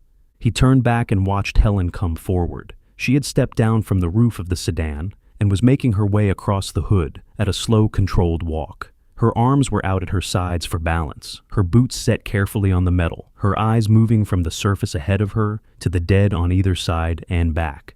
She came up to the front edge of the hood and stopped. The bodies pinned between the bumpers were below her now, their legs crushed under the front of the sedan, their upper bodies bent across the gap she needed to cross. The ghouls he had shot were limp where he had dropped them, but the limpness wasn't doing much to make them look any less unsettling, and Helen was looking down at them with her boots not moving. "Don't worry, they're dead." Helen nodded. She set her stance and pushed off the hood in a short hop that carried her over the gap and onto the trunk of the lead car. Her boots came down a foot from his, and she caught his arm for a second before she let go and straightened up. Flint turned and started forward. The next car in the pileup was a smaller sedan, sitting at an angle to the lead car with the rear quarter panel almost touching the trunk. He stepped across the gap without needing to jump, and Helen followed a beat behind him. The car after that was a coupe with a sloped roofline, the metal lower than the sedans had been, and he had to drop into a crouch to keep his balance as he moved across it. Helen did the same. The fourth vehicle in the pileup was an SUV. It sat across the lane in front of them, with its nose at an angle, the front quarter panel buried in the side of a station wagon, the rear bumper sticking out into the empty space beside the coupe. The roof of the SUV stood a good 2 feet higher than the coupe Flint was standing on, and getting up onto it was going to require a climb. He stepped up to the gap between the 2 vehicles and looked across. The hood of the SUV was the easier path. He took a half step back, set himself, and jumped across the gap onto the hood. His boots hit the metal with a hard slap, and he caught his balance with one hand on the windshield. The hood sloped up toward the roof at a steeper angle than the cars he had come across, and he climbed it in 3 quick steps, hooking his arm over the edge of the roof at the top and pulling himself the rest of the way up. He turned and reached back down for Helen. She had jumped across to the hood after him and was working her way up the slope on her boots in one hand. He caught her wrist as she came up and pulled her the rest of the way onto the roof. She came up beside him in a crouch, her free hand finding the metal beside his, and then she straightened up. The view from the top of the SUV stopped them both. The pack stretched out around them in every direction. The dead filled the road from sidewalk to sidewalk, the layered mass running back the way they had come, and forward toward the bridge and out to either side as far as the buildings would let him see. The faces were all turned up at them, hundreds of faces, the eyes vacant, the mouths letting out a constant moaning. The press of bodies was tight enough that the closest of the creatures were being shoved up against the body of the SUV by the ones behind them. The front rows pinned against the metal with no room to move. The whole pack had locked onto them. "Come on," Flint said. He kept his voice low. He reached back and put a hand on Helen's shoulder for a second, before he turned and started forward across the roof of the SUV. She came after him a beat later, her boots picking up the rhythm of his. The next car in the pileup was a wagon with a low roofline that ran up against the front of the SUV, and Flint dropped down onto the hood of the SUV, and then across to the wagon in 2 steps. Helen followed. The wagon led to another sedan, and the sedan to a pickup truck, and the pickup to a van with the side door hanging open against the body of the next car in the line. They moved across the tops of the vehicles at the same controlled walk, Flint setting the pace, Helen a step behind him with her arms out at her sides for balance. The pack moved with them. The dead below the cars couldn't follow at the pace the pileup was carrying them, but the ones farther out in the road were free to drift along on either side of the wreckage, and they did. Flint could see the shift happening in the body of the pack as they moved north along the line of cars. The mass on the asphalt was sliding with them, the leading edge of it pushing toward the bridge in slow rolling waves, the press of the bodies against the cars rising and falling as more of the dead were pulled into the wake. They got a full block up the pileup before the next problem found them. A second SUV came up at the front of the next stretch of wreckage, sitting between 2 smaller sedans with its body pressed tight on either side. The metal of it was newer than the rest of the cars in the pileup, the paint still bright under the streaks of dark fluid that had splashed across the panels. Flint stepped up onto the hood of it from the sedan ahead and felt the shift under his boot before he had cleared the second step. The whole vehicle was rocking, the dead pressed against the body of it on every side, and the press was tight enough and deep enough that the suspension had started to give. The SUV moved on its springs in a slow, steady rhythm, the body shifting an inch left and then an inch right as the bodies of the dead worked against it. He kept his footing. Helen came up onto the hood behind him, and the rocking caught her on her second step. Her right boot slid sideways on the metal, and her left came down at a bad angle, and she pitched forward toward the edge of the hood and the pack waiting below. Her arms came up. Her boot kept sliding. She was going over. Flint moved. He turned on his back foot and caught her wrist as she came past him, his free hand finding her shoulder a half-second later, and he pulled her back from the edge of the hood in one motion. Her boots came down on the metal beside his, and she stumbled into him, her chest hitting his shoulder, her free hand grabbing the front of his vest to steady herself. "You're good. You're good." Helen didn't answer right away. Her chest was rising fast, the breaths coming short and shallow, nearly in a state of panic. Her grip on his vest tightened. Her eyes were locked on a point past his shoulder that wasn't anything in particular, and her color had gone the same white he had seen on her in the office. He had seen the look before. He had seen it on every kind of person, regardless of toughness. The one thing in common was them knowing that they just came within inches of losing it all. He took a knee on the roof of the SUV and pulled her down with him. "Come on, let's take a minute." The roof was steady enough under them. The rocking of the SUV came through the metal in a low rhythm, but the surface itself was wide and flat, and he set her down with her back against the rear of the roof rail and her boots tucked under her. He stayed beside her in the same crouch, one hand on her shoulder, the other on the metal between them. "I don't want to be out here any longer than I have to," Helen said. "I know, but we're safe up here." Helen cocked an eyebrow at him. Her eyes moved past his shoulder for a second and dropped to the horde that surrounded them. "Relatively speaking, come on, we're taking a beat." Helen let out a breath through her nose. She nodded, but the nod was reluctant, and her fingers stayed wrapped in the fabric of his vest, where she had grabbed him on the way down. Flint let her have the moment. He didn't push her to talk. He didn't try to fill the space with anything.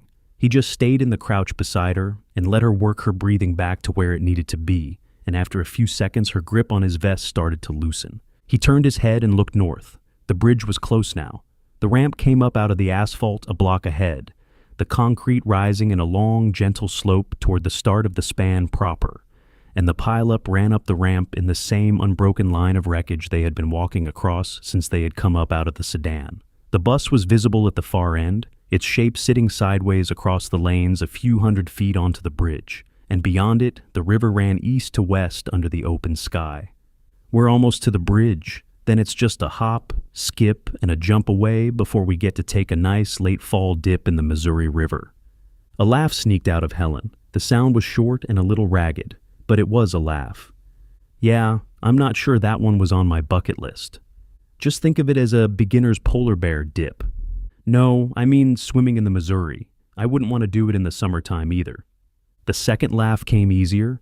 She let it out of her in a longer stretch this time, and Flint let one of his own go beside her, the two of them sitting on the roof of the SUV, while the pack moaned below and the bridge waited a block ahead. The sound of it broke something loose in her shoulders. The grip on his vest dropped away. The color started to come back into her face in patches, her cheeks first and then up around her temples. "Are you good?" Helen nodded. "Yeah, let's get this over with." Chapter 3.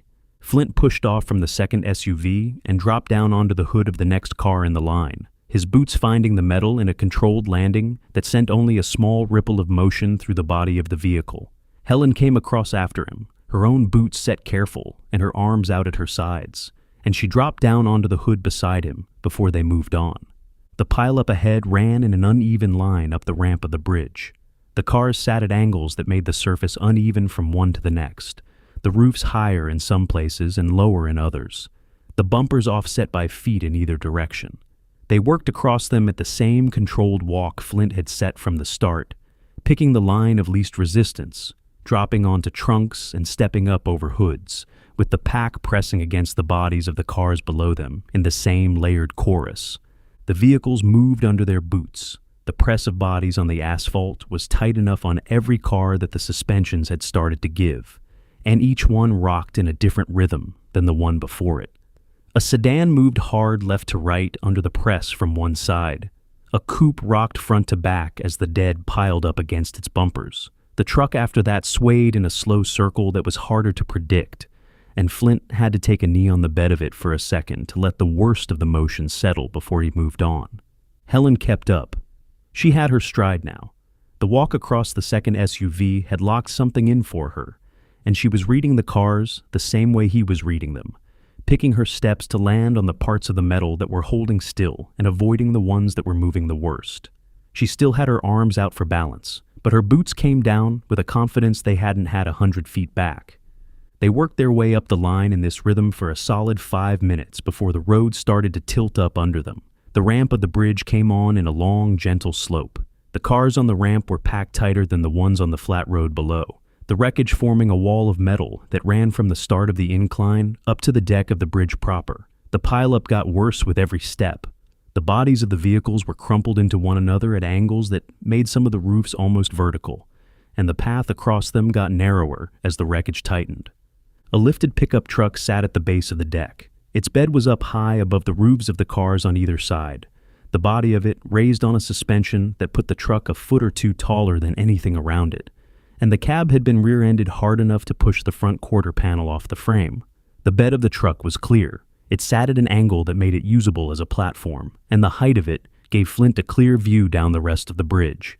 He climbed up into the bed and reached back to give Helen a hand up after him. She came up beside him and stopped. The two of them stood in the bed of the truck, with their boots planted on the ribbed metal of the floor, the sides of the bed coming up to their knees, the height of the truck putting them well above the worst of the rockings from the cars on either side. The pack moved around the truck in the same press that had been below them all along, but the truck wasn't shifting under them the way the SUV had. The mass of the lift kit and the weight of the truck were enough to hold the suspension steady against the bodies pushing on it. Flint let his shoulders drop a quarter inch. "You hanging in there?" Yeah, getting my workout today, that's for sure. He let a small smile come up at the corner of his mouth and turned his head forward. The bridge stretched out ahead of them. The deck of it ran across the river in a long, flat span, the concrete holding 2 lanes of traffic in either direction with a divider down the middle and railings along both sides. Both lanes were packed.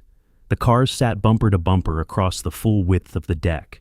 The metal crumpled together into a single continuous mass that ran from the near end of the bridge to as far as he could see. The dead were on every inch of the asphalt around the wreckage.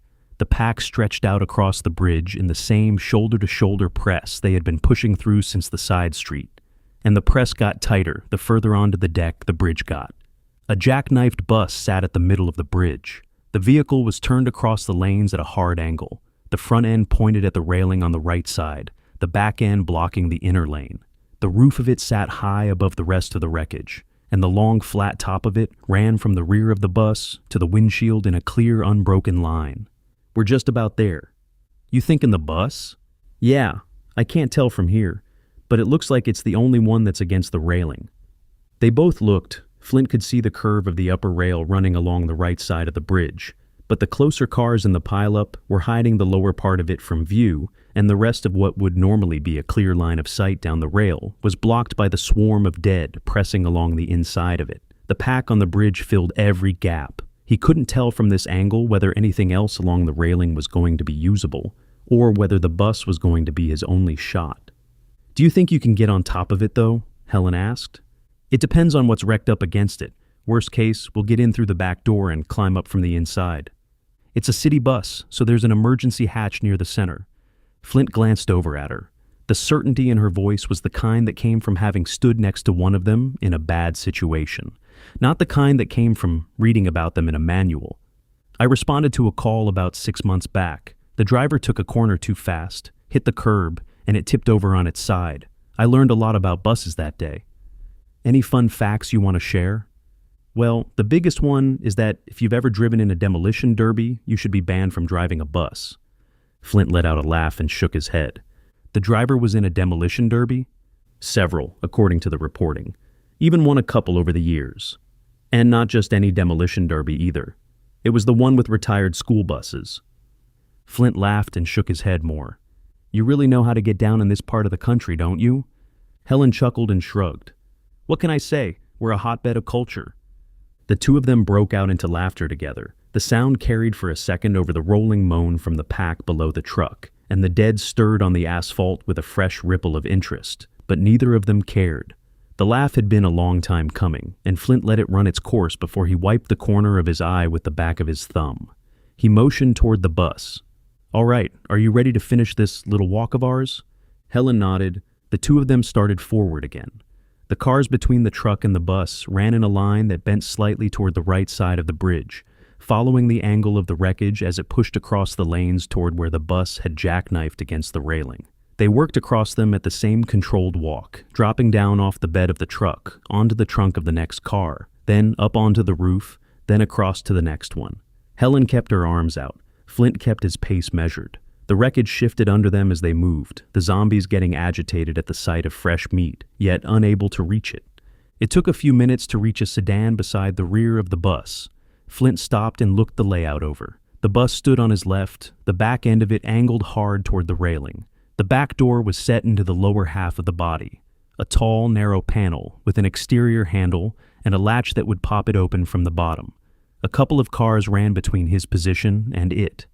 The last of them was a sports car with a sloped roof, the body of it a good 2 feet shorter than the cars he had been crossing on the way up. The hood was wedged tight underneath the rear bumper of the bus. The angle of the wreck pinning the front of the car against the panel, and the narrow gap between them was packed solid with the dead. I want you to stay here while I get the door open. Helen nodded. He turned and started forward across the cars between his position and the sports car. He moved at a faster pace now, picking his line and committing to it, the cleaver still in its sheath and the handgun loose in the holster on his hip. He covered the two cars in less than 10 seconds and came up to the edge of the sedan that sat just before the sports car. He paused there. He looked down at the gap between the sedan he was on and the roof of the sports car. The drop was further than the gaps he had been making for the last 20 minutes. The sloped roof of the sports car sat lower than the trunk of the sedan he was standing on, and the gap was wider than the ones he had been hopping. The bigger problem was below. The dead were packed thick around the front of the sports car where the hood was pinned under the bus, and the press of them spilled back along both sides of the body of the car. Hands came up from every angle. The closest of the zombies had their arms stretched over the roof of the car, the fingers grabbing at the air a foot below where the metal would put his boots. He steadied himself, picked his line, and jumped.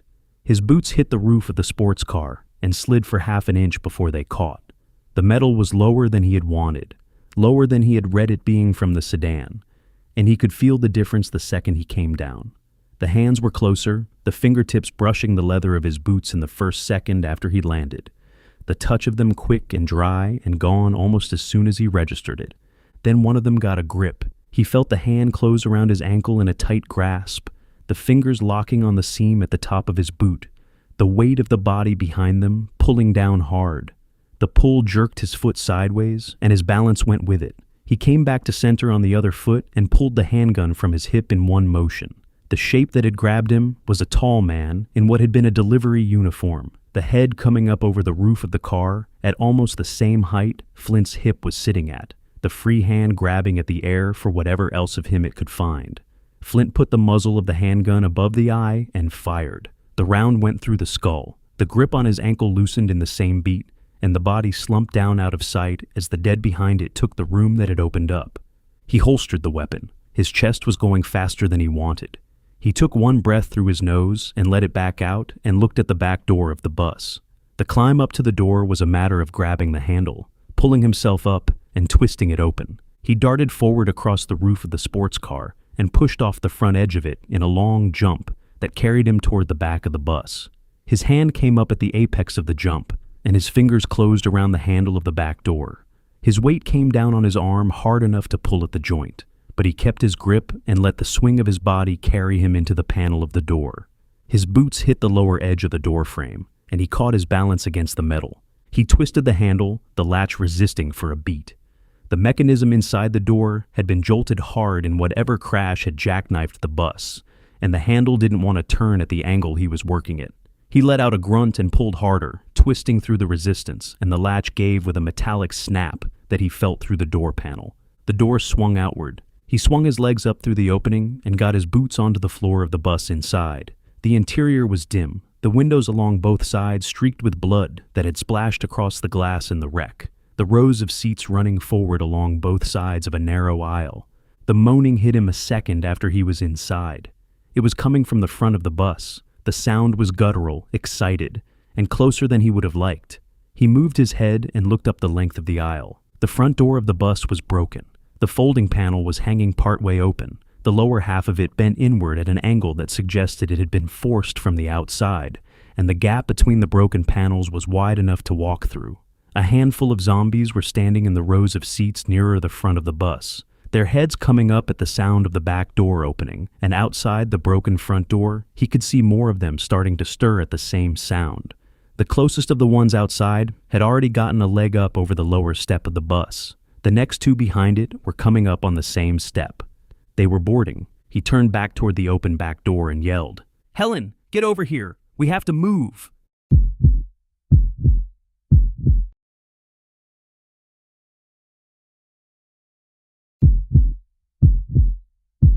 The Soldier, Kansas City, Part 9, by Derek Slayton. Chapter 1. "Helen, get over here. We have to move." Flint pulled the handgun from his hip and brought it up at the same time he turned back toward the front of the bus.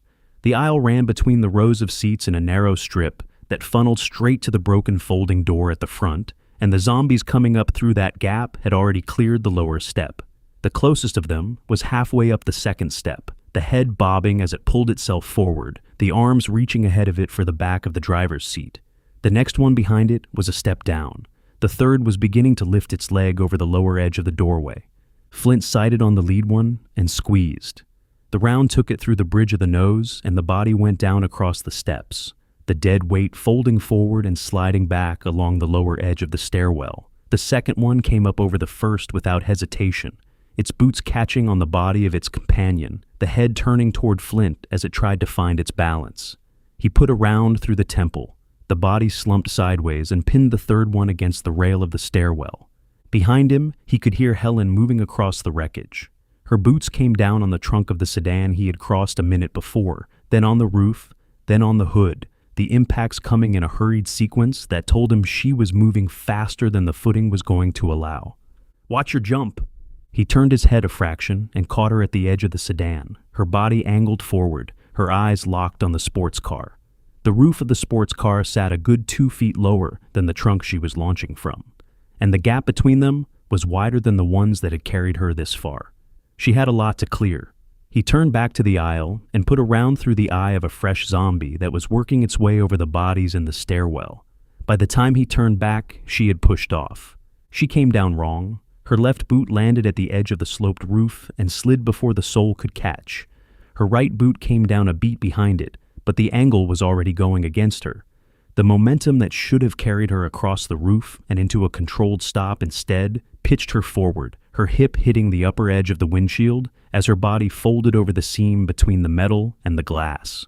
The windshield cracked under the impact with a sharp report, a fracture line spreading from where her hip had caught the surface and running across the rest of the pane in a long, jagged sweep. Her body kept sliding. Her boots came off the end of the windshield and onto the hood, and she skidded to a stop with her back flat against the glass and her feet planted on the metal a foot from the edge of the bumper. The hands came up around her boots almost before she had stopped moving. "Help me! Help me!" Flint pivoted in the aisle and brought the handgun up over the back of the rear bench seat. The angle was bad. He had to lean out through the open back door of the bus to get a clean line on the front of the sports car, and the shift in his weight pulled at his footing on the floor of the bus. He braced his offhand against the frame of the back door and fired. The first round took the zombie at the driver's side fender through the side of the head. The body dropped. A second one stepped up to replace the fallen one on the line. Both hands stretched toward Helen's left boot, and Flint put a round through its mouth before the fingers could close. He swept the muzzle across to the passenger side and dropped two more in quick succession, the bodies collapsing back into the mass behind them. Another shape pushed up over the driver's side fender from the deeper part of the pack, and he put it down as it came. He worked his way back across the front of the sports car a second time, picking off the ones that were already trying to reach the hood from the sides, the rounds coming in a measured rhythm that ate through the closest of them in under a handful of seconds. "Get to your feet." Helen reacted before the words had landed. She got her boots flat on the hood and shoved off the cracked windshield with her shoulders, her body coming up in a hard push that turned her into a low crouch on the curved metal. Her hands came out for balance. She caught it, set her stance, and looked up at the back door of the bus. The gap between the hood of the sports car and the open doorway above her was a good 4 feet of vertical, which was going to take some effort on her part to reach. She jumped. Her hands came up at the apex and her fingertips caught the lower edge of the doorway. Flint had already dropped the handgun back into the holster on his hip, and his right hand was coming down for her, even as her fingers were finding the metal. He locked his grip around her forearm and pulled. Her body came up through the opening in a single hard motion, her boots scraping against the back panel of the bus before they cleared it, and the momentum of his pull carried her past him and down onto the floor of the aisle. She landed on her side with a hard thud and rolled onto her back, the breath going out of her in a sharp gasp. "Stay down." Flint dropped his hand to the strap of his rifle and brought the weapon around in front of him. The motion was a clean swing across his chest, the stock coming up into his shoulder, the muzzle leveling on the aisle ahead of him. The handgun work had bought him time at the front of the bus, but the zombie mass at the broken folding door was building again. 2 zombies had pushed through the gap in the time he had been turned away, and a third was working over the bodies in the stairwell. Past them, through the broken panel of the front door, he could see more of the dead pulling themselves up onto the lower step, the mob at the front of the bus getting thicker by the second. He flicked the selector with his thumb and squeezed. The first burst dropped the zombie nearest him and clipped the one behind it across the jaw, the second body staggering sideways into the row of seats on the right. Flint took a step forward and put a single round through its temple. The third one had cleared the stairwell and was coming up the aisle at him with both hands stretched ahead, and he dropped it with a clean shot through the bridge of the nose. He took another step. 2 more came up over the bodies in the stairwell, and he worked them in sequence, the first round dropping the lead one, the next round following the second one down before it could find its balance. He kept moving forward, Helen was on her back behind him in the aisle, her chest rising and falling fast, her hands flat against the floor on either side of her hips. He stepped over her without breaking his pace. The aisle was narrow, and the dead piling up across it were starting to choke the path between him and the broken door, the bodies he had dropped layering on top of the ones who had come in first, the slick of fluid on the floor making the footing harder than it had any business being. He worked his way past the first wave and kept the muzzle up. A fresh zombie came up over the heap in the stairwell, with its arms hooked around the rail, and he put it down through the eye. Another one followed it, and he caught that one across the forehead. The bodies were pinning the door frame open from the inside, but the creatures outside were using them as a ramp. He reached the middle of the bus and stopped. The hatch was set into the ceiling above the central row of seats, a square panel about 2 feet on a side, the release handle sitting at one edge in a flush metal recess. He glanced up at it once and then dropped his eyes back to the aisle. "I'll hold them off. You get that open." Helen was already coming up off the floor behind him. She came up the aisle at a half run and ducked under his off arm to get to the bench beneath the hatch. He heard her boots come down on the seat cushion and then on the back of the seat itself, the leather creaking as she found her balance. He kept his eyes on the front of the bus. A zombie was working over the doorway frame, and he put it down with a controlled pair, the second round catching it as the first one staggered it. Behind him, the sound of the hatch handle being worked rose over the wet rasp of the dead in the stairwell, a hard metallic scrape as Helen pulled at the recessed grip. "Come on, come on!" Her voice was tight. The handle wasn't giving on the first try, and she had to reset her grip and pull harder. Flint heard the scrape go from a steady drag to a hard pop, and the hatch released with a thump as the seal broke. A rush of outside air came down through the opening and washed across the back of his neck. He worked another zombie through the head and shifted his fire across to a fresh one coming up the aisle. "It's open, come on!" Helen had pulled herself up through the hatch in the time it had taken her to call down to him. He could hear her boots on the metal of the roof above his head, the dull drum of them as she shifted to make room. He fired 3 more rounds in quick succession and dropped a pair of zombies that were closing the gap in the aisle, then let the rifle fall on its sling against his chest. He turned and put a boot up onto the bench seat. The cushion gave under his weight. He shoved off it and got his other boot onto the seat back, his hands coming up over his head for the edge of the hatch frame. His fingers caught the lip, and he pulled. The motion was harder than he had wanted. The rifle was hanging across his chest, and his arms were already burning from the run up the wreckage and the work in the aisle, but he set his grip and hauled. His shoulders cleared the lip of the hatch, and he got an elbow up on the roof, the metal cool against the inside of his arm. Helen's hands came down and locked around the strap of his vest, her weight pulling back as he pushed up, the two of them working him through the opening in a single hard effort. He cleared the edge and rolled onto his back. For a beat, he did nothing but breathe. The roof of the bus was warm under his shoulders, the metal taking the weight of him without complaint. The sky above him a pale, washed-out blue that had nothing to do with the sounds coming up through the open hatch. He let the air come in, slow through his nose, and let it back out the same way, his chest rising and falling against the front of his vest. The dead were still going below them. The sound came up through the hatch in a wet, rolling swell that broke against the rim of the opening, and out across the wreckage of the bridge, it carried in a thicker chorus, the bodies packed between the cars adding their own voices to the noise rising from the bus. "Are you okay?" Helen was crouched near the edge of the hatch, with one hand braced against the metal of the roof and the other on her thigh. Her shoulders were shaking. She took a deep breath in and let it out slow, then nodded. "Yeah, I'm okay. Are you?" Flint stayed flat on his back. He lifted his right hand off the roof and gave her a thumbs up. The motion was about all he had in him, and even that took a little more than he would have admitted. He let his arm drop back down across his chest and turned his head toward her. "What do you say we sit here for a minute?" Helen let out a chuckle. The sound of it was thin, but the edge of fear underneath it had already started to give way to something else. She crossed the few feet of metal between them on her hands and knees and dropped down beside him, then reached out and patted him on the chest with the flat of her hand. "Take all the time you need, Sergeant." Chapter 2. The two of them sat there for a long stretch without speaking. Flint had his back against the metal of the roof, and his legs stretched out toward the front of the bus, his rifle resting across his thighs, his hands folded loose over the receiver. Helen sat a foot to his left, with her knees drawn up and her arms wrapped around them. The sun was warm on the metal under them, the heat of it coming up through the fabric of his pants and into the backs of his legs. The wind that had been steady all morning had dropped to nothing. Out across the bridge, the dead stretched away in both directions. The wreckage of the cars and trucks ran in a long, jagged line that pushed all the way back to where they had abandoned the sedan. And the bodies packed between the vehicles filled every inch of the asphalt that wasn't already taken up by metal. The pack to the south was holding the road in a slow churn, the dead pressing against the wreckage they couldn't get over, the heads turning up toward the bus in the steady drift of motion that had become the only thing the world below them did anymore.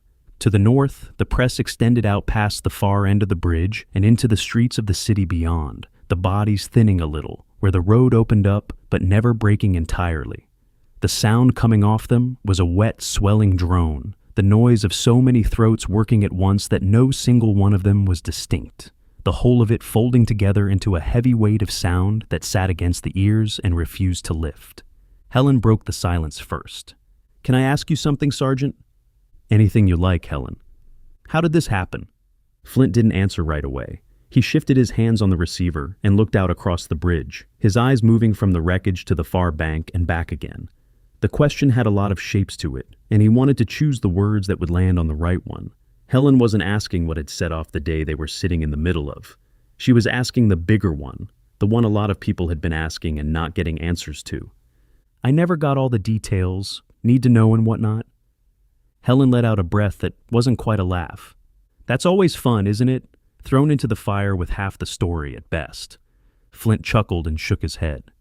"It's a virus. Started in Texas, at least that's the rumor. If you have A-type blood, you get sick and eventually turn into one of our friends down there." Helen sat with that for a beat. Her eyes had moved off the wreckage and gone unfocused on the air above the bridge, and he could see her doing the math behind them. Her training was running over the numbers and pulling the picture together piece by piece, the way someone in her line of work would have done it on instinct. "That's roughly 40% of the population, just from the initial infection. That doesn't include the bites." She paused. The number had landed, and she was working it through, and after a second, she let out a slow breath through her nose. "Well, that explains why everything fell apart so fast." Helen went quiet for a beat. Her eyes moved off the air above the bridge and dropped to the metal of the roof between her boots. Something passed across her face.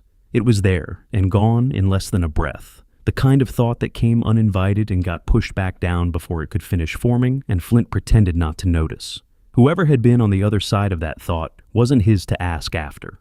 She lifted her head a moment later, and the look was gone. By the time anybody knew what was going on, it was too late. Do they know if it was deliberate or not?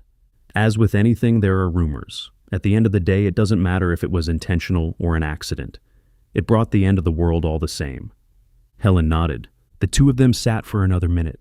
The pack below the bus had not lost any interest in them, but it had not gained any either, the heads still turning up toward the roof in the same churn that had been running since they had first come up through the hatch.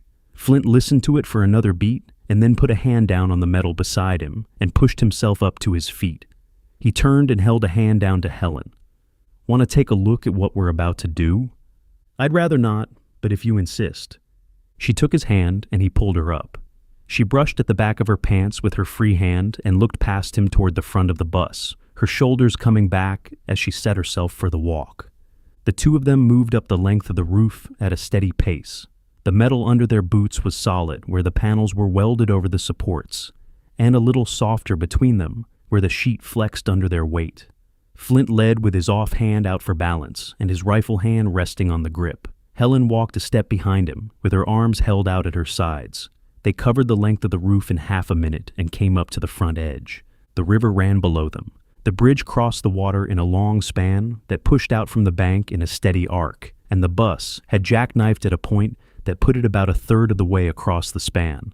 The front of the bus was up against the railing on the right side of the bridge, the bumper pressed tight to the metal of the guardrail, the angle of the wreck pinning the front end in place against the barrier. From where they stood on the roof, they had a clean view past the railing and down to the surface of the water below. The river was running fast. The current was pushing the surface in a steady muscular drift that pulled everything on it downstream in a long, unbroken pull. the muddy brown of the water shading darker where the deeper channels ran and lighter where the shallower water caught the sun. There was no debris worth speaking of along the line they were looking at, the channel below the bridge running clean for a long stretch in both directions. The depth was hard to read from above, but the color and the way the surface moved told him there was a lot of water under it. Well, at least it looks deep. Have you ever jumped into water from this height? Flint looked down past the rail and tried to read the drop. The deck of the bridge sat a good way above the surface of the water, and the height of the bus on top of that put them higher still. He worked the math by eye. This is what, 50, 60 feet? Something like that. We did some water entry in basic, but never from this high. You're going to want to go in feet first. At this height, it's going to hurt, but it's survivable. Well, you know what they say. A little pain never hurt anybody. Helen let out a chuckle and shook her head. I used to tell my patients that right before I jammed a needle into their arm. The two of them broke into laughter together. Flint felt the pressure that had been sitting across his chest for the last hour ease back a notch, and he let the laugh run its course. Helen had her hand pressed against the side of her neck, her shoulders shaking a little, the sound of her laugh thinner than his, but no less honest. The dead below the bus stirred at the noise, and the swell coming up off them rose a fraction in answer, but the two of them on the roof had stopped paying them any attention. The laughter ran down. Flint took a breath and let it out, and the smile on Helen's face faded as she came back to the work in front of them. How good of a swimmer are you? Fairly strong. Good, because we're going to be out there in it for a while. We need to get clear out of town. He looked back down at the river and traced the line of the current with his eyes. The water was running south at a good clip, and the channel ahead of them ran clean for as far as he could see. The bridge they were standing on was the last one before the river opened up into a wider stretch that pushed out past the edge of the city, and once the current had them in it, the river was going to do most of the work of carrying them out. The work he and Helen were going to have to do was the work of staying on top of it. The current is going to be doing the heavy lifting, but we're going to have to keep our heads above water. I'll manage. Flint nodded. He glanced back along the length of the roof toward the open hatch, then turned the other way and looked down past the railing again. The angle of the front of the bus put them a little to the right of the cleanest line down to the water, but not by enough to make a difference. He stepped back from the edge a few paces and motioned for Helen to do the same. She came back beside him and set her stance, her hands flexing at her sides, her eyes already locked on the railing ahead of them. Flint set his shoulders and started the count. On 3, 1, 2, 3. Chapter 3. Flint pushed off the roof of the bus a half step ahead of Helen and felt the metal go out from under his boots. The edge of the bridge passed beneath him in a quick blur of railing and asphalt, and then there was nothing under his feet but air. He brought his arms in across his chest and locked his ankles together with his legs straight, the way Helen had told him to, and let the drop take him. The fall was longer than he had read it being. The water came up at him in a wide sheet of muddy brown, the current running across the surface in a long, muscular pull, and the time between the edge of the bridge and the impact was enough for him to register the cold rolling off the river before he ever touched it. Helen was a step behind him on his right, her body angled the same way his was, her arms crossed tight across her chest. He kept his eyes forward and his legs locked. He hit hard. The water broke under him with a sharp slap that ran up the soles of his boots and into his ankles and knees in a single hard jolt. The pain shot up the back of his legs and spread into his hips before the rest of him had cleared the surface. The current grabbed him on the way down. He went under deep, the muddy brown closing over his head in a dim swallow, the cold of it pushing through the fabric of his clothes and against the skin of his chest and back in a hard wave. The drop kept him going for a few feet before the water slowed him, and then he was kicking up against the pull, his boots heavier than they had any business being, the air in his lungs starting to burn before he had cleared the depth he had gone down to. His head broke the surface. He pulled in a deep breath and felt the cold of the river settle into his bones the second the air hit his chest, the chill running down through him in a long shudder that went all the way to the bottom of his ribs. The water was running fast under him, and he could feel the current already pulling him downstream, the bridge shrinking behind him at a clip that told him how strong the channel was. He worked his arms to keep his head above the surface and turned in the water. Helen! Helen! The river was loud in his ears. The current breaking around him made a steady churn, and the wind across the surface was pulling at the top layer in a hiss that ate up the smaller sounds. He turned a full circle in the water before he caught her. Her head was bobbing about 10 feet downstream of him, the dark of her hair just visible above the muddy brown, her arms working in a panicked thrash that wasn't quite keeping her steady. He kicked toward her. He covered the distance in a few hard strokes and got a hand on the back of her shirt.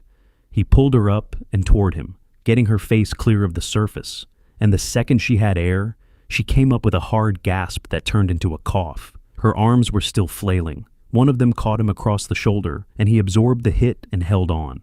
"You're okay, you're okay." He kept his voice steady and her shirt locked in his fist. She got a breath, then another, and the flailing started to come down. Her hands found his vest and her grip locked there, the fingers wrapping into the fabric, the panic in her shoulders easing back as she felt something solid in her hands. The two of them rode the current together for a beat while she got her breathing under control. "Are you hurt?" She let out a sound that was halfway between a cough and a laugh. "I'm going to need a week off and a shit ton of ibuprofen, but I'll manage." Flint laughed. The cold was running through his chest and the pain in his legs was settling into a deep ache that was going to be with him for a while, but the laugh came up out of him anyway. He let go of her shirt, and she let go of his vest, and the two of them shifted to treading water at arm's length, the current pulling them along in a steady drift that neither of them was fighting.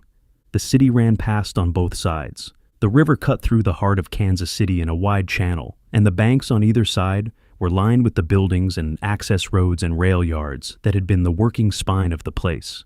From the middle of the water, the streets behind the embankments were visible in long flashes between the warehouses and the bridge supports, and every one of those flashes showed the same thing.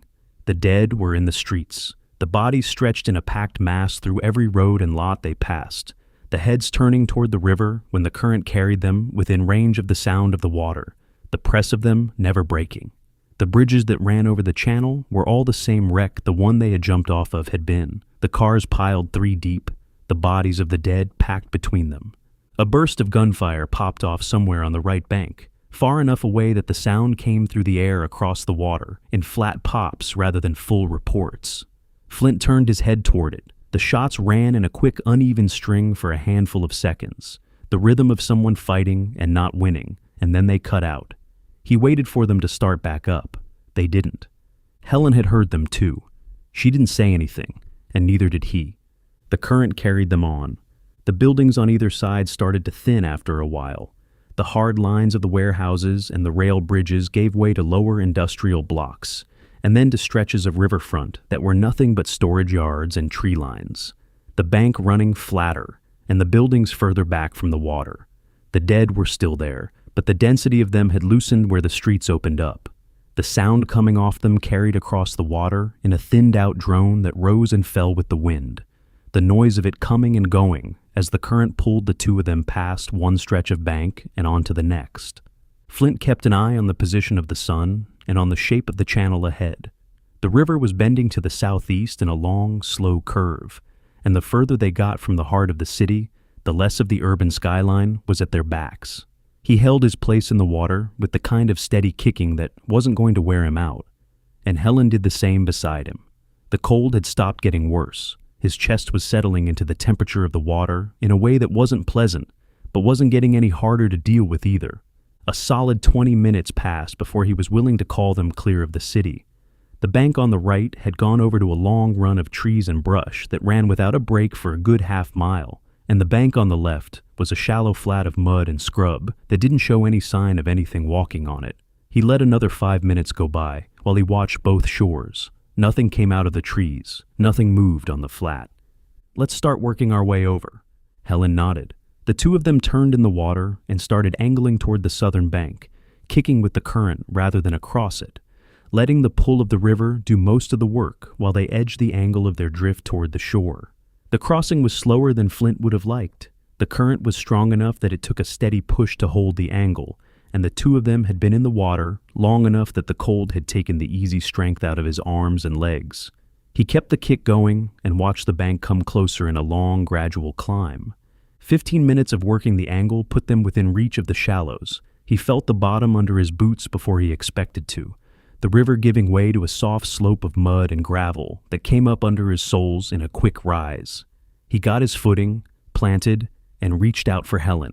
He caught her by the upper arm and pulled her toward him as the current tried to take her past, and she got her own boots down a beat after his. The two of them pushed up the slope of the bank together. The mud was soft under their boots, and the slope was just steep enough to be work. They cleared the waterline and stumbled forward into the brush at the top of the bank, and a few steps in, both of them went to their knees at the same time. Flint dropped his hands flat to the mud in front of him and let his head hang down between his shoulders. His chest was heaving. The cold that had soaked into him during the float was at his core now, and the air that should have warmed him as it came in didn't quite get there. He got his arms up and started rubbing at his chest with the flats of his hands. Helen had done the same a beat before he had, her arms crossed in front of her, her hands working at the fabric of her shirt where it lay against her skin. The two of them sat there in the mud and the brush, working the cold out of themselves in the same hunched-over rhythm, neither of them saying anything for a stretch of breaths. The river kept running behind them. The trees stood up around them in a thin stand of trunks and undergrowth that ran back from the bank for a few yards, before the ground rose into something more solid. "Do you have any idea where we are?" Helen shook her head. She kept her hands working at her chest and her eyes on the mud between her knees, and after a beat, she lifted her head and looked out through the trees toward the south. The gunfire came up out of the south at almost the same second she turned toward it. The sound came in a rolling string of reports that ran for a long stretch without breaking. The rhythm of it, the rhythm of more than one weapon working at once. The noise of it carrying across the open ground in a way that put it not far off at all. The shots ran for a solid 20 seconds before they paused, and when they came back heavier, a second weapon joining the first, a third opening up under both of them. Helen kept her eyes on the trees. Her hands had stopped working at her chest. Apparently nowhere safe.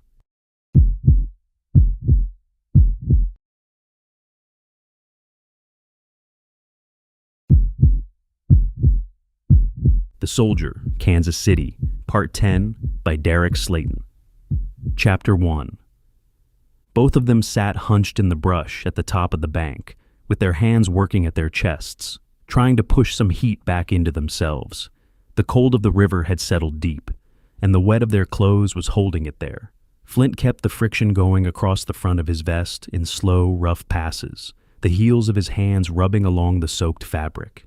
Helen had her arms crossed in front of her chest, with her hands tucked under her armpits, the same hunched posture that he had taken, the same shallow breathing. The gunfire came up out of the south. The two of them turned their heads toward it at the same beat. The reports rolled across the open ground in a long, uneven string, 3 different weapons working at varying rhythms, the closest of them sounding like a rifle and the others harder to place. The volume of it told him they weren't far off, a few hundred yards, maybe less. "Apparently nowhere safe," Helen said. Flint pulled himself up from the mud. His legs didn't want to work the way they were supposed to, the cold having pulled the easy give out of his knees, but he got his weight under him and found his feet. Helen came up after him a beat behind, one hand braced against the trunk of a young tree at her shoulder, the other one still working at the wet shirt clinging to her stomach. "Come on," he said. "Let's hope they're friendly." He started forward through the trees. The stand was thin, and the brush was patchy enough to push through without too much trouble, the ground rising in a gentle grade that took them up away from the bank. The gunfire kept up in the distance, the rhythm of it shifting as one weapon paused and another picked up, the shots rolling out in a steady cycle that told him whoever was on that line was dealing with a significant threat. He came out of the trees onto the edge of an open field. The field ran 100 yards across in flat grass that came up to his knees, the surface broken in patches by tufts of weed and the occasional low tangle of brush. The far side of it terminated at a road, and past the road was the back edge of a small community. The buildings ran in a loose cluster of low houses and a handful of larger structures, the roof lines breaking the skyline in a row of mismatched peaks. The town wasn't big. He could see the far edge of it from where he was standing. The road on the near side was where the zombies were. A few dozen of them were stretched along the strip of pavement in a loose column, the column moving away from him and toward the heart of the community. The bodies were shambling in the slow drift of creatures that had been on their feet too long, the heads tilted forward, the arms hanging at their sides. The leading edge was already past the first row of houses, the trailing end still working its way out from somewhere further down the road. The gunfire was coming from a building near the front of the column. He couldn't see the structure clearly through the houses in front of it, but the muzzle flashes were lighting up the upper windows of a flat-roofed two-story sitting on what looked like a corner lot. The zombies were funneling toward it. "Come on," he said. "Let's go help them out." "What if they're not friendly?" Helen asked. "We're going to have to take that chance. We need to get warm and dry soon." She didn't argue. He glanced back at her and caught her giving him a tight nod, her jaw set, her eyes already moving back across the field toward the town. Flint set off into the grass at a hard run. The footing wasn't bad. The ground was soft from runoff, but the grass itself was holding well enough under his boots, the stride coming back as the cold worked its way out of his legs. Helen kept pace at his right shoulder, her boots punching into the grass a half step behind his. The gunfire from the far end of town kept up as they ran, the reports running in shorter strings now, the gaps between them stretching out. Halfway across the field, the gunfire slowed. He registered it without breaking stride. The string of shots that had been rolling out at a steady clip dropped to 2 reports, then 1, then a long pause. Another single report, another pause. The rhythm wasn't the rhythm of a fight that was over. It was the rhythm of a fight that had thinned its ammunition down to careful single rounds. The zombies on the road hadn't thinned at all. He cleared the last 20 yards of the field at a sprint and hit the back edge of the nearest property in a hard slide that brought him up against the siding of a low storage shed. He pressed his shoulder to the wall and brought the rifle around in front of him. Helen pulled up at his offside, with her back flat against the boards. He stripped the magazine out of the rifle. The mag was almost empty, the weight of it telling him he had maybe 4 rounds left. He dropped it into the front pocket of his vest and pulled his last fresh one from the rear pouch, slapping it home with the heel of his hand. He worked the action. The bolt rode forward with a wet drag that told him the river was still in the mechanism somewhere, but it seated and the round chambered. He gave the bolt a second cycle to be sure, ejecting the chambered round and catching it against his palm before thumbing it back into the top of the mag. "Should be fine." He glanced at Helen and gestured back along the wall with 2 fingers. "Stay a few yards back," he said. "Wait for my call." She nodded and dropped her hand to the knife on her hip. He came up the side of the shed and into a narrow gap between buildings. The gap ran 10 yards before it opened onto the main street of the town, and he closed the distance at a low jog with the rifle held tight against his shoulder. He stopped at the edge of the last building and put his shoulder to the corner. The street ran in front of him in a long stretch of cracked asphalt. The corner store was 3 buildings down on the opposite side of the road, a squat single story with a faded awning over the front and plate glass windows running across the front face.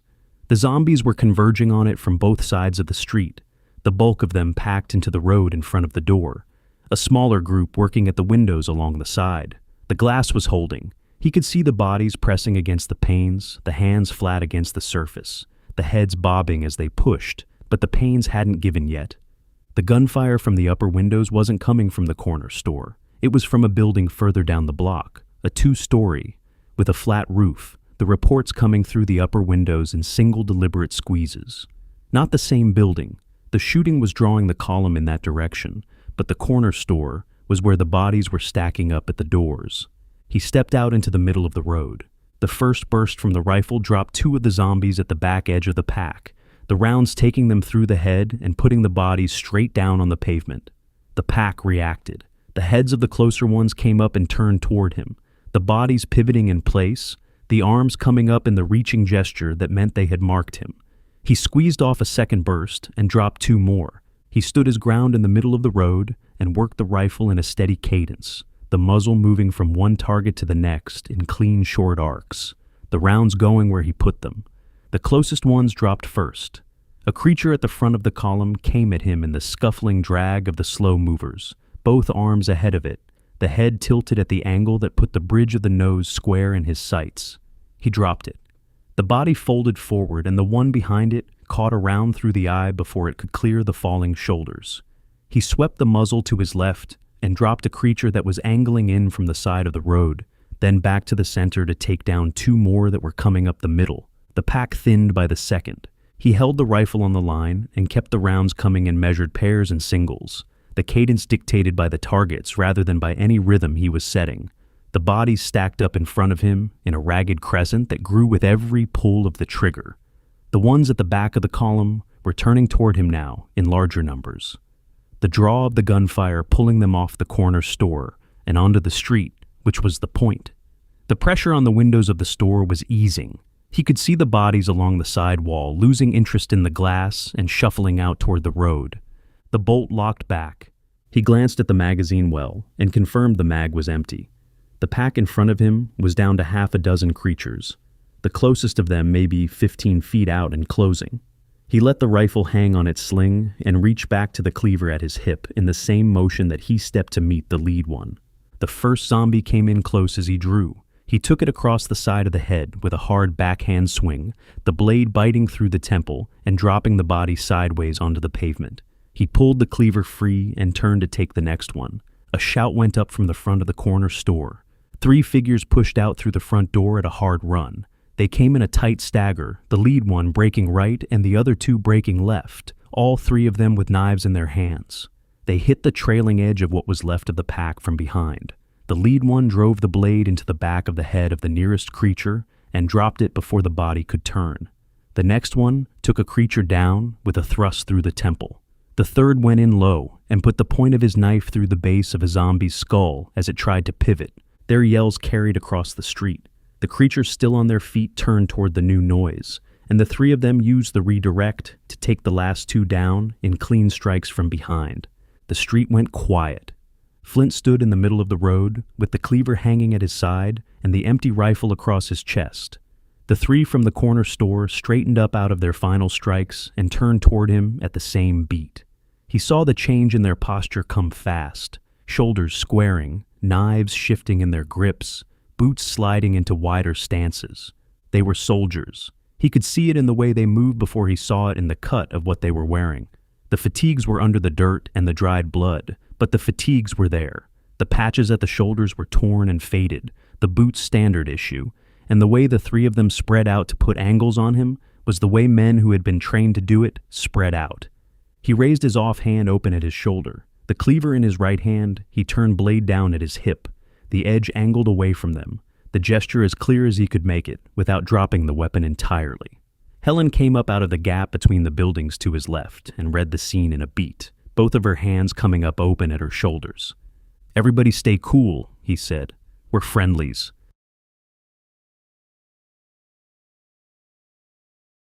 Chapter 2. The 3 soldiers held their stance for a long beat. The knives in their hands stayed angled forward, and the boots on the pavement stayed wide. The 3 of them set into the kind of triangle that put Flint at the apex of all 3 sightlines. Helen's hands stayed open at her shoulders. Then the lead one let out a breath and lowered his blade. "Sorry," he said. "We're a bit on edge. It's been a hell of a day." The other 2 followed his lead a beat behind. Their knives came down to their sides, but neither of them sheathed. Flint kept the cleaver where it was for a second longer, then turned the blade flat and slid it back into the loop on his belt. He brought his offhand down from his shoulder. "Tell me about it," Flint said. "I'm Sergeant Flint. This is Helen." "I'm Corporal Harper. This is Carpenter and Dominguez. We've got a half dozen civilians inside, too." "It's just the 2 of us." Helen had come up to Flint's left shoulder, both of her hands open at her ribs. "And if it's all the same to you, Corporal," she said, "we just went for a swim, and we're about to freeze to death. Is there any chance we can come in and warm up?" Harper let out a short laugh and gave a small shake of his head. "My apologies," he said. "Where are my manners? There's a radiator heater going in the back of the store. I'll have Carpenter get you some dry clothes from the store across the street." "Thank you, Corporal," Flint said. He nodded as he said it. The motion was small enough that nothing about his expression changed, but his eyes moved across Harper's face once and registered something that had been sitting at the edge of the corporal's manner since the knife had come down. The man was off. The set of his shoulders said it, and so did the way his eyes had flicked to Carpenter and Dominguez before he had spoken. He was reading Flint for something. He was waiting for something. Whatever it wasn't the kind of thing a corporal who had just been bailed out of a fight was supposed to be carrying. Flint filed it. Harper turned and gave a quick word to Carpenter, who broke off at a jog toward a low storefront on the other side of the road. Dominguez stayed at Harper's shoulder with the knife still loose in his hand. Harper waved the rest of them toward the corner store and stepped aside to hold the door. Flint let Helen go first. He came through behind her into the warmer air of the store interior. The civilians were spread across the front of the space in a loose cluster, their faces turning toward the door as the two of them came in. Half a dozen of them, just like Harper had said. A man with gray at his temples and a streak of dried blood across the front of his jacket. A woman in a heavy sweater holding the hand of a girl who couldn't have been more than 10. Two younger women near the counter, an older woman at the back. The faces were tired, and the postures said most of them hadn't slept in a while, but the eyes that took in Flint and Helen were the eyes of people who could still see a difference between a threat and a guest. The radiator was set up along the back wall on top of a low folding table. Two of the civilians waved Flint and Helen toward it without speaking, and the rest of them stepped back to clear a path. Flint and Helen crossed to the heater. The warmth was real. Flint could feel it on his face from 3 feet out, and by the time he was a step from the unit, the air at chest height had gone from cold to something close to hot.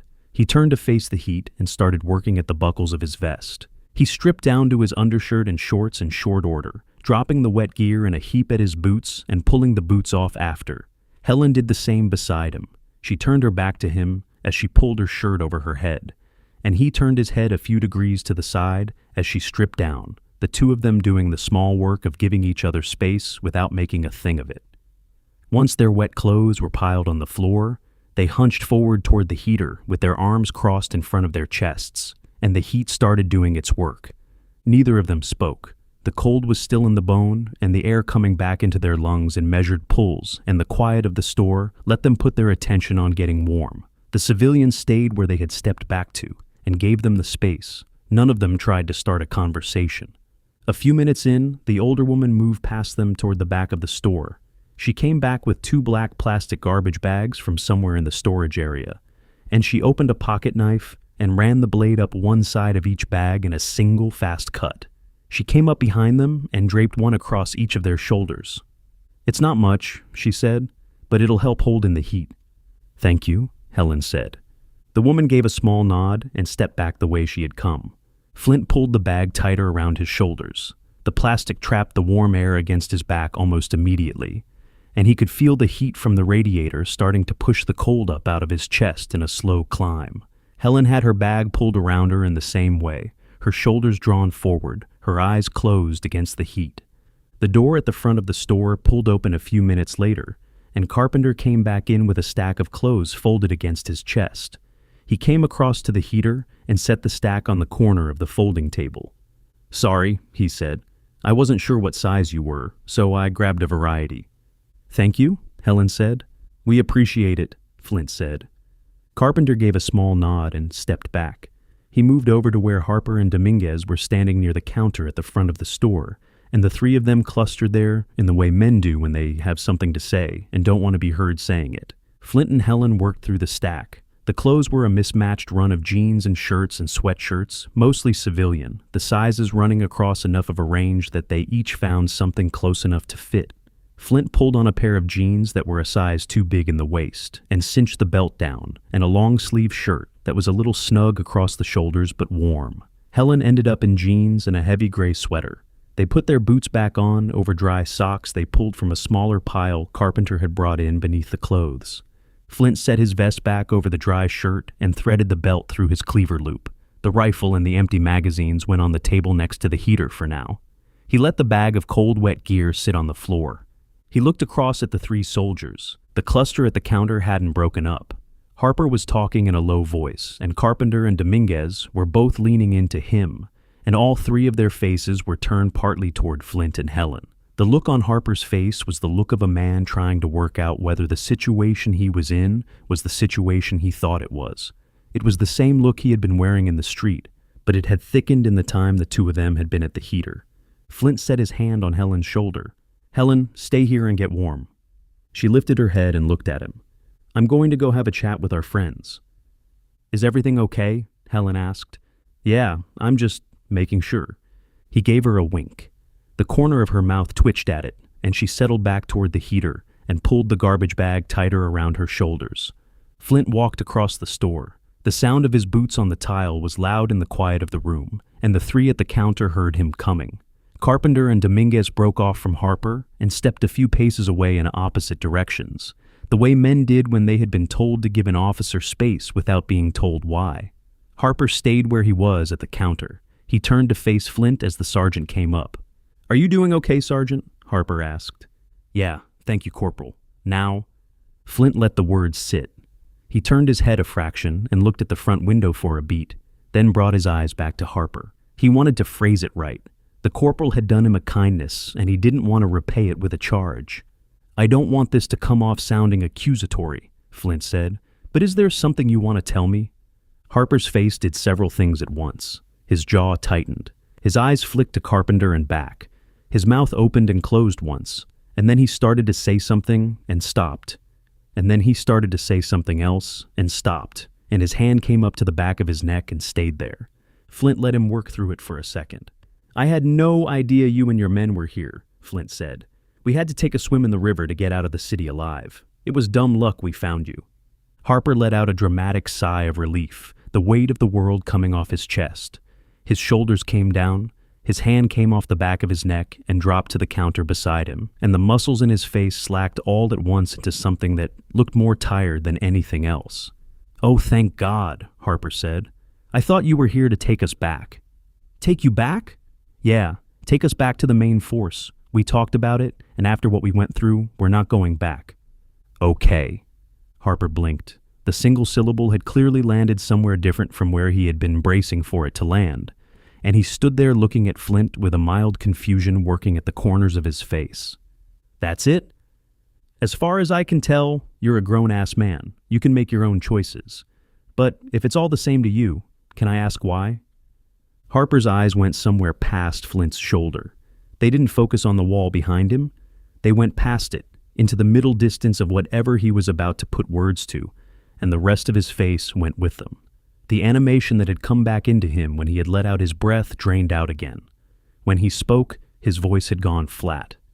"General Rothman," Harper said. He ordered us to push forward on a position. We had no chance of achieving the objective, but he threatened my captain with execution if he disobeyed a wartime order. Turns out following the order was a death sentence, and not just for him." Flint nodded along. The name had landed on him with the weight of a face he had stood across a desk from, and the picture he was building from Harper's words was not a picture that surprised him. He kept the recognition to himself and let the corporal have the floor. "The three of us managed to secure a truck on the outskirts of the city," Harper said, "picked up the people over there, and found our way here." His eyes came back from wherever they had gone and settled on Flint again. The flat had stayed in his voice, but his shoulders had come up out of the slump they had drifted into. "Well, Corporal," Flint said, "your secret is safe with me." "Thank you, Sergeant." Flint glanced once at the civilians at the front of the store, then back at Harper. "However, I am going to try and find my way back. Is there anything you can do to help?" Harper held his eyes for a beat.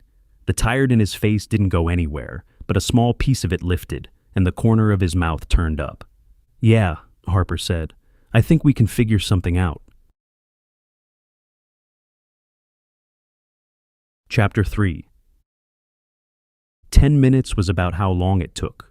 Flint had spent most of it standing near the front window of the corner store, with his rifle slung across his back and the empty magazines tucked into the front pouch of his vest, watching the street and listening for engines. The sound came in from the south, a low, rough idle that cut through the quiet of the town and steadied as it got closer. A pickup rolled around the corner 2 blocks down and rumbled up the street toward the store. Carpenter was at the wheel. He pulled up in front of the door, put the truck in park, and stepped out with the engine still running. He came around the front of the truck, smacking the hood as he came around. "It's only got half a tank of gas," Carpenter said, "but that should get you to Whiteman." Flint looked at him with confusion. "Whiteman?" "The air base," Harper said. He had come up on Flint's right shoulder. "It's about 50 miles southeast of here." Harper held out a folded piece of paper. Flint took it and opened it across his palm. The note was a list of road numbers and turns written in tight block letters down the length of half a page. 2 highway numbers, 3 turns, a final stretch onto a state route. Simple enough. "Directions are on there," Harper said. "It's just a few turns." I think I can manage." He folded the paper and tucked it into the front pocket of the jeans Carpenter had brought him. He turned toward the truck. "Are you trying to leave without me?" Helen had come up out of the doorway of the store. She had the gray sweater pulled around her and her arms crossed over her chest, but the set of her face wasn't cold. It was her version of an arched eyebrow. Flint stopped halfway to the truck. "I think you'll be safer with them." "And you're just going to make that decision for me?" He turned to face her. "Well, chances are when I get back, the first thing they're going to do is send me right back into Kansas City. And since you have medical training, you just might get drafted." She held his eyes for a beat. The arched eyebrow softened, the rest of her face working through it, and after a second she gave a small, tight nod and turned to Harper. "So, Corporal, I don't suppose you could use a paramedic on your journeys, could you?" "I think we can find a place for you." Flint glanced at Harper. "Any idea where you're headed?" "There's tons of small towns around here. Figure we'll hit a grocery store, stock up, then find a farm that's no longer owned. With as bad as things are, food just might become an issue." Flint nodded. He held out his hand. Harper took it and gave it a single firm shake, and Flint felt the corporal hold the grip for half a beat longer than he needed to before he let go. The thank you was in the grip. He didn't say it. Helen stepped over as Flint was letting go of Harper's hand. "You watch out for yourself, Sergeant. I'm definitely staying away from high rises and bridges for a while." She let out a short laugh. He laughed with her, and she held out her hand. He took it. Her grip was warm through the thin layer of skin still cold from the river, and she gave it a small squeeze before she let go. He climbed into the cab of the truck. The interior smelled of dust and old vinyl, and a faint trace of cigarette smoke that had soaked into the headliner a long time ago. He pulled the directions back out of his pocket and laid the paper across the center of the steering wheel, took a quick read of the first turn, and folded the paper back down to a smaller square that he tucked into the cup holder. He shifted into drive and pulled away from the curb. In the rear view, Harper had his hand up. Helen had her arms crossed again, and her chin lifted in the small, acknowledging tilt that she favored. The two of them stood there in front of the corner store and watched the truck go, and Flint watched them shrink in the mirror until the road bent and took them out of sight. Then he was alone in the cab. The drive south of the town opened up onto county roads that ran flat and straight through farmland. The fields on either side were a flat brown stretch of cut stalks where corn had been before the season had run out, the rows running off toward distant tree lines, the silos rising up in the middle distance where the farmsteads sat back off the road. The sky was a uniform gray that didn't promise rain, but didn't promise sun either. The road was empty. Flint settled into the seat and let the speedometer come up to 50. The pickup was an older model with some play in the steering and a small shimmy in the front end at speed, but the engine ran clean and the temperature gauge held in the middle of its range.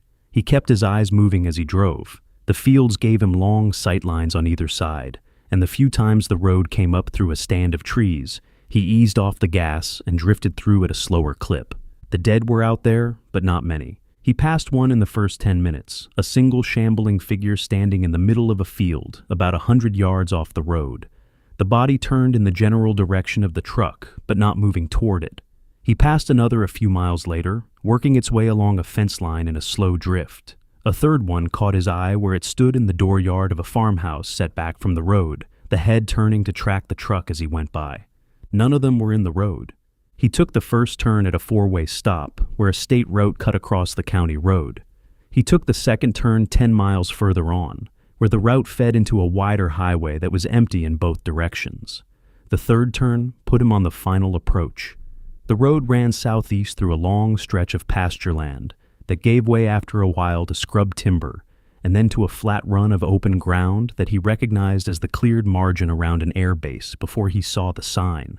The sign came up on his right a few minutes later.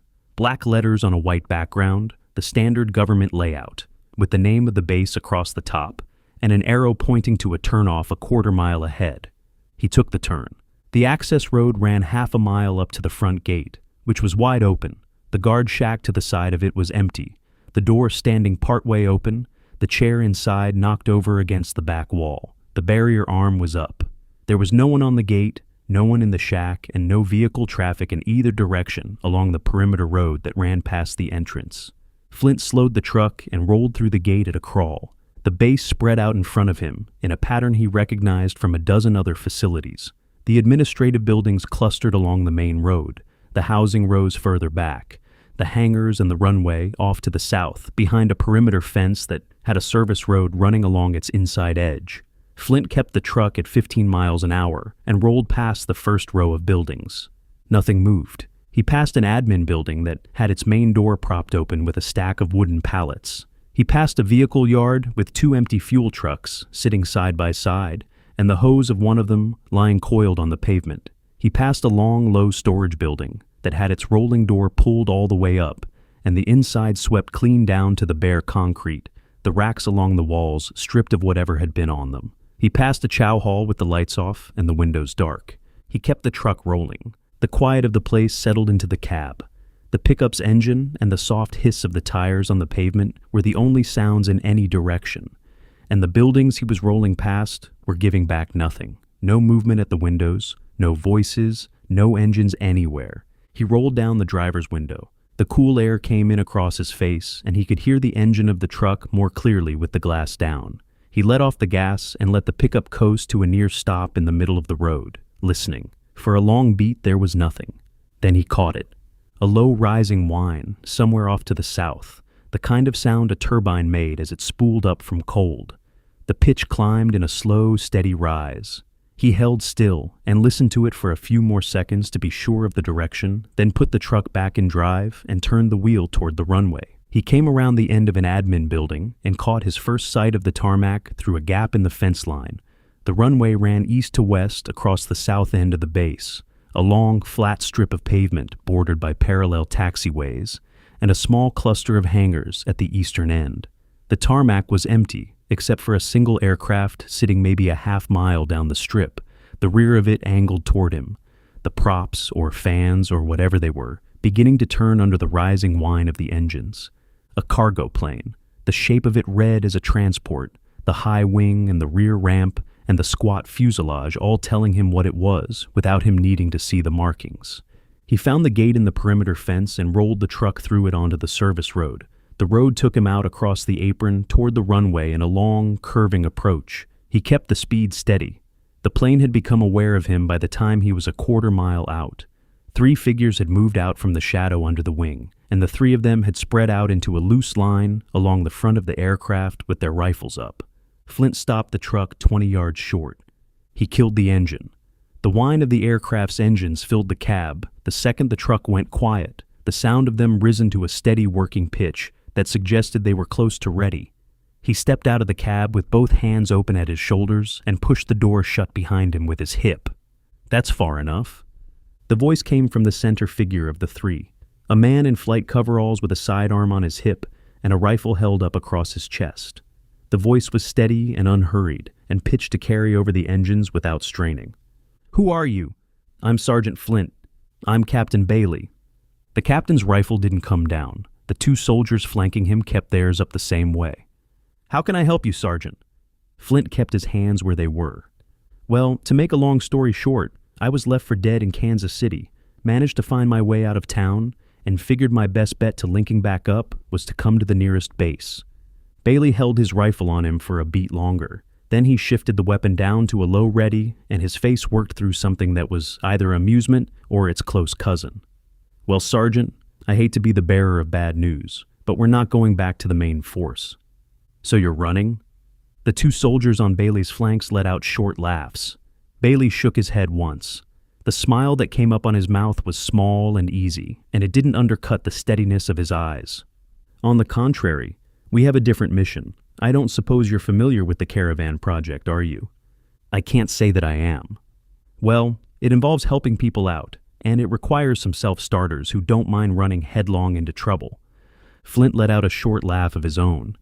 "That sounds like it's right up my alley. You got out of Kansas City in one piece, and you're running around with a meat cleaver hooked to your belt, so I kinda gathered that."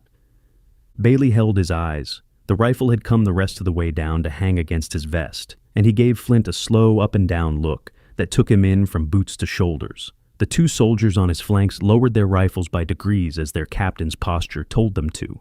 Behind them, the engines of the cargo plane held at their working pitch and waited. "So, what do you say, Sergeant? Are you up for a new assignment? Flint smirked. Sign me up.